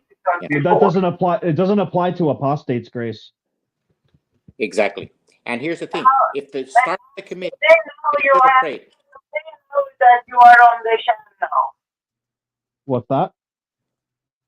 At the start of the meeting, you should Are pray. they aware that you are on the channel? I'm not. I can't quite hear you. I don't know if you're on speakerphone. See if you can get your voice a little closer. I have a headset. Are you aware that? Are they aware that you are on the Six Greens channel? Of course. I'm not sure. I have no idea, but I agree with Gigi when he says of course. But I really don't know. Not of my knowledge, but they might. Does my family and friends know, or ex elders? Maybe, maybe not. I don't know. It might be higher up Bethelites that know who I am, but I'm a known apostate because Desiree and I just because of our views of the governing body. And Hey, Eric, let me answer yes, your question. When they started the meeting with you, your meeting, they should have opened in prayer to start. okay. But the reason they didn't is because you had already been sentenced. So they had already decided, they had already done the meeting without you. So that was a slip up on their part. Now, what happens in a How tradition, messed up is it that they said they prayed while they were coming down the stairs? Isn't that so exactly, disrespectful? exactly. They make things up as they go along. But here's the thing: Yeah. this is the formal setting is if they decide not to reinstate or to disfellowship, you don't have a prayer with the disfellowship person. So let's say at the closing of that prayer, when they were dismissing, they are under instructions not to pray with you. Now, I was an elder. Yeah, my second 2013. reinstatement letter to them, I told them that they're spiritually abusing us, and they immediately met with us again, and they're like, "How dare you say these things?" And I'm like, you guys are abusing us. We were homeless at the time, and one of the elders said, "We won't reinstate you because you're homeless, and that's a bad example." I'm like, but I'm making every meeting. If anything, I am like, you could put me in the yearbook, because who the heck does that? My wife and I are making all the meetings out of our car. Are you kidding me? You know, because we were in a real pinch in a situation. It wasn't like we were dead. Something happened to us, and I'm not going to get into it right now. It's too long of a story, and I don't want to go there. But the point is that we weren't shown love by our family, our friends, the elders, anybody. Everybody looked at us as just these monsters that are against God, but weren't against God. We were simply just saying that the governing body. We woke up basically, and we thought we were in good company with our family and friends, and all it did was start a shitstorm. You know. Yeah. We woke up to the sexual abuse and all of it, and I personally went through it, and it's like it becomes real. It's like there's two Jehovah's Witnesses that molested me that are still Jehovah's Witnesses. I got disfellowshipped for smoking weed, smoking a joint to relax, and these fucking people never got penalized. You know, they're pedophiles. They're scot free because of the two witness rule and certain things, and not bringing reproach upon Jehovah is what I kept hearing. But sorry to get it dark. That is incredible. That's sad. Hey, the thing is, I was in congregations in Rhode Island and Massachusetts area that were so high in pedophilia. It was really bad. Like so many of my friends all have stories. Some of them have been raped by elders, even their own fathers, their own mothers. There was an overwhelming problem where I was from. It's very strange.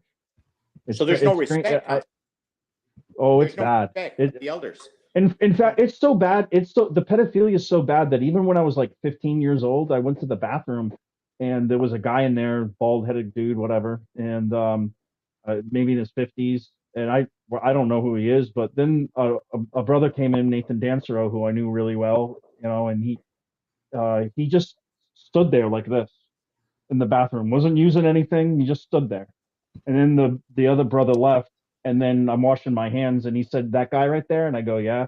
He goes, "He's a pedophile. He just came out of prison." He's like, "I don't trust him," and I'm making it known to the congregation who he is. I didn't like, you're a kid. I didn't like that he walked in there with you. So it's just incredible. The witnesses don't want to pretend that this stuff exists, but I'm a witness of it, and I can attest that it's a problem. Right. Because I fight with people on Quora all day. They tell me it doesn't happen. Yeah, isn't that crazy? It just doesn't happen. Yeah, Gilbert, 1975, 75 never happened. No, 1914. It was Cat Williams on the Club Shay Shay, and he says, he goes, you know what they all have in common in Hollywood? He goes, they all walk around pretending it didn't happen. Mm-hmm. So whether he's referring to being raped so you can have a part in a movie or anything else, it's the same thing. There's nothing new under the sun. So you have all of these people that have been raped physically, financially, morally, whatever, just name it. But Yeah. but these people walk around, not all of them, I don't know what the percentage is, but people walk around pretending it didn't happen. And it's like a phenomenon in the mindset, you know. I agree. And whereas other people are not of that personality, they'll fight back. But there's a segment of the Jehovah's Witnesses that walk around like nothing happened. And Jesse and I can Right. say, like, our brother-in-law, Circuit Overseer Paul Dienda, he knows about 1975. They know about 1914. But all of your friends that are elders still, general contractors, big self-made millionaires, you know them, all you work with them, and they walk around when you see them at Lowe's or Home Depot, like, what's your problem, Jesse? And you're like, 1914 is my problem. Like, what are you talking about? Mm-hmm. Pretending it didn't happen. You knocked on every door in the city, telling them that the generation would not die. They're all dead. At least a little apology. See, that's why my name is I'm sorry. Yeah. And then they walk around like, and then they have the deer in the headlight look.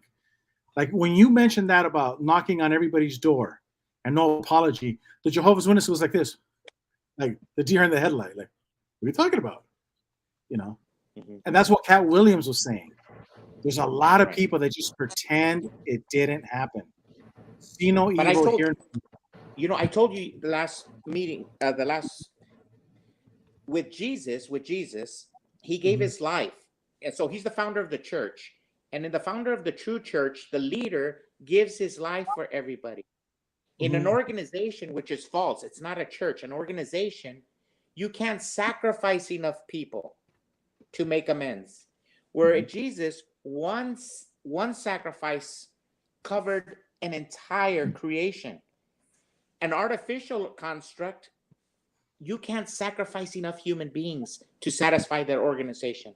It's on forever and ever. That's the difference between an organization and the church. The true church, which is Christ. Yeah. The church, what we're having here, we're talking about Jesus. This is our church. Well, Christ died for us. There's no need for us to kill each other or sacrifice each other. But in the Jehovah's Witness organization, which is not a church, they can kill each other all day long, forever and ever and ever. Jesse, And Timothy. that's why we do this, because they, like Gigi said, they want to act like it never happened. So this is our way of moving on, because we are bringing awareness by telling our stories more than once on every platform, on every channel. The silence is what keeps that narrative as if everything's fine. You left because you wanted to. It was a choice for you. And it's not, especially for born-ins like myself. And then that is the way we move on, is by continuing to talk about it and to vocalize it, or else they're going to continue to exist without any backlash. But at least we can, if we can't take them out completely, we can at least change the narrative with the public by making them aware that they are a dangerous cult. And you have so many reasons why they are, and we are living proof of those reasons. Hey, so picture this, Ruby. I'm in Tucson and I'm yelling and screaming. We're crashing a Kingdom Hall, and the elders are like pulling me and they're saying, "Let's talk outside." And I'm yelling and I'm saying, "No, let's lay the matter." Your invitation has been revoked. Your invitation has been revoked, Gigi. Oh, yeah, I Your yell at them. invitation has been revoked. I said, I use their Bible on them, because their Bible says, "Lay the matter bare before the congregation." And so everybody's, so when we go outside, there's this young man about 30 years old with the most beautiful little boy and girl, maybe about 3 and 5, right? You know how they're beautiful kids dressed, church going clothes. And he's holding onto his kid's hand. He's outside and he's freaking out like there's a drive-by shooter. The dad is like scared shitless. So the point about what you're saying is, yeah, we may sound stupid. We may sound schizophrenic, like Dub says. We may be a lot of things. But at the end of the day, Ruby, that man, he ain't going back to the Kingdom Hall with his kids. He ain't going back. And that's the whole. So it's all wrong. Everything we're doing is wrong. Okay, fine. But at the end of the day, people are listening, and they're not going back. Mm-hmm. Right. But there's no way. How can you return to the vomit? Right. Right, like the scriptures say. I don't mean to quote scriptures, but it's like I'm not returning back to that. Quoting scriptures. No. It Okay. says not. It doesn't it say about not returning to the vomit? Yeah. No, but the thing is with Dub is that I gave him the time of day in my private DMs and we spoke about this. And that's why I said and I gave the invitation to come on my channel because I am willing to give that space, have a safe place to talk about those issues.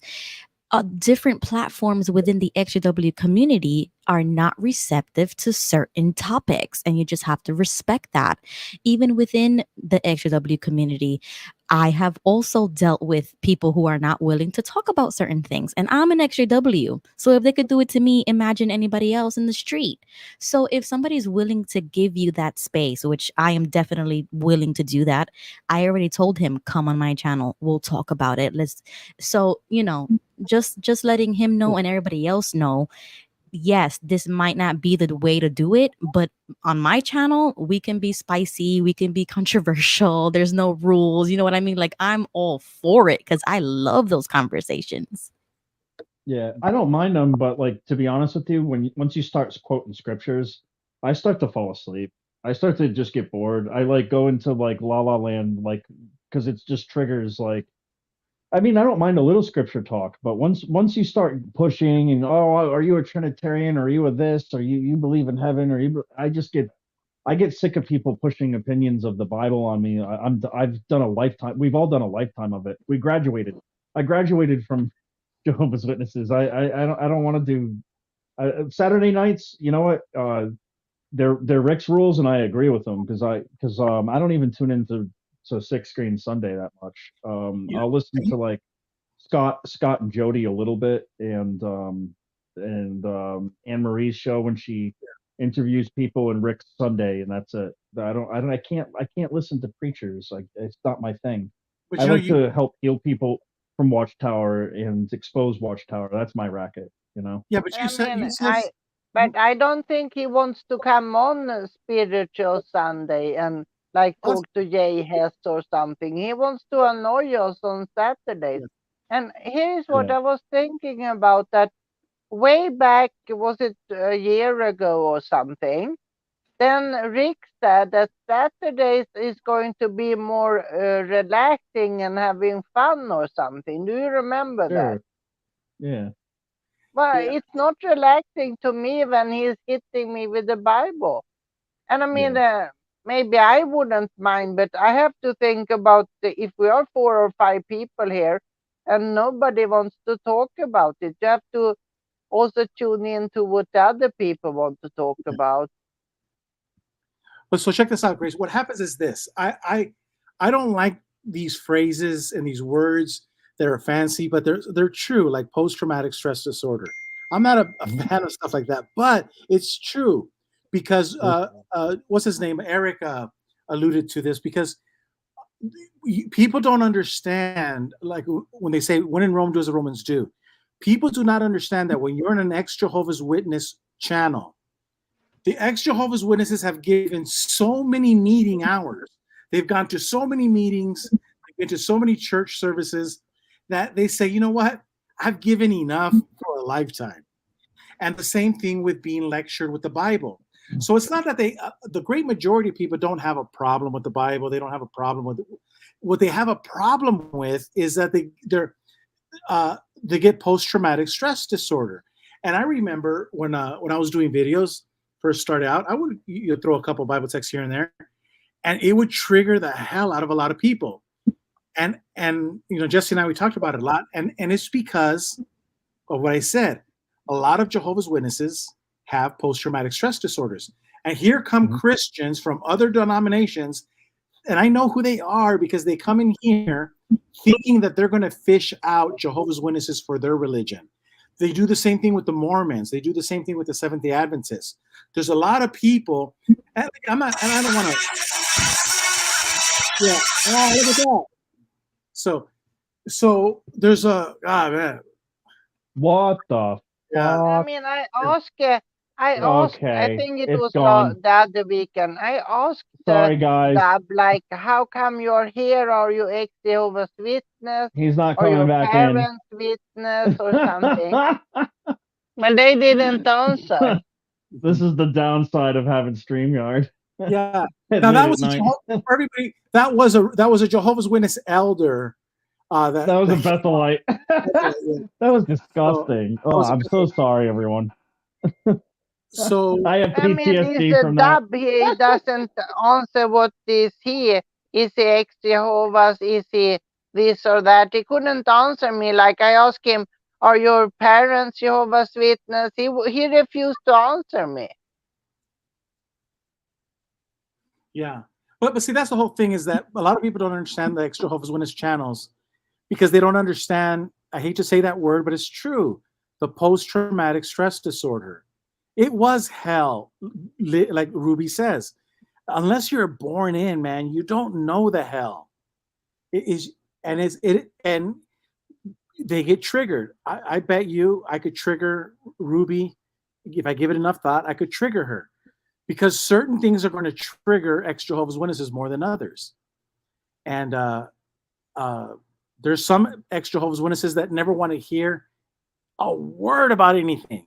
They run, like Jesus says, to the hills. They run to the mountains. They don't even want to hear Jesus or God. Why? Post-traumatic stress disorder. And that's what a lot of people, like Dub and others, they don't understand. Mm-hmm. And Dub is our name, the J-Dubs. That's our name. But he is, I don't get the feeling that he has ever been a Jehovah's Witness. No, I could be wrong, I mean. No, he hasn't. And a lot of people do this. If you go to Mormon channels on YouTube, ex-Mormon, Seventh-day Adventist, there's a lot of people from other religions that are trying to fish them out, just like we did as Jehovah's Witnesses. We're always trying to get women who say lost a baby in childbirth, and then we talk to her about the paradise earth. We fish them out. And that's what these religions do. They come here and they're trying to fish them out. You see this everywhere. So you think he's a Mormon or something and trying to he's members? No, he's a Pentecostal. I'm sure he's from some other, but yeah. Like, why else would you come here and start trying to teach theology like that? It's because you're trying to fish people. Like none of us here. Right. Well, none of us here are saying, "Hey, come over to my channel where I can, talk about church." No, that's so 1980-ish. That's so 1990. We don't do that no more. Like, man, that's so Jehovah's Witness. But a lot of people do that. You'll see this everywhere. And I think if he gets invited to Ruby's channel, or if he gets invited to the Spiritual Sunday here, he doesn't want to come. He wants to annoy people on Saturdays. Then he's content. I think it's amusing to him if somebody gets annoyed. Agreed.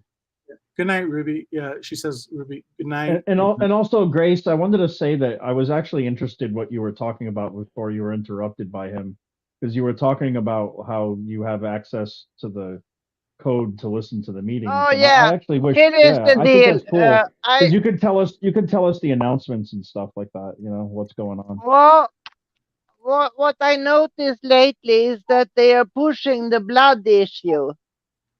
And I think it's because that they are afraid to get sued about the blood issue. And that's why they are holding on to it firmly. Because if you read Raymond Fran's book, Crisis of Conscience, then it said that the only reason why they kept it is because of they get sued if they would lose it again.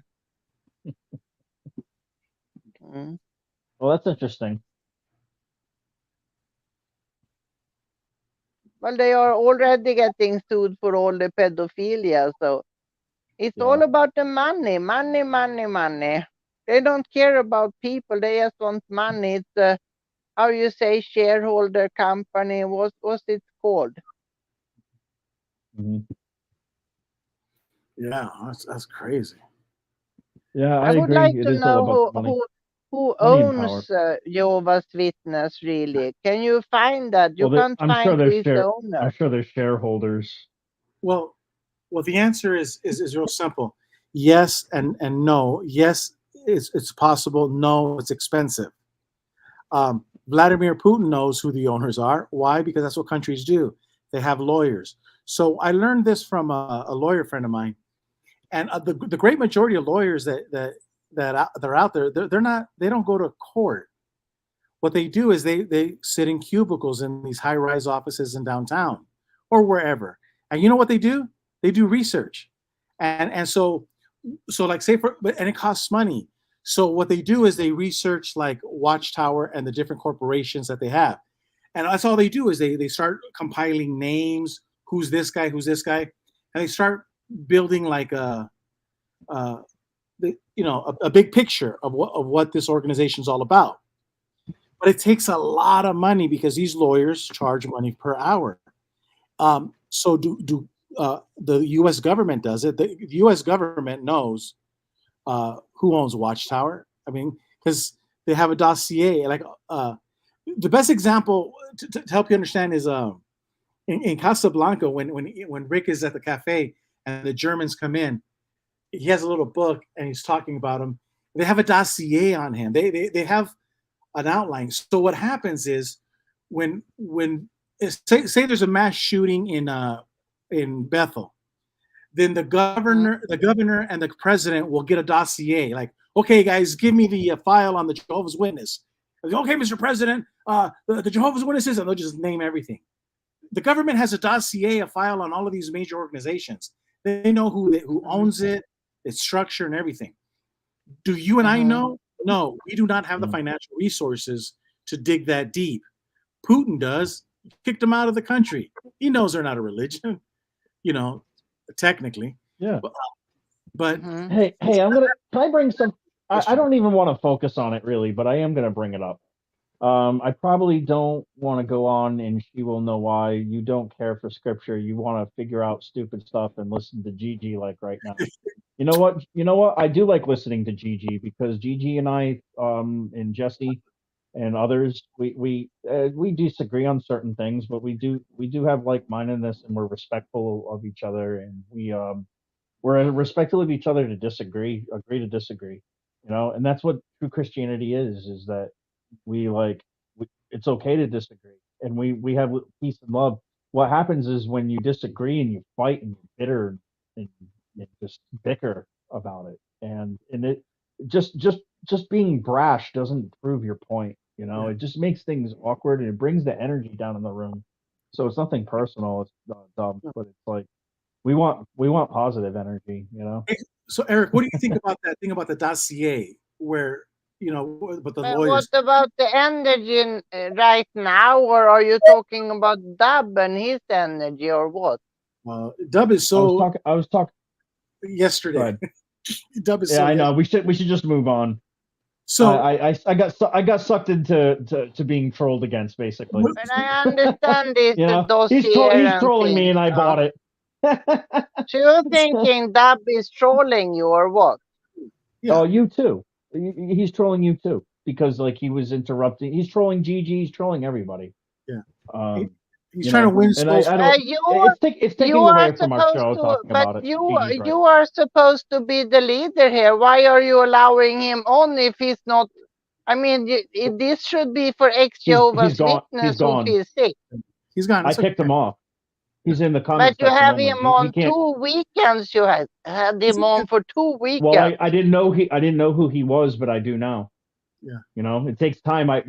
Grace. So you realize he's not the next Jehovah's Witness. I can't judge everybody so quickly. I have to wait. I have to judge a man and a woman on their actions. But I mean, be quick, too quick to pull the trigger. Saying. Bam! I didn't know. I don't know this guy. So now he's not coming on anymore now. Okay, I understand. No, I booted him off. I booted him off the thing. Okay. When he's just negative. In fact, I gave a little sign to Gigi. Should I boot him off? And he goes, "Yeah, cut him off." Because I didn't know that. I must have missed it. But I was Okay. changing from my phone to other things sometimes. But Okay. Here's the thing. here's what I was going to say about this: that I have the Zoom meeting code. They might change it, so I have to go on every other weekend or Yeah, they do something. change So I it still, very. but you know, Yeah. I have an identity in Jehovah's Witness since 1997. I mean, back and forward, I floated in and out. I mean, sometimes it takes many years, but I floated back in and out, you know. Yeah. So people know me. They have been to my house. I bake cookies. They know me. They kind of know cookies you what make? my furniture looks like. They know my identity. Like, she doesn't smoke. She's a good What kind of woman. cookies you make? She's, yes. They know No, I'm what kind of interested cookies you in the make? Bible. Every sort, I guess. What kind of cookies you make? I bet they're good from Sweden. I could make just about anything that's in the cookbook, I think. So Chocolate, sugar Yes. cookies. Yeah. Okay. Yes. Nice. That's cool. I love bake. I don't like baking, but I appreciate it. I appreciate when people do it for me. Mm-hmm. There was a You know, I was sister. like a Stepford wife. I was like the Oh, okay. Stepford wife. Yeah. Yeah, you know how to cook really well too. But it didn't help me to get baptized. Hmm. I think if you're like you're a daughter to an elder, you can get easily baptized. It's just the politics. Well, it's not too hard to get baptized. I mean, it does take time, but it's not that hard. No, but I studied several books with them, and they never allowed me. As a matter No, of fact, you were a I rebel. wanted to say now, this woman, they are elders, so and she gave me a book, and she asked, and I said, no, I don't want a book. And then they came and gave it to me anyway, even though I had said to them, frankly, no, I don't want a book. I said it loud and clear. They couldn't have missed it. And still they gave me the book. I mean, they are very sneaky organization. I think it's easy to like float in and out of them because Linda said 85% they float in and out. But now, as for now, I have my identity. I think I'm a trusted person, even though they never allowed me to be baptized. They know what kind of person I am. So it's not hard for me to, I didn't really ask for the code or anything. They were like pushing me like, oh, you should go on Zoom and things. Like if they are not on the meeting, they want me to go on Zoom if they can't maybe drive me to the meeting or something. But it's really interesting because I want to know what's going to happen in the future now, because it's an interesting time about Jehovah's Witness. Like Rick say, they are cooked to take them off the grill. I mean, it's so many things now. They're making lots of changes in a short time. And I want to know what's going to happen in the future. I'm a bit excited. What do you think?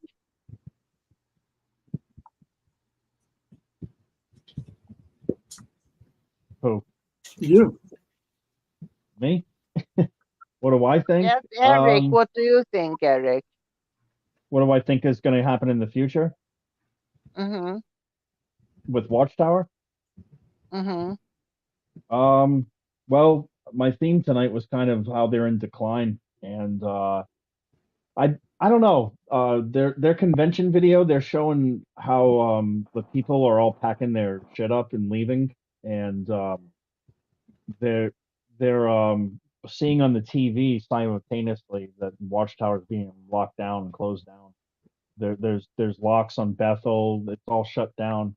So I think what they're planning on doing is at some point they if the pressure keeps accumulating like it is in Montana and Pennsylvania and in Norway and in Japan, they're gonna just fold and they're gonna think I personally it's just speculation and a conspiracy, if you will, but theory, but like I think it's possible that Watchtower is going to think that that's the Great Tribulation because the governments are after them.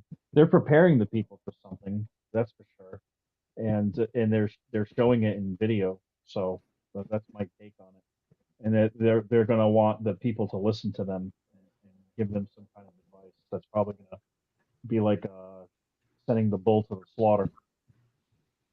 But yeah, I think You Watchtower is think going to the close share down. like the shareholders are just going to take out their money from the organization and then shut it down or something? I don't know. There's so many lawsuits going on. I don't know how much they can bleed out, and if their members aren't donating as much, and if they're not able to get workers for Ramapo and certain projects they need, they might be in big trouble. I'm not sure. But I know one thing. I truly believe that God. I believe in God, and I believe He's not happy with them.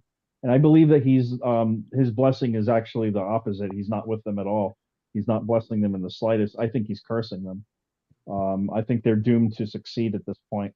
They got away with murder for so long, and they're not going to get away with it anymore. But there will be people die hard that will go down with the ship, with the Titanic, like my parents. I remember, it was many years ago. There was a lady, she was so angry on me because I told her I can't wear a skirt. It's too cold for me now. It's getting too cold, so I can't wear a skirt and go to meetings now. So it's getting too cold for me. And she was so angry on me, about this, that I didn't think I could go because it was too cold. And this same girl who was so angry on me, now she's wearing pants. And there's not many girls in my congregation who wear pants. It's maybe, I don't remember, but maybe 3 or 4. And she's one of the leaders now in wearing pants. And she was so angry on me. And I just find it hypocritical that she's so angry on me. And now all of a sudden she's wearing pants herself. Yeah. Well, one thing that irritated me that I saw on the internet was on Reddit, and there was this. I mean, this is just a story, so I only believe 50% of what's on Reddit. Like, yeah, maybe it happened, but still, it's noteworthy to say. This kid works at a weed dispensary, and he's a PMO, and um, he said that an elder told him that his car reeked of weed.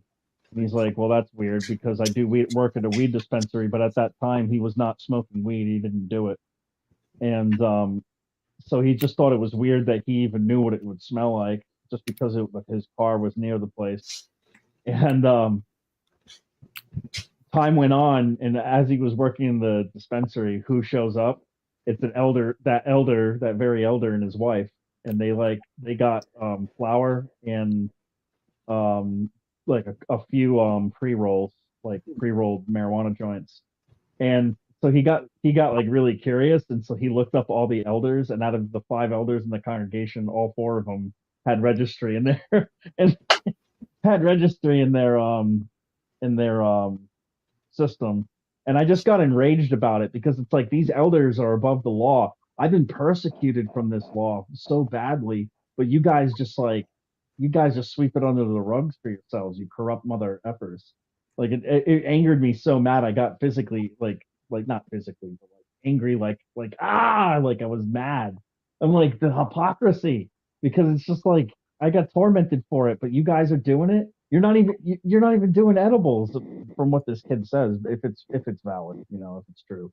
But It because wouldn't I was surprise me a bit. Do you remember no, me when Rick neither. told? Do you Rules for remember thee, but when not Rick? for me. Do you remember when Rick told about that they drink alcohol like before getting up on Oh, stage I know and they drink making a alcohol. speech Yeah, at the big assemblies? Then they drink yeah, alcohol before going on stage. yep. I don't blame them. I guess I would too, wouldn't you, Gigi? If you were a governing body member giving a talk, would you hit a little nip? No, I never did that. Nah, not a drinker. But did you ever No. make a Good for talk you. at the big Better off not to. assembly? At the big assembly, like thousands of people. Well, it just depends on people's different people, personality makeup. No, I was Yeah, other. you could. I couldn't do GG it. for GB, man. You don't need a drink. You just flows. Yeah, not and especially not when you're gonna. I mean, if you're gonna go talk about God, I mean, really, you have to drink. I mean, you should be ashamed of yourself that you have to drink. I agree. Yeah. It's more Well, they're about. supposed to be the example, right? Yeah, I mean, and just a little bit of shame. Don't you think we live in a world where there's no shame. Like, now it's not a sin. You're not going to go to Ghana. You're not going to be like, 10,000 Bible verses that are going to be thrown at you. No, all I'm saying is common sense. Can we have a little bit of modesty? Can you show a little bit of respect for what you're doing? Mm-hmm. Would you want your doctor drinking before he operates on you? Would you, we just we don't ask people to drive before they, after they drink. So remember on Seinfeld where the dentist takes a hit of the nitrous and that's he's funny. about to work on Jerry, and he Yeah. goes, "Oh, that's good," and he's like, "Oh my god." I think that was Bryan Cranston. He was a special guest. I knew you would know that because even though you're older than me, we still grew up with that. I was a teenager, but I still watched Jerry Seinfeld or Seinfeld. Yeah, and so what I'm saying is not like set in stone. I'm just saying a mom Yeah, I and a understand. dad would slap their kid and says, are you like, remember in Forrest Gump, are you stupid or something? Like, really, Stupid is as stupid does. Yeah, you're gonna go up on stage, talk about God, and have alcohol in your breath, and you think that somebody's not gonna notice? Right. And Jehovah's Witnesses they love a good what is it called, a rumor. They love the rumorville. Mm-hmm. So then you'll be typecast. Everybody will know that you're the elder that drinks. We had an elder who was an alcoholic and he got removed because of alcoholism, but they didn't disfellowship him. They just said he couldn't be an elder. But this guy, like, to be honest with you, Gigi, like, and Grace, like, I know he was an alcoholic, but he was the nicest alcoholic I ever knew, and he was actually a really cool elder. Like, he was always that guy that wouldn't vote to disfellowship you. He'd be like, nah, he or she's trying, like, and he was a friend of my family and for a long time. In fact, the second time I got disfellowshipped, I told him that I had my meeting with them, and I explained to him. He asked me everything that happened, and I told him, and he was not an elder anymore. And he's like, "Nah, man, you're repentant. They're gonna forgive you and let it go. I promise you." And it didn't happen that way, and he was shocked actually. It bothered him a little bit, but he accepted it. But yeah, him and my father were different. My father told me, anytime you go into a judicial committee, always appeal the decision because they're men and they just don't know. He's like, because I made a mistake. My father made a mistake. He disfellowshipped the woman and he regrets it. He became an alcoholic over it. He's not an unfunctioning one. He's a functional alcoholic, but still an alcoholic. Still has to drink to fall asleep to keep himself asleep. Yeah, Johnny says, Gigi, they definitely like a gossip. It's like the song says, let's give them something to talk about. Yeah, right. You don't have to give them something to talk about. Yeah. And there's a lot of things that Jehovah's Witnesses weren't taught. Like, why can't, not because the Bible says it, just because why can't you as a man or a woman, why can't you just decide that certain things you're going to put aside for a certain time? Like it could be whether it be drinking, sex, smoking weed, smoking a cigar. It could be anything. Like, is there anything not sacred that you could say, you know what, we're not going to do it today. We're not going to do this right now. Like, there's a time and a place for everything. And drinking before you're going to go to any church service is just bad character, in my opinion. Bad character. Drinking, yeah. Yeah.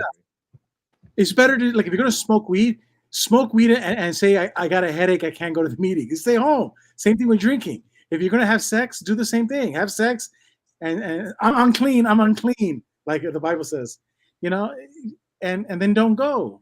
Just whatever it is, just be a little, yeah.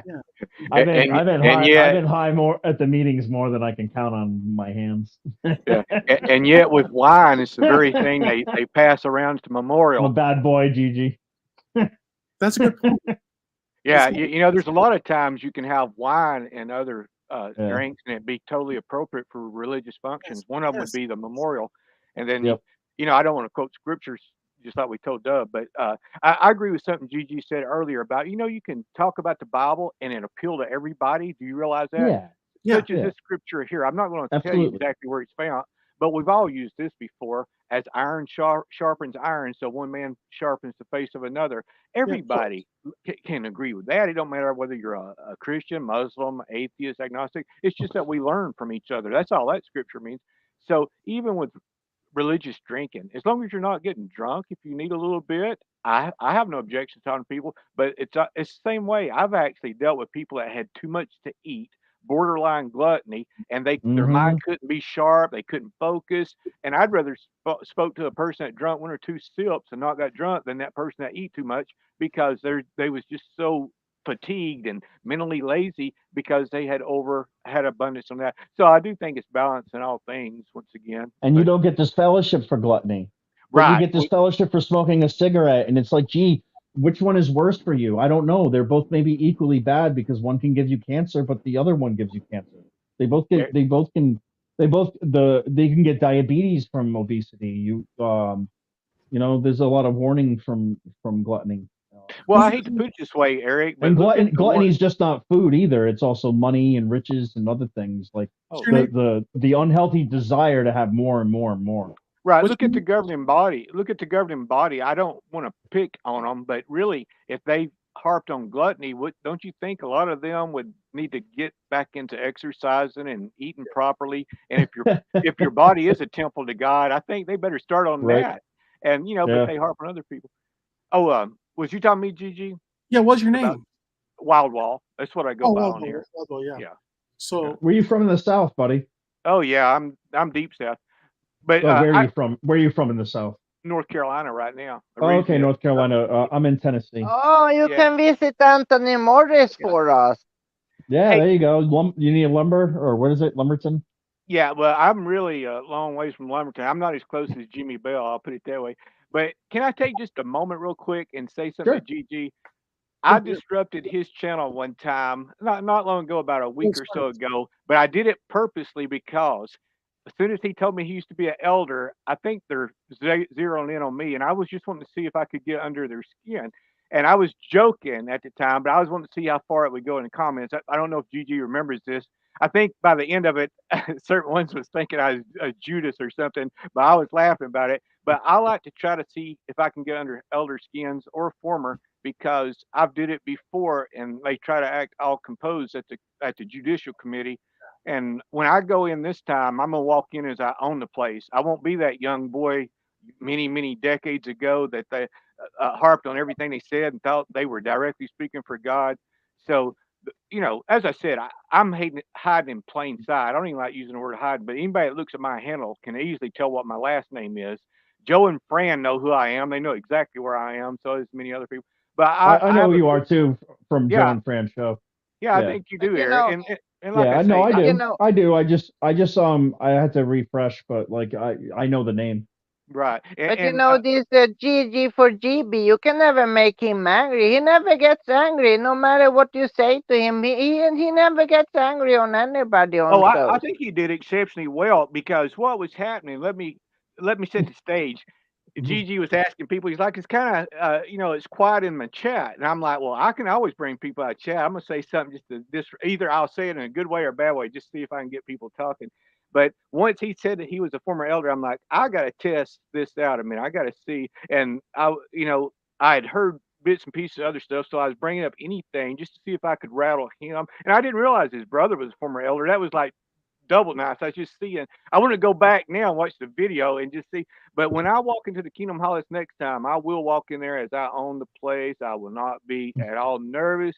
I got my cameras ready, so when the day comes, and a lot of people think, well, this Wild Wall, he's new to the scene. No, I'm not. I've been around since HTO, the Aqua discussion forum way back in the day, and then I went over to Simon's site, JWN. I'm sure some of y'all are probably familiar with that. So I've been around for a long time, and that's why when people say you can't fade, I can fade if I wanted to keep going. I'd never have no problem with Judicial Committee. I've been out 15 years, faded, inactive, and but I have My had brother elders. faded. I'll back you up. My brother faded. Yeah, so it He's can be done. he says he's a PMO, but to the Jehovah's Witnesses he's inactive, and no one shuns him. He gets soft shun, but not hard shun. Yeah, but My family speaks to him. They have encounters. They have a grandchild through him, so they have relations. But I know I'm on the radar nothing's right disturbed. now. I haven't talked to my mom or dad in 8 years. I don't even know what they look like because they don't have Facebook. I imagine they're gray headed because they're in their 60s now. But yeah. Anyways. But I just want to take that time to let Gigi know what was behind that. So I was just trying to see if I could rattle cages, get people talking in the chat, and it worked both ways. But it didn't really rattle him. I was just seeing what would go on. But go ahead, Gigi. You say that you've been doing this for a long time. Do you remember Danny Hazard? Does that ring a bell? Oh, yeah. I remember Danny throwing water on the elders that came to his door. That's why I say I've been around a long, long time. Hey, you know, Eric, now I know that this guy has been around because Danny Hazard, let me just put it to you one way. AOL, in the AOL days. Like, when internet, nobody had high-speed internet. It was all dial-up. That's how my wife and I met. Yeah. We met on dial-up. There was a Jehovah's Witness like site where like a singles, and that's how we met. And she lived in Florida, I lived in Rhode Island, and we did a long distance relationship. And her name is Bobby, and she said that she was a part of the original AOL like ex Jehovah's Witness group. She's a 6-screen person on here. The problem so with if that's what you're talking about, that's my info. Well, the problem with Danny Hazard is he was so zealous that a lot of Jehovah's Witnesses were like, I don't want to leave Jehovah. I'll become like this guy. He was just angry, bitter, rightfully so. But because he couldn't have his composure, and Jesse knows about it too. Jesse and I were elders, and we were like, this guy's whack. And it's not that we weren't. So I couldn't listen to him because he was just like mad all the time. So as if you're an ex-Jehovah's Witness, you learn from that if you're going to try to fish out Jehovah's Witnesses, help them, you can't do it with an angry spirit. He sounds like Alex Jones when he gets on a rant and he's angry. Hey, you're gonna eat us alive! Like you're never gonna get to people like that.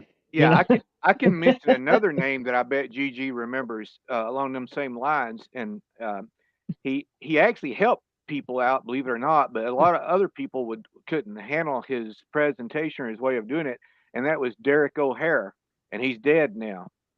Do you remember him? He's my buddy. Yeah, we he kind of rubbed people the wrong way. No, it was love at first sight for me. You saw his protest. I'm new blood. I'm fresh. I'm green. You know. Kim and Mikey had a good little when he passed. I didn't even know he'd passed till I saw it on Kim and Mikey, but they said the sad news Derek O'Hare has passed. But Eric, if you ever look him up, you'll see what I mean. He can come across kind of rough with some people, but some people need that. They need like a bat upside the head to wake them up. And he would get outside the Kingdom Halls and protest and shout at people. But that, it was no different than what the witnesses used to do back in the day. Just think they would park outside a church with those sound cars and blast their message and think it was totally okay. So he was giving them a dose of their own medicine. Well, if you type in, it's not the way I want to. If you type in the Vast Apostate Anthem, you'll see it on my channel. And I did an homage to. There's about 4 or 5 sections in the song that it's a dedication to Derek O'Hare. And nobody protested at conventions. Listen, Derek O'Hare was he was like Zeb. Derek O'Hare and Zeb changed Watchtower. Why do you see how Watchtower has all those security people in the entrance where you just can't go into the Kingdom Hall? Exactly. Two people, two men, Zeb and Derek O'Hare, changed the apostate landscape. Like Rick Farron did a great job, but even he would agree that he did not change the landscape like these two guys did. It was incredible. I've never seen it before. I don't know. Hopefully, we'll see it again. But God bless those two men, man. Oh, it's people like that that give people like me that's not officially 100% out the courage, the gall to do what we will have to do in the near future, or it might not be as near, but just whenever it happens, to where you realize that you can do it. You do have a voice. You can speak up, and the elders have no more power over you than what you allow them to have. But like I say, they've left me alone this whole last year. The year before that, the Kobe of the congregation came by to invite me to memorial, and I let him know I won't be there. And he thanked me. He's like, at least you're man enough to admit you're not going to be there. And he's like, a lot of people say, oh, we're coming and not show up. And I said, yeah, I won't be there. So, but I do know I'm on the radar just because I come from a huge family, both mother and dad's side that's witnesses. So I tried to get a lot of them out. Some of them have came out. So speaking of radar, what did you think of when I said earlier that Watchtower has like a dossier on a lot of members? I know they have one on me because how do they get that my address to send me the letter? From the government. Oh, I'm assuming every dirty deed that I've ever done is in that like elders filing cabinet, right? Like I was brought in the back room for calling my cousin a CUNT. Can't understand normal thinking. But my cousin had it coming to her, man. She was gossiping and slandering my wife and I, and it was my cousin, and I had the right to call her that. I mean, like, F off, everybody. Like it was passionate. Like she was being very disrespectful to me, and maybe it wasn't the right thing to do, but like that's none of Watchtower's business or the elders' business, and they made it their business. But I bet that's in the cabinet, and that's just one of very minor things that I've done. They got a file on you. They got a file on you, and yeah, I bet my file has its own cabinet, bro. No, it's not that something. Yeah. Hey, do you remember that movie, Office? The Office. Was it or is it Office Space? I'm sorry, it's Office Space. I always confuse the two. The Office is the TV series. Office Space is a movie in the '90s that they made. I don't know if you know about it. Let's see. The girl that plays Rachel in Friends is in it. Jennifer Aniston. The other guy, I can't think of his name. Anyways, there's a scene where like these guys steal a copier and they take the copier and they like because the copier was a piece of shit, and they all like got sick of their jobs and they took the copier and they beat the shit out of it with a baseball bat and kept hitting it and just beating the crap out of it. And there's gangster rap music in the background. But like when they're doing that, and when I saw that scene, I laughed and I'm like, you know what? That's what I would do like with my homies and like take the elders filing cabinet. Not even look at what everybody has in there. Just beat the crap and get that thing off the existence, the face of the earth. I can't stand people having like keeping dirt on you and having physical evidence over it. So it's so stupid. Like who do these elders think they are? Well, that's what got me first questioning anything was when I found out about that secret elders book after being raised that we all are taught from the same publications. We all have access to the same information. Just as soon as I heard about that Shepherd of Flock book, I went to my elders and I asked them, "Is that true?" In their defense, at least they all agreed, yes, they did have it. Not a one of them lied to me or tried to mislead. But I said, "Oh yeah, my father admitted. He said no one can look at it but me." Right. That's what he said about the book. Well, and they tried to get around the issue like that. I want to tell you what they told me, Eric. They said, "Well, every company out there has their own set of rules and guidelines they go by that ain't open to everybody else in the company." And I was like, "Well, that's exactly what I wanted to hear because all this time I thought I was involved in God's one true religion, and you're letting me know that it's actually ran as a company more than it is God's official channel." In other words, if it was God's religion, we would all have access to the same information. But you just answered my other question was, are we all entitled to the same information? I said that right there lets me know it's run as a business, as a corporation. That's why it's Watchtower Inc. It's a corporation, and that's what a book publishing company, a real estate company, all that inclusive. But it has no bearing on what I was after about the truth. And that's why when I tell people, when they say, well, why did you leave the truth? I never leave any. It'd be stupid to leave truth. I left a man made organization. That's one of the ways you can tell how far somebody's healing is once they quit saying, how long have you been out of the truth? Or you say, how long have you been out of the organization? Never, ever refer to that as the truth because you would be crazy to leave anything that is the truth. Excuse me. Just to let everybody know, so I don't just end the show. It's like what 3:22 my time, so I'll give it to like 3:30, quarter of 4 latest, if that's cool with everybody. Oh yeah. But yeah, I'm getting a little sleepy, but I still got a little fight in me.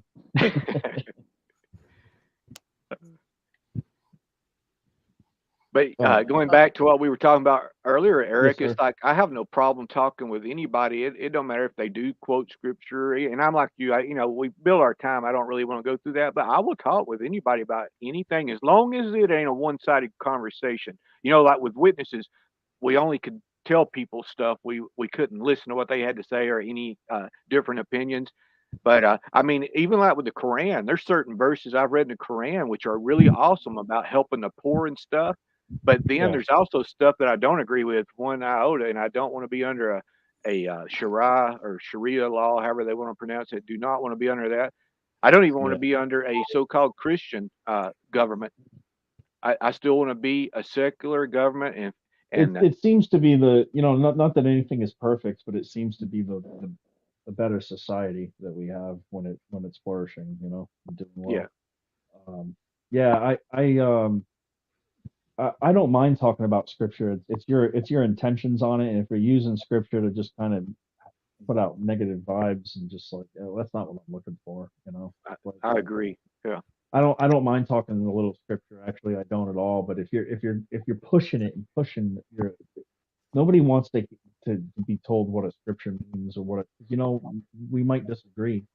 I mean, it's okay to do that in a personal setting, but on a social setting where we don't know each other, I just think it's like a kind of not the greatest place to bring a conversation.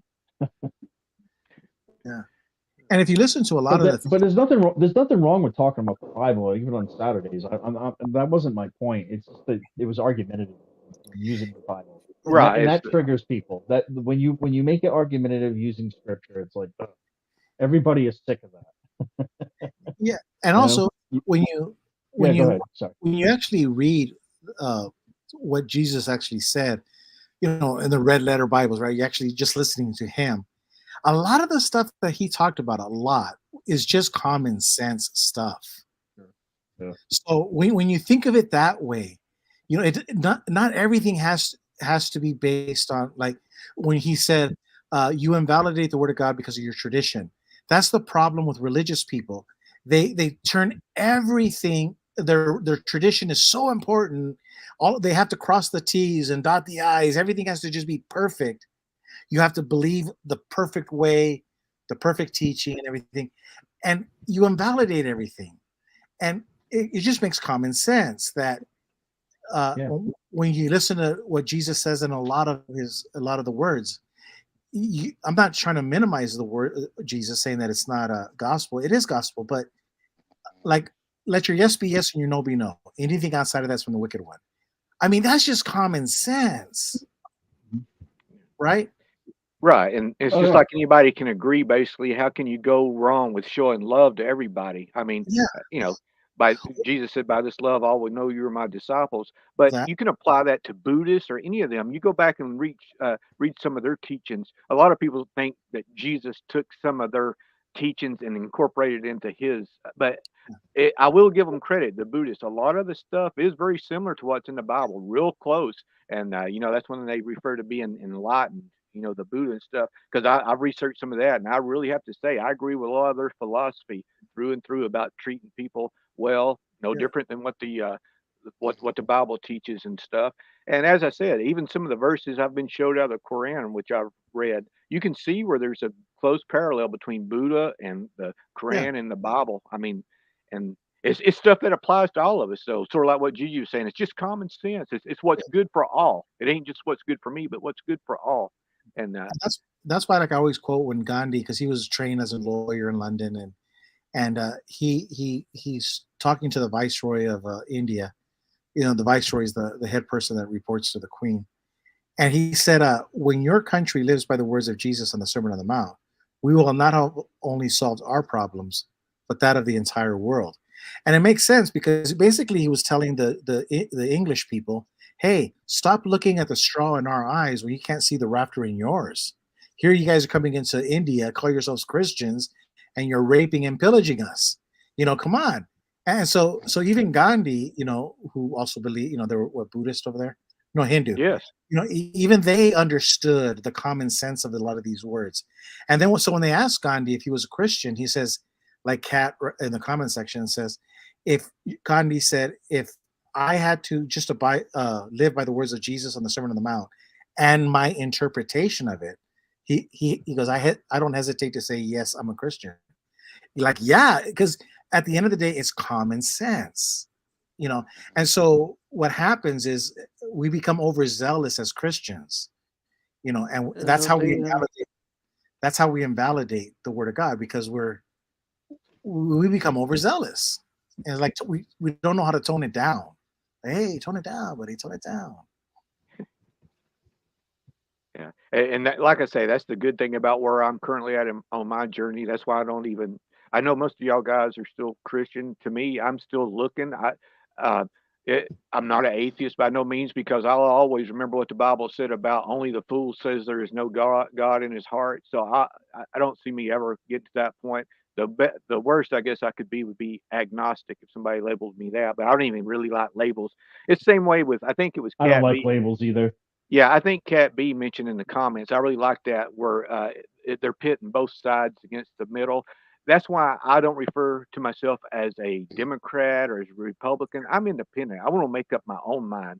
Yeah. And you'll always have these people say, "Oh, well, you're costing it so and so votes. You know, it's just it's like, well, then you're invalidating the whole reason to vote. Then, Exactly. if I can't vote my conscience, if I can't vote who I think is the better one, it has nothing to do with party, because No, it you doesn't. want to, yeah. It has So to do with content of character.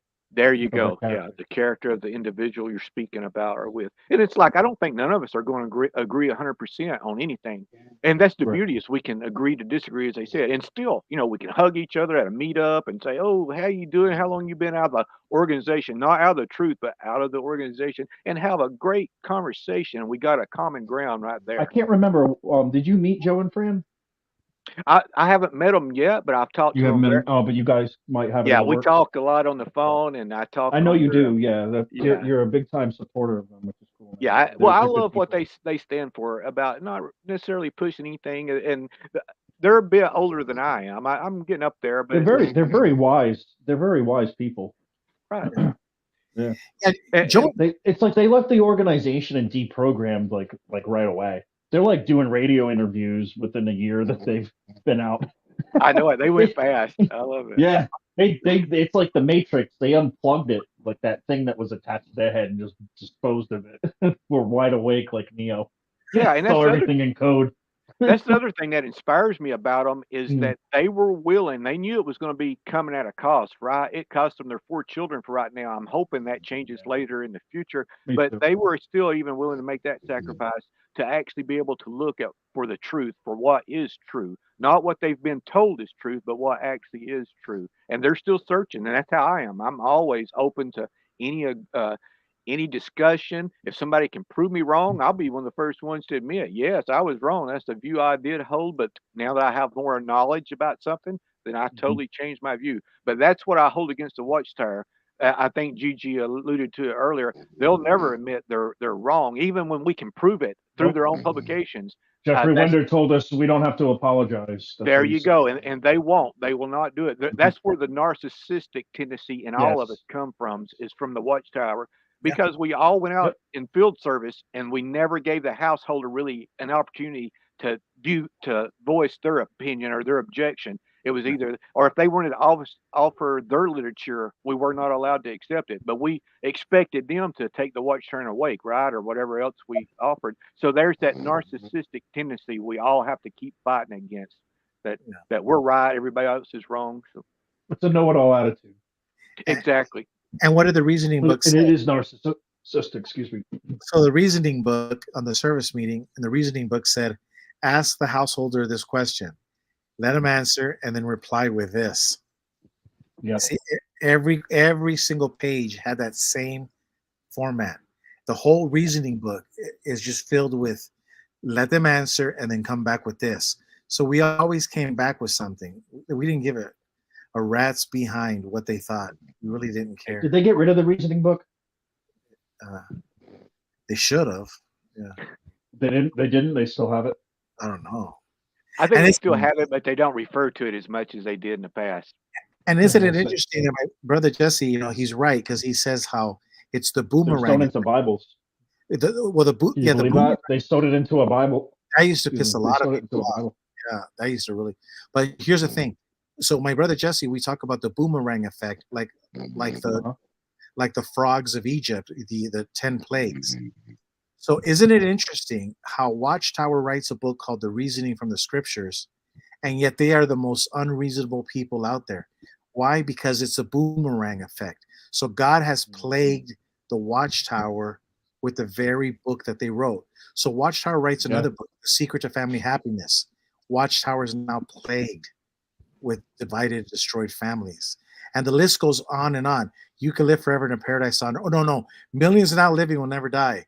Isn't it interesting that the truth is millions now dying will never live? I mean, it's Moses. It's Moses. It's funny to say it out loud. Sorry. Yeah, but it's the 10 plagues. Watchtower's 10 plagues are coming back to haunt them. Yep. They are. You just look at everything that they've done and said it's going to come back. I posted a question on Quora and I said, Jehovah's Witnesses, you said that millions now living will never die in the 1914 generation. I said, all those people are dead pretty much. I don't think anybody's alive from there. And they agreed with me. And they're like, yes, but at some point, millions now living will never die. And I'm like, oh my God, you guys don't get it. How about make sure of all things, Keith Silver writes. Make sure of all things. Yeah. Notice the boomerang effect. Make sure of all things. Yep. So it is a boomerang effect. Watchtower is being plagued by everything.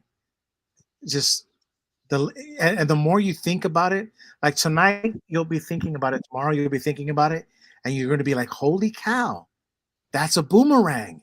It's the plague." Yep. The rats, the frogs are now in the Watchtower. It's just like in Pharaoh's day. I believe that Watchtower has so many plagues right now. The governing body is stressed out and don't know what to do. Them and the lawyers and everyone. Like I think they keep trying to fix the holes in their ship, but it keeps leaking. Yeah, they're trying to put a Band-Aid on it. For every hole they fix, it's like a Band-Aid. For every hole they fix, another one pops up, like 2 more pop up, and they're like, oh my God. And maybe even 3 and 4, lawsuits, government's turning on them. They're going to get drained eventually. How about this one? Your youth getting the best out of it. Remember, was that the name of the book? Your youth. Yeah. Yeah. How did that work out? Oh shoot! I mean, just pioneering did nothing for me, but made me broke. Yeah, that's about it. Started off my marriage broke, and then I got out of that real quick and invested in the auto body career. Awake magazine. How did that boomerang on you? Look at the Awake. They're laughing at you. Awake. Yeah. And they don't even print them anymore. What, 1 a year? Yeah. And what an insult. They put the balls on these people. When they had that 1990s Awake article with the kids that all sacrificed themselves to the blood transfusion doctrine. Oh, the balls on them. That's not a positive thing, guys. This is sad. This is a tragedy. Those beautiful children never got to know what it was like to to have sex, and to have a family, and have friends, and smoke a cigarette, and when you're a kid and just rebelling, ride a bicycle. They sacrifice so much for nothing Yeah. Or those to kids an never got to grow organization. up. They never Yeah, got that's to what I'm grow up to make saying. their own I'm not just decisions. focusing on the sins. I'm just saying Yeah. like they didn't get to live. Right. They didn't get to even learn what true friendship and laughter is. Maybe some of us don't ever, but you know, I did have good friends at one point in my life. I can't say this life has been a complete waste. It hasn't. And it wasn't always with Watchtower. Even when I was disfellowshipped, my cousin let me in. He was raised in the organization but never got baptized. He was abused by my uncle, my second uncle. Uh, he he didn't want anything to do with the witnesses, and I don't blame him. How about this one? Insight into the scriptures. Oh yeah. Yeah. How did that work out? How about aid to Bible understanding? Young people ask book. How about Yeah. that one? Oh my god. The I young used to, people ask book, right? I was having a guilty conscience about masturbation, so I looked it up, and it's like there's this chick that gives her experience. And she's like, I still masturbate sometimes, but I know God forgives me. I'm like, good enough for me. Like Jehovah's Witnesses, we like search for the rules of like, at least some of us do the bare minimum. I had a book that was kind of like on that same uh, subject. It was a picture, a meme that I had, and it's called Mhm. "Questions Old JWs Have, Answers That Work," and and, uh, and it has all these questions. You know what I'm gonna do? I gotta get it, and I used to see my old videos, but just a bunch of angry old men in the book. So questions old Jehovah's Witnesses have, Uh, oh, gotta do a video. Just I'll probably do it tomorrow. The hairy arm, that was the name of the elder in our congregation, and he um he would ask the teenagers in the congregation that were trying to get baptized. I thank God I didn't get him, but my buddies would tell me, and it didn't matter if you were a brother or sister. He'd ask teenagers if they masturbated, and I'm like, that's not part of the question. That's so inappropriate. But he was obsessed with sex, this brother. He used to like get on my wife's case about her dress and grooming, and it was always fine. Like she pinned her skirts. I'm like, "What's your problem, bro?" He's like, "We don't want to see what only you should see." I'm like, "Dude, like, I don't know what you're seeing. Do you have like do you have like a mirror in your cane or something? What the frig, man?" But he stumbled a girl out of the organization, not my wife, but someone else, her friend actually. He just kept on her. She was a girl, like she was Portuguese and just had a killer figure, and the man persecuted her over it. This guy broke into my buddy's house and found, because he was looking for porn, and he found it. He found Girls Gone Wild, softcore porn, titties. That's it, Gigi. And he didn't bring it to the elders concerned or anybody because he was looking at being deleted as an elder for breaking into his house. You can't make this up. I promise you. Um, it was a really sad fate for the elder. He became he was always an alcoholic but hid it, and he became a hardcore alcoholic. He got this fellowship twice, and the second time when he got reinstated, they disfellowshipped him almost immediately again because he didn't quit. He was like addicted to like that wine that you can get in a gallon. I don't know what it is. It's like port. I don't know. I'm Uh-huh. not a wine drinker. Something like that. But it's that outcome, and I think the reason why he became the way he did was he had a guilty conscience for all the people he shunned and disfellowshipped. He was a tyrant. He was called the hairy arm because he had a hairy arm, and he was Portuguese descent and just very hairy. And he Yeah. like would put his arm around you when he'd counsel you. So this is the witnesses. I didn't come up with this. Like this is just the people around me, even people older than me. He had a reputation, and my grandfather, I don't think he was the greatest elder either, but he wasn't like that. But he still wasn't a nice guy either. I've heard stories about him. Oh wow. Yeah, it's weird. I don't know how it was with you guys, but my grandfather, he was part of like the good old boys club, but I wasn't. His family wasn't really a part of it, but he was. Like I didn't get any like handouts or any nepotism. I actually had a couple of elders go to bat for me. They stood up for me, and that's why when people mention, oh, the elders in a kind of a negative light, I'm like, well, we've had elders come out and become XJWs, and Gigi's a good example. I mean, somebody that Oh was yeah, a former elder. So I tell them, I'm not bashing him or yeah, his brother. and I tell people, I thought, well, the elders are a victim as much as we are. Some of them just don't see it, Oh but yeah, there could be a crack at some point in their future. And I'm the type of person, heck, I'll be the first to welcome them to freedom. I'll be like, hey, you made it out. That's what counts. You believed it. Mark Martin, Bjorn Pickett, they're ex-elders that now expose Watchtower. Right. No, no, because you guys were on the front lines and you rejected it. That's what's beautiful about you guys. That you're our heroes in a way. And if I heard it right, Ken Mayo was a former elder, and that's what inspired Joe and Fran to publish their phone number, and that's how I got a hold of Joe and Fran. I called their phone Oh, number. okay, cool. Yeah, so Ken Mayo was the first one, to my knowledge, that started doing that, where he started on the internet posting his actual phone number. He was that gung ho about it, and I got to tilt my hat to people like him and Joe and Fran that actually put out their personal information like that. It takes balls. Yeah. Yeah. Yeah, I'll put out my email, but not my phone number. One thing I notice about what you guys talk about there is it is like a virus. Stupidity is contagious. So when you understand that stupidity is contagious, bad associations with useful habits, I've seen with my eyes how the closer you are to Watchtower, 25 Columbia Heights, back in the day, the closer you have a connection to Watchtower, say a mentor, you're really tight with the circuit overseer, but the closer you get to that hub, the more wacky you get. So, like, I'll give an example.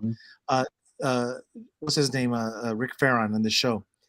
He talks about the apostate capital, and then you wonder why there's a lot of weird folks that Rick Farron knows, because they were very close to New York City. The closer you get to these people, the wackier your elders are. So when you have an elder, Hey, can I go along with something that you're saying, Gigi? Go ahead. Back when I was a Jehovah's Witness and I was like maybe 18 years old, right? And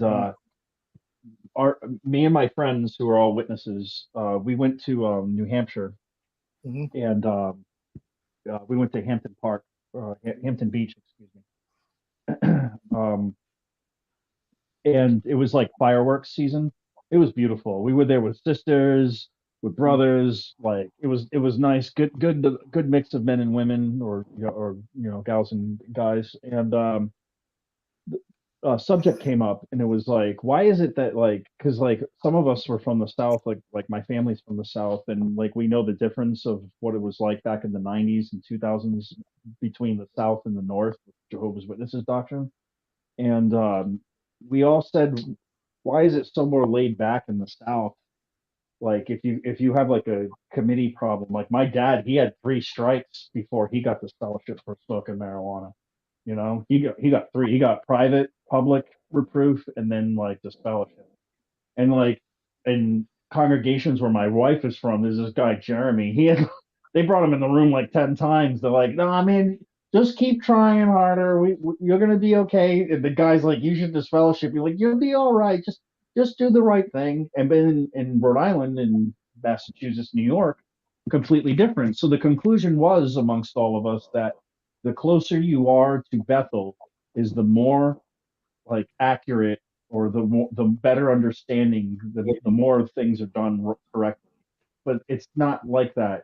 It's the opposite. It's because they are onto something. It's because of Bethel, but it's not a positive thing. That's the thing. It's a negative thing. It's a negative. It's stupidity is contagious, and once you understand that stupidity is contagious, then you understand, like you're talking about in the South, you have all of these elders, and they're just doing their bidding. Some of them are not even reading the magazines, and they're just, and so they're like, hey, these guys are actually nice guys. They really tried with my dad and with other people. Like they weren't as bad as it is up north. But the guy in the South who Brown, it's changed now. Is everyone still there? Yeah, and so and you can always trace it. Like everybody who's listening could look at the elders in their hall and say, why is this guy like this and this guy's like that? Well, because stupidity is contagious. The more contact you have with Watchtower, via associates, if you hang out with Gilead graduates, you're going to be 10% stupider. Like, why do I feel 10% stupider? Well, I just had lunch with a Gilead graduate. Yeah. That will do it. Yeah, we had it a circuit does. overseer, and he was so obnoxious. He was from Rhode Island, and he was in the South for a while, but he came back to Rhode Island and he haunted us.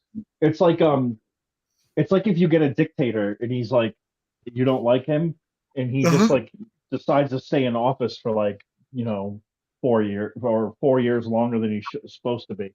This guy served 2 or 3 terms, and the witnesses hated him because they really did. I'm not being facetious. Like, they didn't like him at all because he would go so overtime because he was obsessed with him hearing himself speak, and he would be like, he would tell us all, like, in the congregation the very first time, he's like, you might know my granddaughter Julie, and I like, it took everything for me to hold back, and of course I didn't want to get like reamed out for it, but I wouldn't be like, Julie the whore, because it's like, dude, like, everyone knows Julie. She's the town like bicycle. Are you kidding me? Of course we know Julie Nardinello. Oh wow. But the corruption of, like, the elders and how they just get off, or not even the elders, circuit overseers, they just get off on like their status and stuff. It's like this guy, like, I even heard an elder said, I'm about to get your grandfather's cane and yank him off the stage because he was like 15 minutes overtime. Yeah. And it's like, dude, it's like Thursday night, right? And we're all hungry. A lot of us, like me, I work 10-hour days. I didn't have time to eat. I had to go like shave and take a shower, get all the grime off me, put a suit on, and go to the Kingdom Hall. It's like, can you just like say amen already? You know what I mean? No, I know exactly what you mean. And this is why for those of you that are listening, you have to really think twice. Like, should you go to jw.org and look through their stuff? Should you watch their videos, their assembly things? And I know everybody's like trying to keep up with the news, but you got to remember, stupidity is contagious. I'm not saying you're going to go back, but read one of those articles and see. You're going to feel stupid. Have you ever seen a Jehovah's Witness video that's coming out? Rick Barron shows some, other people show them. You feel like you need to take a shower after you watch these things. This is what we're talking about. So it does have an effect on the elders. And this is why you'll see in certain bodies in your life experience why some were assholes and some weren't. It's how deep that connection was.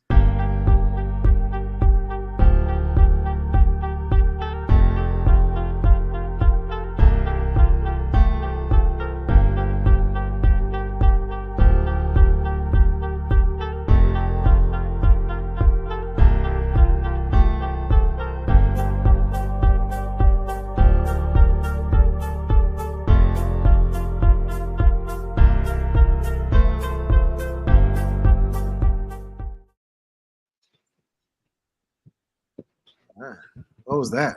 Good night.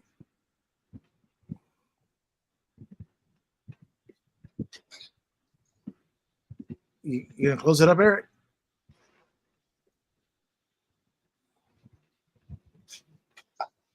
Hey, I got kicked off for a second. Sorry. Oh, okay. I thought we were shutting down. Nah. I am gonna shut it down soon, though. I said 15 minutes, and that would have been 3:45. It's 3:50 my time now.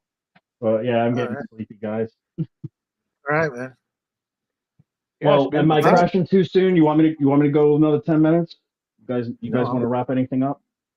I'm done. I'd like to say something real quick about go ahead, brother. What Gigi was alluding to. I Go think ahead, you're Wild. dead on point. The closer you get to New York, the headquarters and stuff, it does seem like the more diehard and whatnot. But the elders even told me back when I got this fellowship when I was a young man, I moved out of where I was at in Georgia, moved down to Florida, and you got to meet with the elders there if you're wanting to get reinstated. So I did, and they even told me that at my age, they said, "We're so happy to see someone like you trying to come back to Jehovah's organization." You know how they word it, and they said so many people of the young ones down here in Florida never return because there's so many distractions. There's this, and I got to thinking, sort of like when Gigi was saying that, I was like, it ain't just the distractions; they're further away, and there is more to do, but the people are more laid back. They can see that there is a problem. I'd say easier than you could if you was up in Boston or New York or somewhere such as that. But that was something for them elders to mention that to me, and me trying. I was still disfellowshipped at the time, but me trying to get back, and they worded it just like that. They was like, it's so nice to see some of the younger ones because down here in Florida we have a hard time just keeping the young ones in, much less any of them coming back. And that I always remembered that elder. He was a good elder. I will say that he made me feel welcome even though I was disfellowshipped. And There actually was a lot of good elders in Florida, from my wife and I's experience. Better than Rhode Island. Rhode Island they were like wolves. They were predators. They like preyed on you. They were like so. Rhode Island was so like obsessed with just cleaning the congregation. I say that with quotation fingers. But, like, yeah, I think some of them they were were so up. animalistic almost. Yeah, I think they didn't treat the people as individuals. They were so, like you said, so obsessed with keeping the congregation clean, which I can understand that part. But they also needed to treat the people as actual, bring them back to God or Jehovah, however they want to word it. That they needed to realize they were as what is it we said in the Bible? We didn't want to quote it, but that you'll leave the 99 to go for the one, right? But Yeah, the right. congregation is right the opposite. They try to put the one out and like, okay, we don't want you to contaminate. And it seems right opposite of what Jesus was teaching about. You try to, and what was the other scriptures about the healthy don't need a doctor. It's the ones that are ill, the ones that are sick that needs the help, that needs a doctor. Yep. But with them, if you're sick, Also, all right, get rid of them. it says that get out of her, my people, if you don't want to share in their plagues and sins. And I think of that scripture with the Jehovah's Witnesses because let's think about it. They're saying, no, we don't have a pedophile problem. No, we don't break up the families. No, we don't sacrifice our lives with the blood doctrine. But they all know secretly they're all lying. The fellowship arrangement causes suicide. They refuse to. The more they back the governing body, they're going to share in their sins. They're going to share in their plagues. If the governing body steers the sheep off a cliff, they're going to jump right over because they're sheep. They're sheeple. See, what the witnesses don't realize is being a sheep is a bad thing. And I'll tell you why that contradicts what the Bible says. Because when the Bible is talking about us as sheep, it's talking from the spiritual level. It's talking about Jesus and God viewing us as sheep, not man viewing man as sheep. No, no, no, no. Because see, that's a sheeple. And that's what Jehovah's Witnesses are. They follow man, they don't follow Christ. They don't follow Christ as king. Governing body as king. They've already called themselves king.